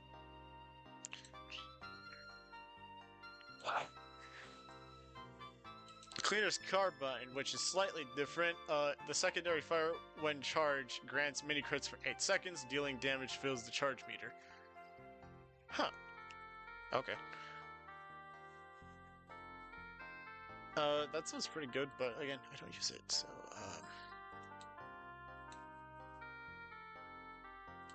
They look so similar that I put the Cleaner's Carbine in first instead of the SMG.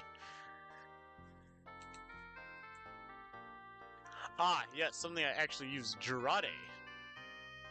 Or, you know, piss. We do love piss. Or the festive piss. Yes, there's a festive piss jar. I kind of want it, but like I already have my strange Jarate jar. Yes, I do have a strange Jarate.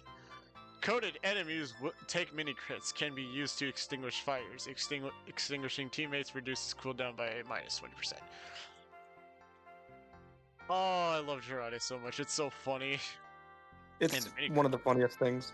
And the mini crits, ooh, they're on cherry on top. S tier. They do have a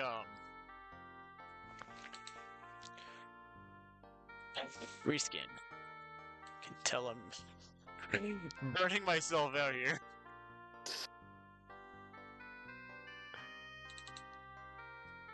I don't have one, but like it's a reskin, so it's the same thing. So you get A tier because I don't have you.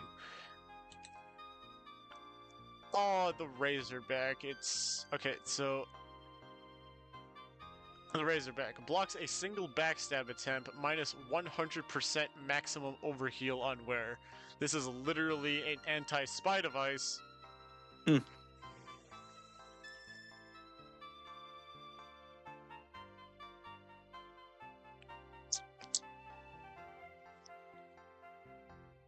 is the ultimate hit.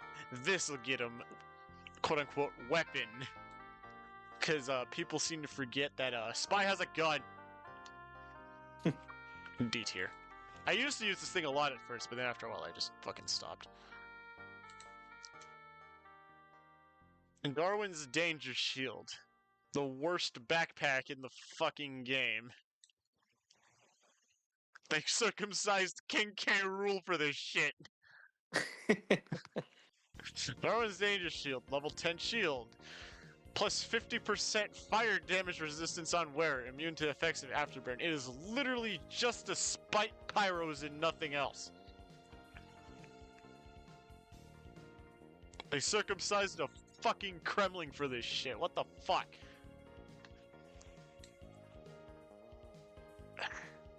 And that is the Cozy Camper. Used by bots everywhere. Because we hate them so.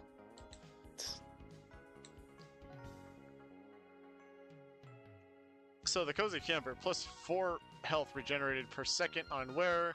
No flinching when aiming. Wait, no flinching when aiming and fully charged. No knockback reduced by 20% when aiming. I'm gonna give it brownie points for its design too, because I like the cute little koala that's on it. It's going in B tier. We're going in high C tier. I said high C tier. There we go. Alright, now for his melees, the Kukuri, which is the stock weapon. It does 65 point blank. It does 65 base damage, 88 mini crits, and 195 critical. It is just the stock and nothing else. No bells, no whistles, no nothing. It's a good all-arounder, but it is not his best one. It is going in C tier. I said C! Get your ass out of B tier. There you go.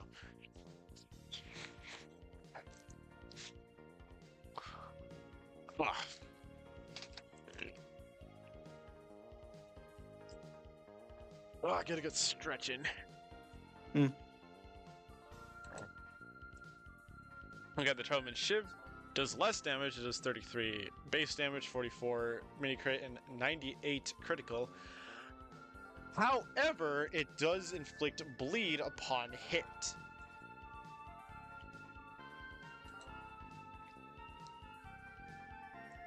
That's pretty good, but not good enough.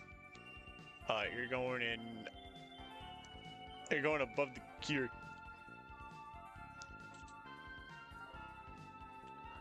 Ah, the Bushwhacker. Oh, we love it. It does 65 base damage and only does 195 critical hits. There is no mini crits. Because when weapon is active, crits whenever it would normally mini crit. You can probably guess which one I use, considering I use Jarate very regularly. Yeah. No random no random crits and 20% damage vulnerability on wearer. You're going right in A tier.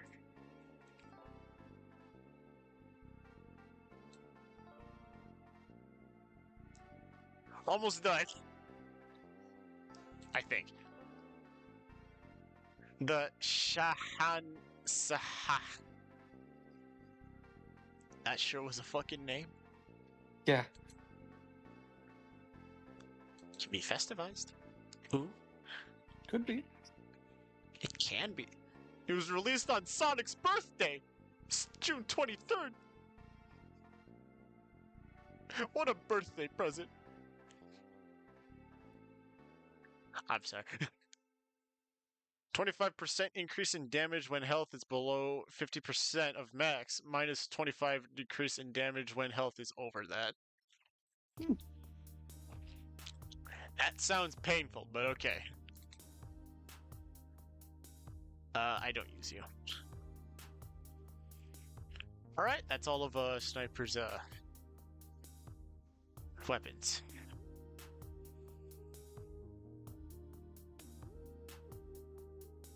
On to Spy. Yay, spy.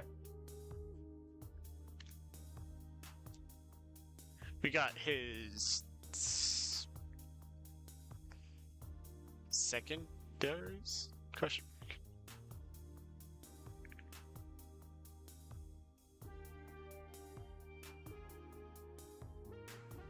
Okay, that's weird, but alright. Huh. It says secondaries, but like that's the guns are his primaries. Whatever. The stock revolver. 55 to 60 point blank, 35 to 40 medium mid range, and long range is 20 to 25. Mini crits are 54 to 81, and criticals are 120. There is a promotional item. It's called the Big Kill. It's a weird ass name. It is another Sam and Max item. He's used by Sam, which is the dog.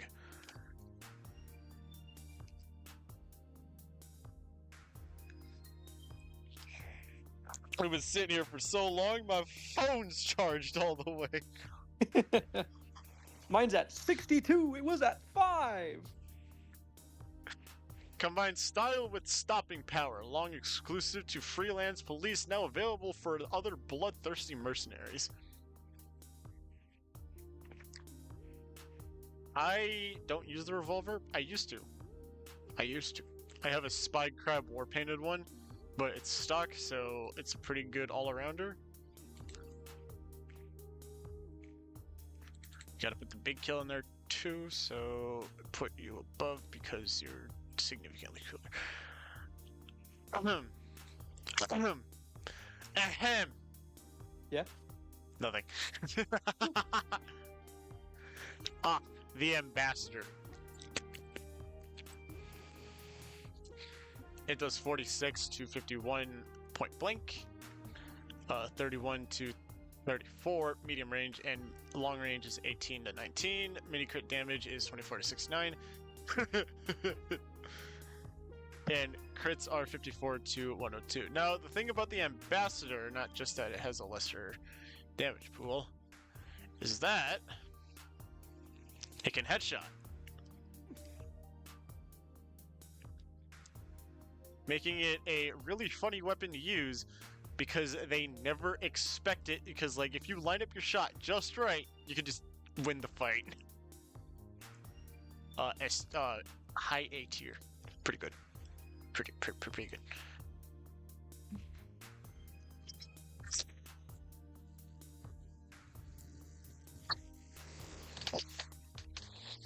One second, let's stretch a bit. Oh, good stretch. So the Le Tendre, or Le Entranger. How do you pronounce that?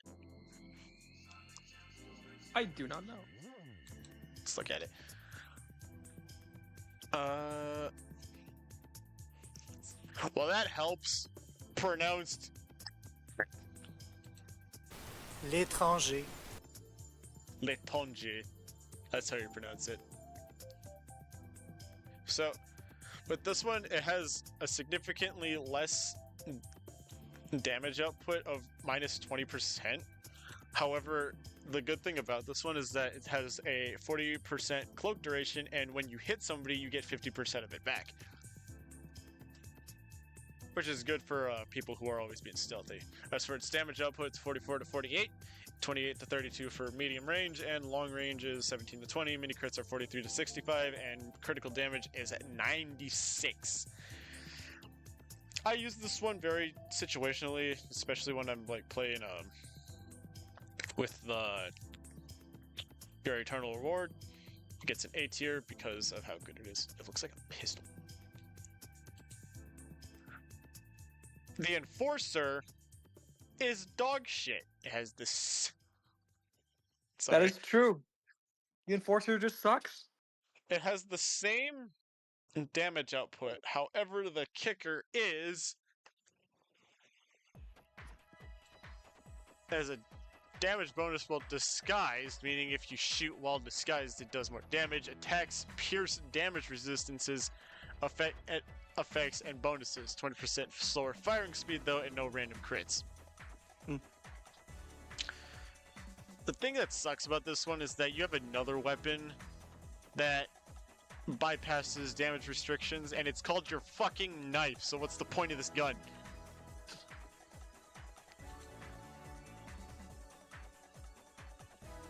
And then there's the Diamondback. 46 to 51 point blank damage, 31 to 34 medium range damage, and 18 to 19 long range damage. So literally the same exact as the Ambassador. Yeah, literally the same as the Ambassador. But here's the kicker. It gives a 1 guaranteed critical hit for each building destroyed with your sapper attached, or a backstab kill. So if you're a cracked spy main who's really good at shooting shit, or if you're one of those disgusting spy mains that decide to use Cloak and Dagger with the Kniver's Kunai, you're just unstoppable.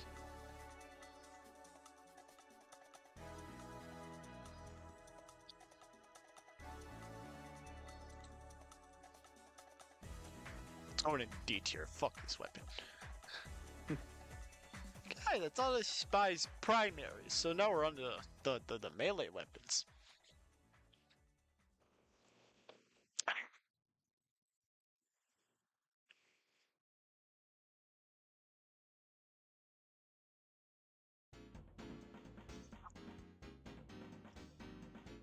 Oh my god. We have so many stocks to go. Kip, I don't think we'll make it. I'm gonna die, Kip. It was nice knowing you. No. Okay.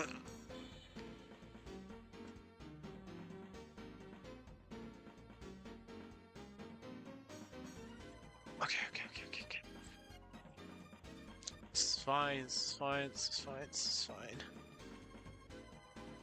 Okay, so the stock knife does 40 point blank, 54 mini crit, and 120. However, and this goes for all knives, backstabbing insta kills. It doesn't matter how high their health is, it's 6 times the target's current health. The only time that this is negated is if they're uber charged. So we got 2 reskins. We got the Sharp Dresser, which I think is already in there. No, it's not. We got the Sharp Dresser and the Black Rose. So, the Sharp Dresser and Black Rose are promotional items. I gotta check what they are.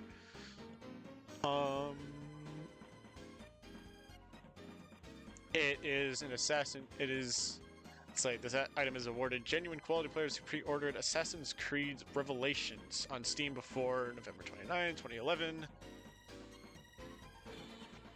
You know, it's pretty good. And then there's the Black Rose, which... Okay. Was given...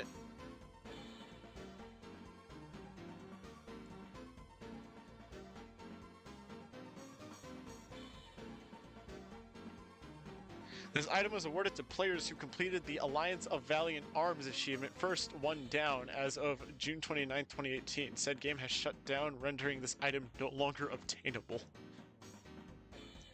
It's just gone. Or you could buy it buy it from somebody, but like, fuck you. But that's no fun.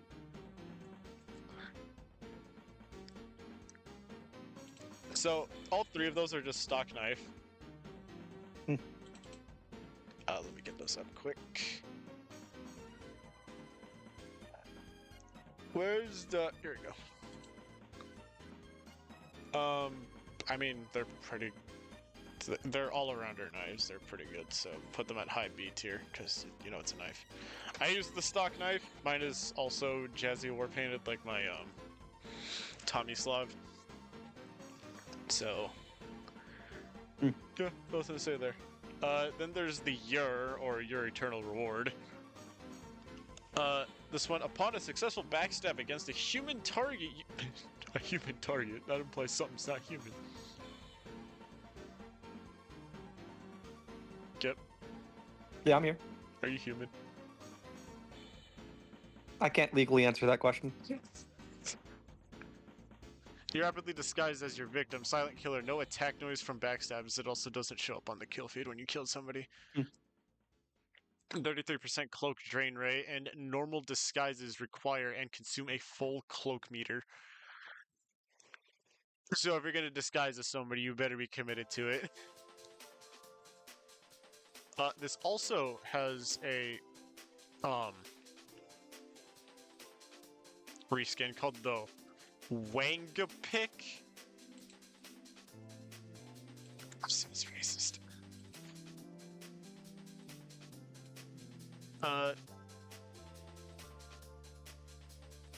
Yeah, it's literally just it's an oversized voodoo pin with a cracked Team Fortress 2 Death Skull.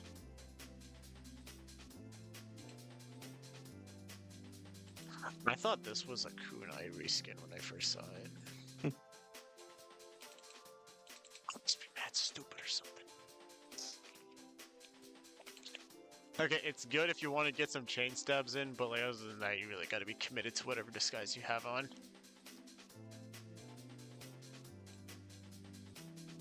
Put them both in C tier. The Wanga Pig looks stupid though, so it gets lesser. It's absolutely crazy. So close, but yet so far.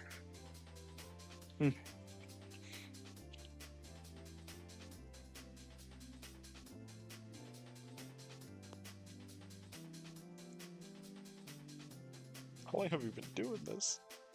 5 hours! 5 hours! For one fucking tier list. It's the Conniver's Kunai. I hate this fucking weapon. Okay, so it's another promotional item for Total War Shogun. That means this is a Sega brand knife. On backstab, absorbs the health of the health from your victim. Minus 55%, minus 55 max health on wear.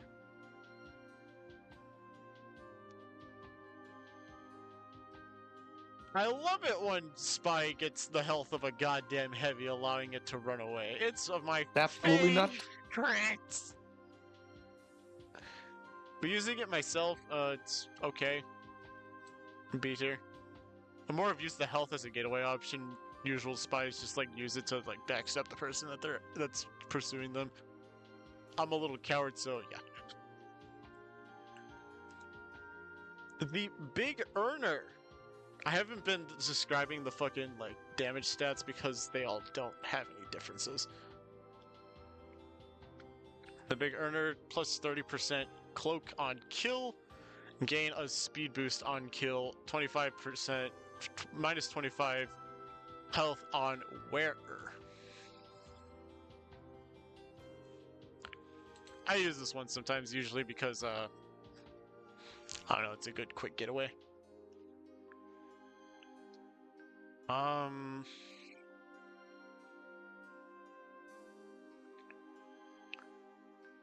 Sticking an A tier. Alright, nice. Yeah, nice.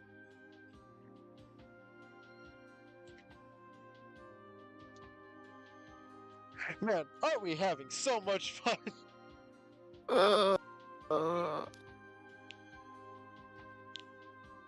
I'm in pain, Don. Why does nobody like my streams?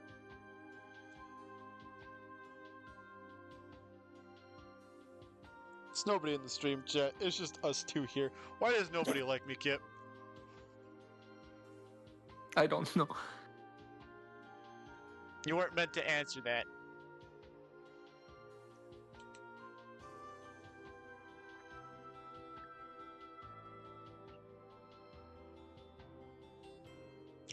Okay. But what if I want to answer it?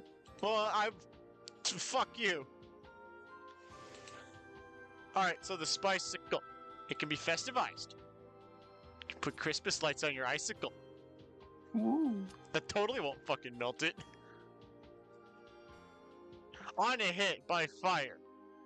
Fireproof for 1 second and afterburn immunity for 10 seconds. Backstab turns victim to ice. Melts in fire. Regenerates in 15 seconds.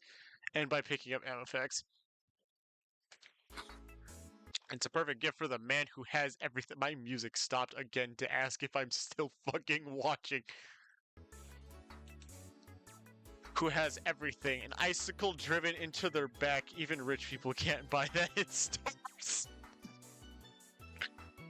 That's a funny name.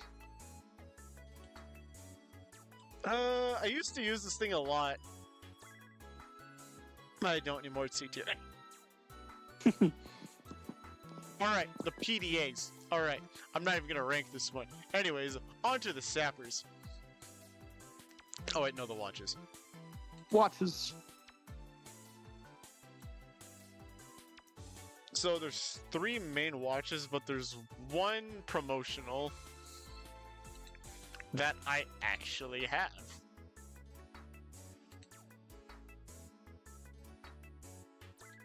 Oh no, there's 3 promotion. No, there's 2 promotionals.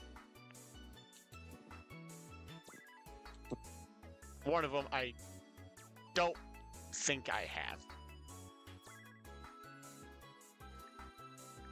Yeah, I don't have it. Sad.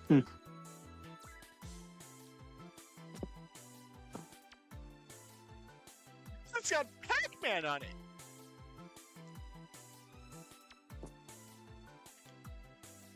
Just... Oh. Stop.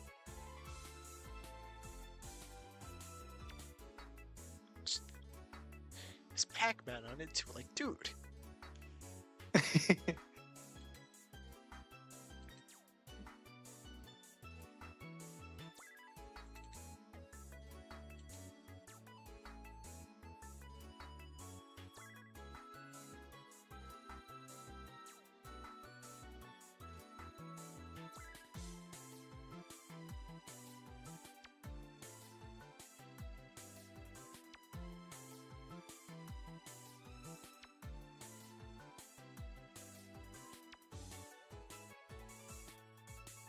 Don, you alive? Yeah, I'm getting the fucking things up. There we go. Okay, we're good. Okay, Just so want to make sure for your safety. I have one of these promotional watches, but it's because one of them was still on the fucking Manco store. So the quack, how do you pronounce that? Wakenberg is a promotion for Hitman Absolution on Steam. Anyone who got it, anyone who pre-purchased the game before the November 19th, 2012, had it genuine quality. I have one of these. It's not genuine quality though. And the other one is the Enthusiast's Timepiece. get it from Tycho, who I don't know who that is. It's just another stock watch. It's yellow. It has Pac-Man on it. Yeah. So the invisible watch is just like drains your cloak as time goes by. That's the same. I'm gonna put these ones at I don't use it though as often as one should. I use the cloaking dagger instead because I'm a little fucking baby.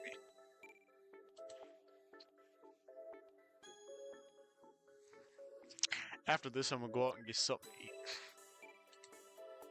I got tacos. Not feeling tacos though. That's fair. And honestly, dude, I'd rather just get something to eat and come back home and then chill because I'm wicked tired.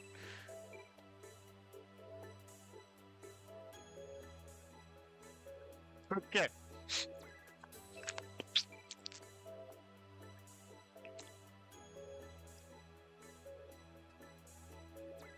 I'm sorry. You're fine. You're fine. Okay, so the cloak and dagger is literally the same as the invisible watch. However, you don't lose cloak unless you move.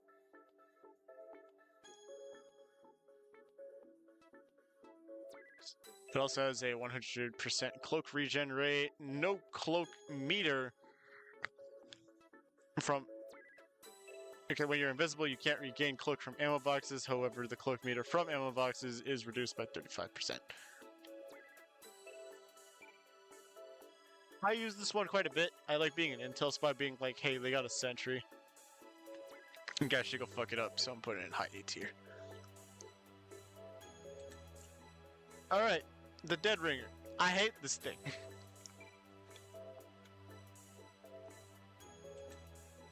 JK, there's some spies who actually know what they're doing with it, and that's pretty respectable. So it fakes your death. It has a faster cloak regen rate at 50% and 40% cloak duration. 50%. And then you cannot turn invisible with it unless you die while it's activated. I don't like using this thing because of how confusing it is. Alright, now we're on to the sappers. It's various reskins. Oh, this fucking thing is gonna be the death of me, dude. I think I might die.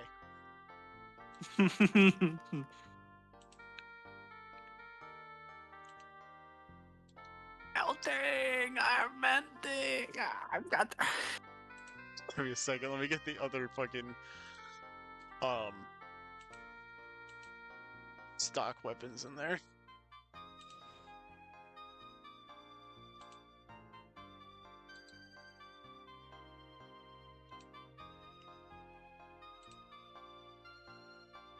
I don't know how fucking streamers do it, dude.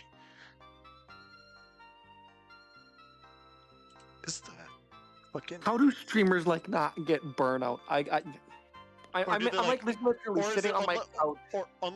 Or is it unlike me, where like they take breaks and I don't? I think that's fair.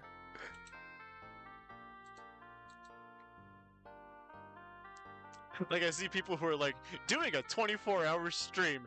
How the fuck?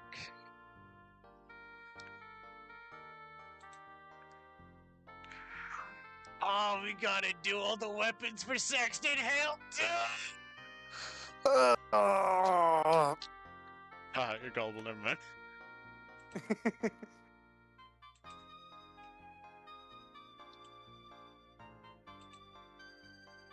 Well, like on the bright side, at least it's easier to find this shit now. Now that there's like no fucking.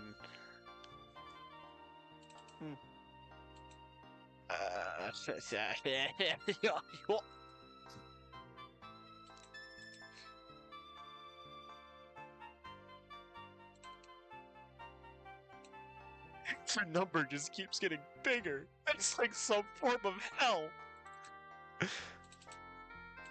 And I gotta talk about these weapons too.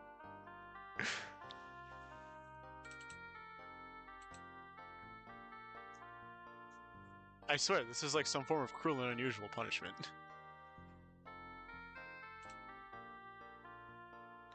This was what I get for taking Citrus's keys last night. Aren't you oh, I thought you muted yourself.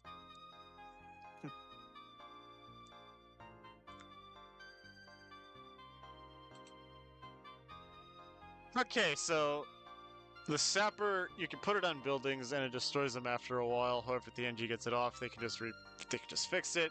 They got 3 different types of sappers. I forgot to put one of them on here. Are you little bastard? There you are. So we got the sapper, the sap app, and the bread bite. So the sapper is just the oh, I forgot. What's the yes, yeah, I'm gonna put it on there. There's a festive variant too. I mean, it works, so B tier. I used the bread bite, putting in A tier, because it looks cool. It's based on a final, no, not final, expiration date, yeah. And the SAP app is, they found a Wheatley in space and they pawned them off on Manco. Waited the entire fucking stream to make that joke.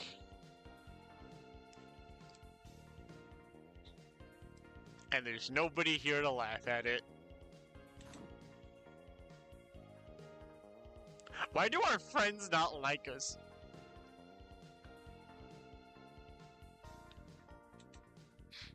Because of the call-up post on twitter.com. I fucking knew it! You're gonna get C tier because you don't know how to shut up. I don't use this. Okay, so what it does is that it reverses the construction of buildings. I don't know the use case for this thing. I might just use it later so I can get a handle on it. Okay, that's all of the stuff. And you know what that means? Stock weapons! That's right! I think Kip might have died! I did.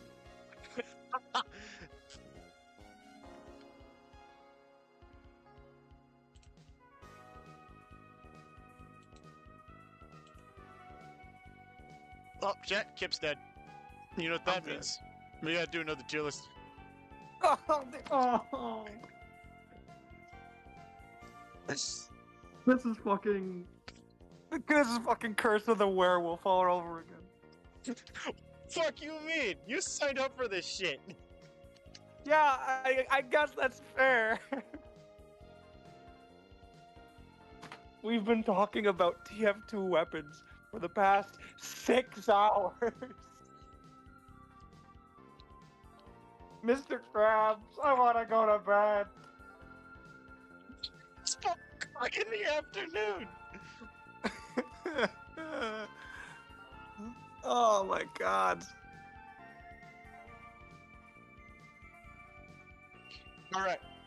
So we got stock melee weapons here. I have 1, 2, 3, 4, 5, 6, 7 of these.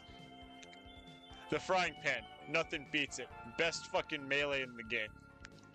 I love the loud ass noise it makes. Frying pan, yay. I don't want one of these so badly.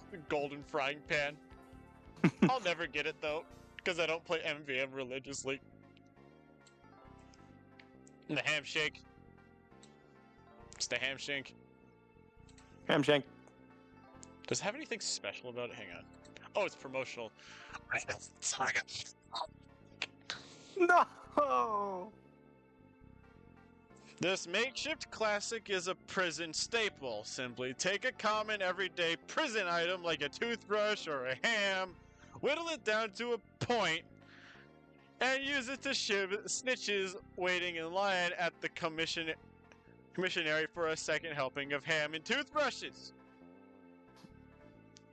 It was a promotional item for Don't Starve. Anybody who decided to pre-purchase it April 23rd, and it would be clowned genuine.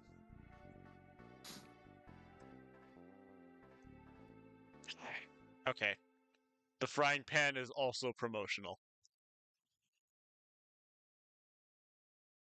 Why won't this nightmare fucking end?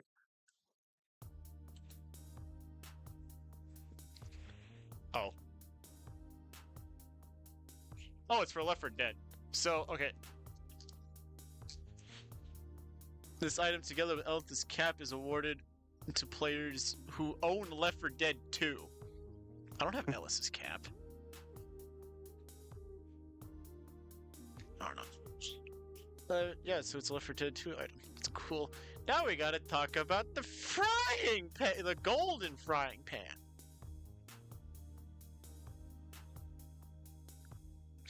So, the golden frying pan is an enigma.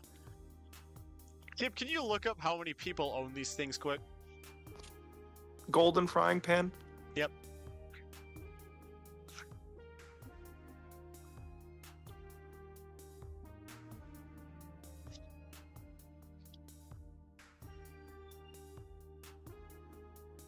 Gold pan owners.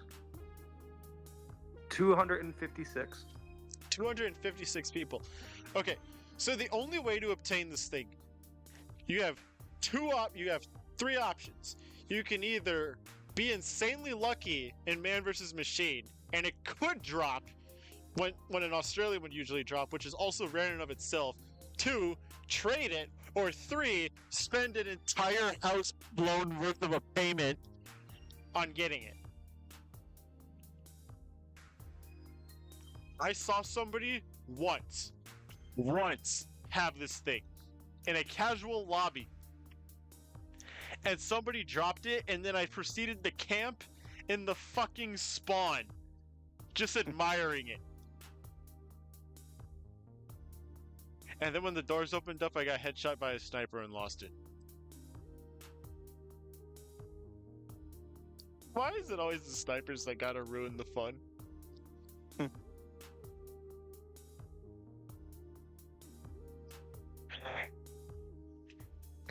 The description is imbued with an ancient power. This is one of few melee items that can be used by all 9 mercenaries. Even spy and engineer.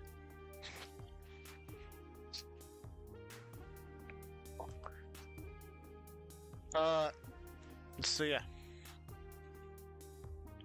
Anyways, on to the next one, which is the, we're just gonna do them in order on the tier list. This thing is the, Pretty Machete, which is another promotional item. Yay. Which is getting some game called Disgaea. PC, get a genuine one, just yada yada yada, can be used by everyone too. Looks stupid, D-rank. Ah yes, bad to the bone. I use this one sometimes. It has 2 variants of being scout, it has 3 variants of being scout, demo man, and soldier. Conscious objector, put a funny picture or some porn on it, and you become the funniest man on the block. S tier. Oh, it's a railway sign. Where do I get this one? You uncrate it. Okay. It is called the crossing guard. It's literally just a crossing guard sign.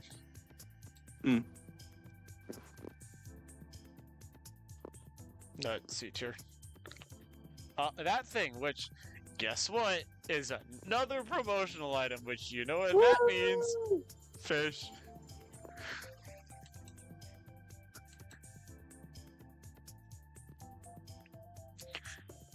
The Freedom Sense of America was founded over 10,000 years ago. The noble eagle has been its symbol of freedom. Show people how much you like freedom by clubbing them senseless with a golden eagle on a stick. Just like a coffee nut. Everybody except for Sniper and Engineer can use it. It was used for the Total War Master Collection.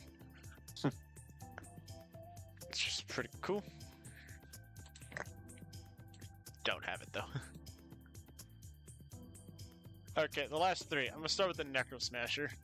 The Necro Smasher is only obtained if you do a set amount of achievements during Scream Fortress. I don't have one. And I'm sad about that. Moving on. I also don't have this, but I got something to talk about it with it, so... Sorry. Okay, so the Memory Maker is only awarded to people who their entries in the Saxy Awards... Wait, for people who submitted entries in the Saxy Awards, which was like an SFM contest. Mhm. And this was gifted to people who did it. Oh, and were finalists in their respective categories. It would also come as strange, so don't have one, but it looks cool. This thing right here is a Saxy. Ooh. Saxies are just like golden frying pans, except they are now unobtainable. Okay. What you needed to do to get one... Okay, it says, the Saxy was awarded to winners of the annual Saxy Awards, a filmmaking contest hosted by Valve. Saxys were bestowed upon all contributors in winning entries created by more than one player. Kip, can you look up how many of these exist? Give me a second. One.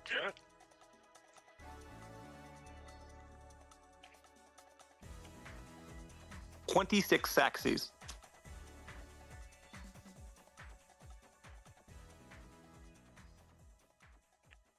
And there will never be any more.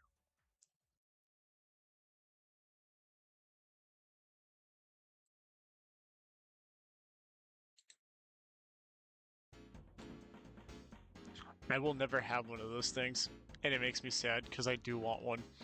But there's no more Saxys.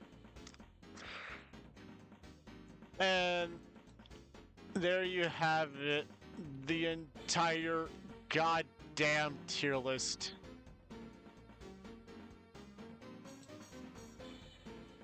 It's over. The nightmares. Okay, great. Now let's rank every star in the universe. I think we'd get done with that quicker. Nah, I got something better. What? We rank every episode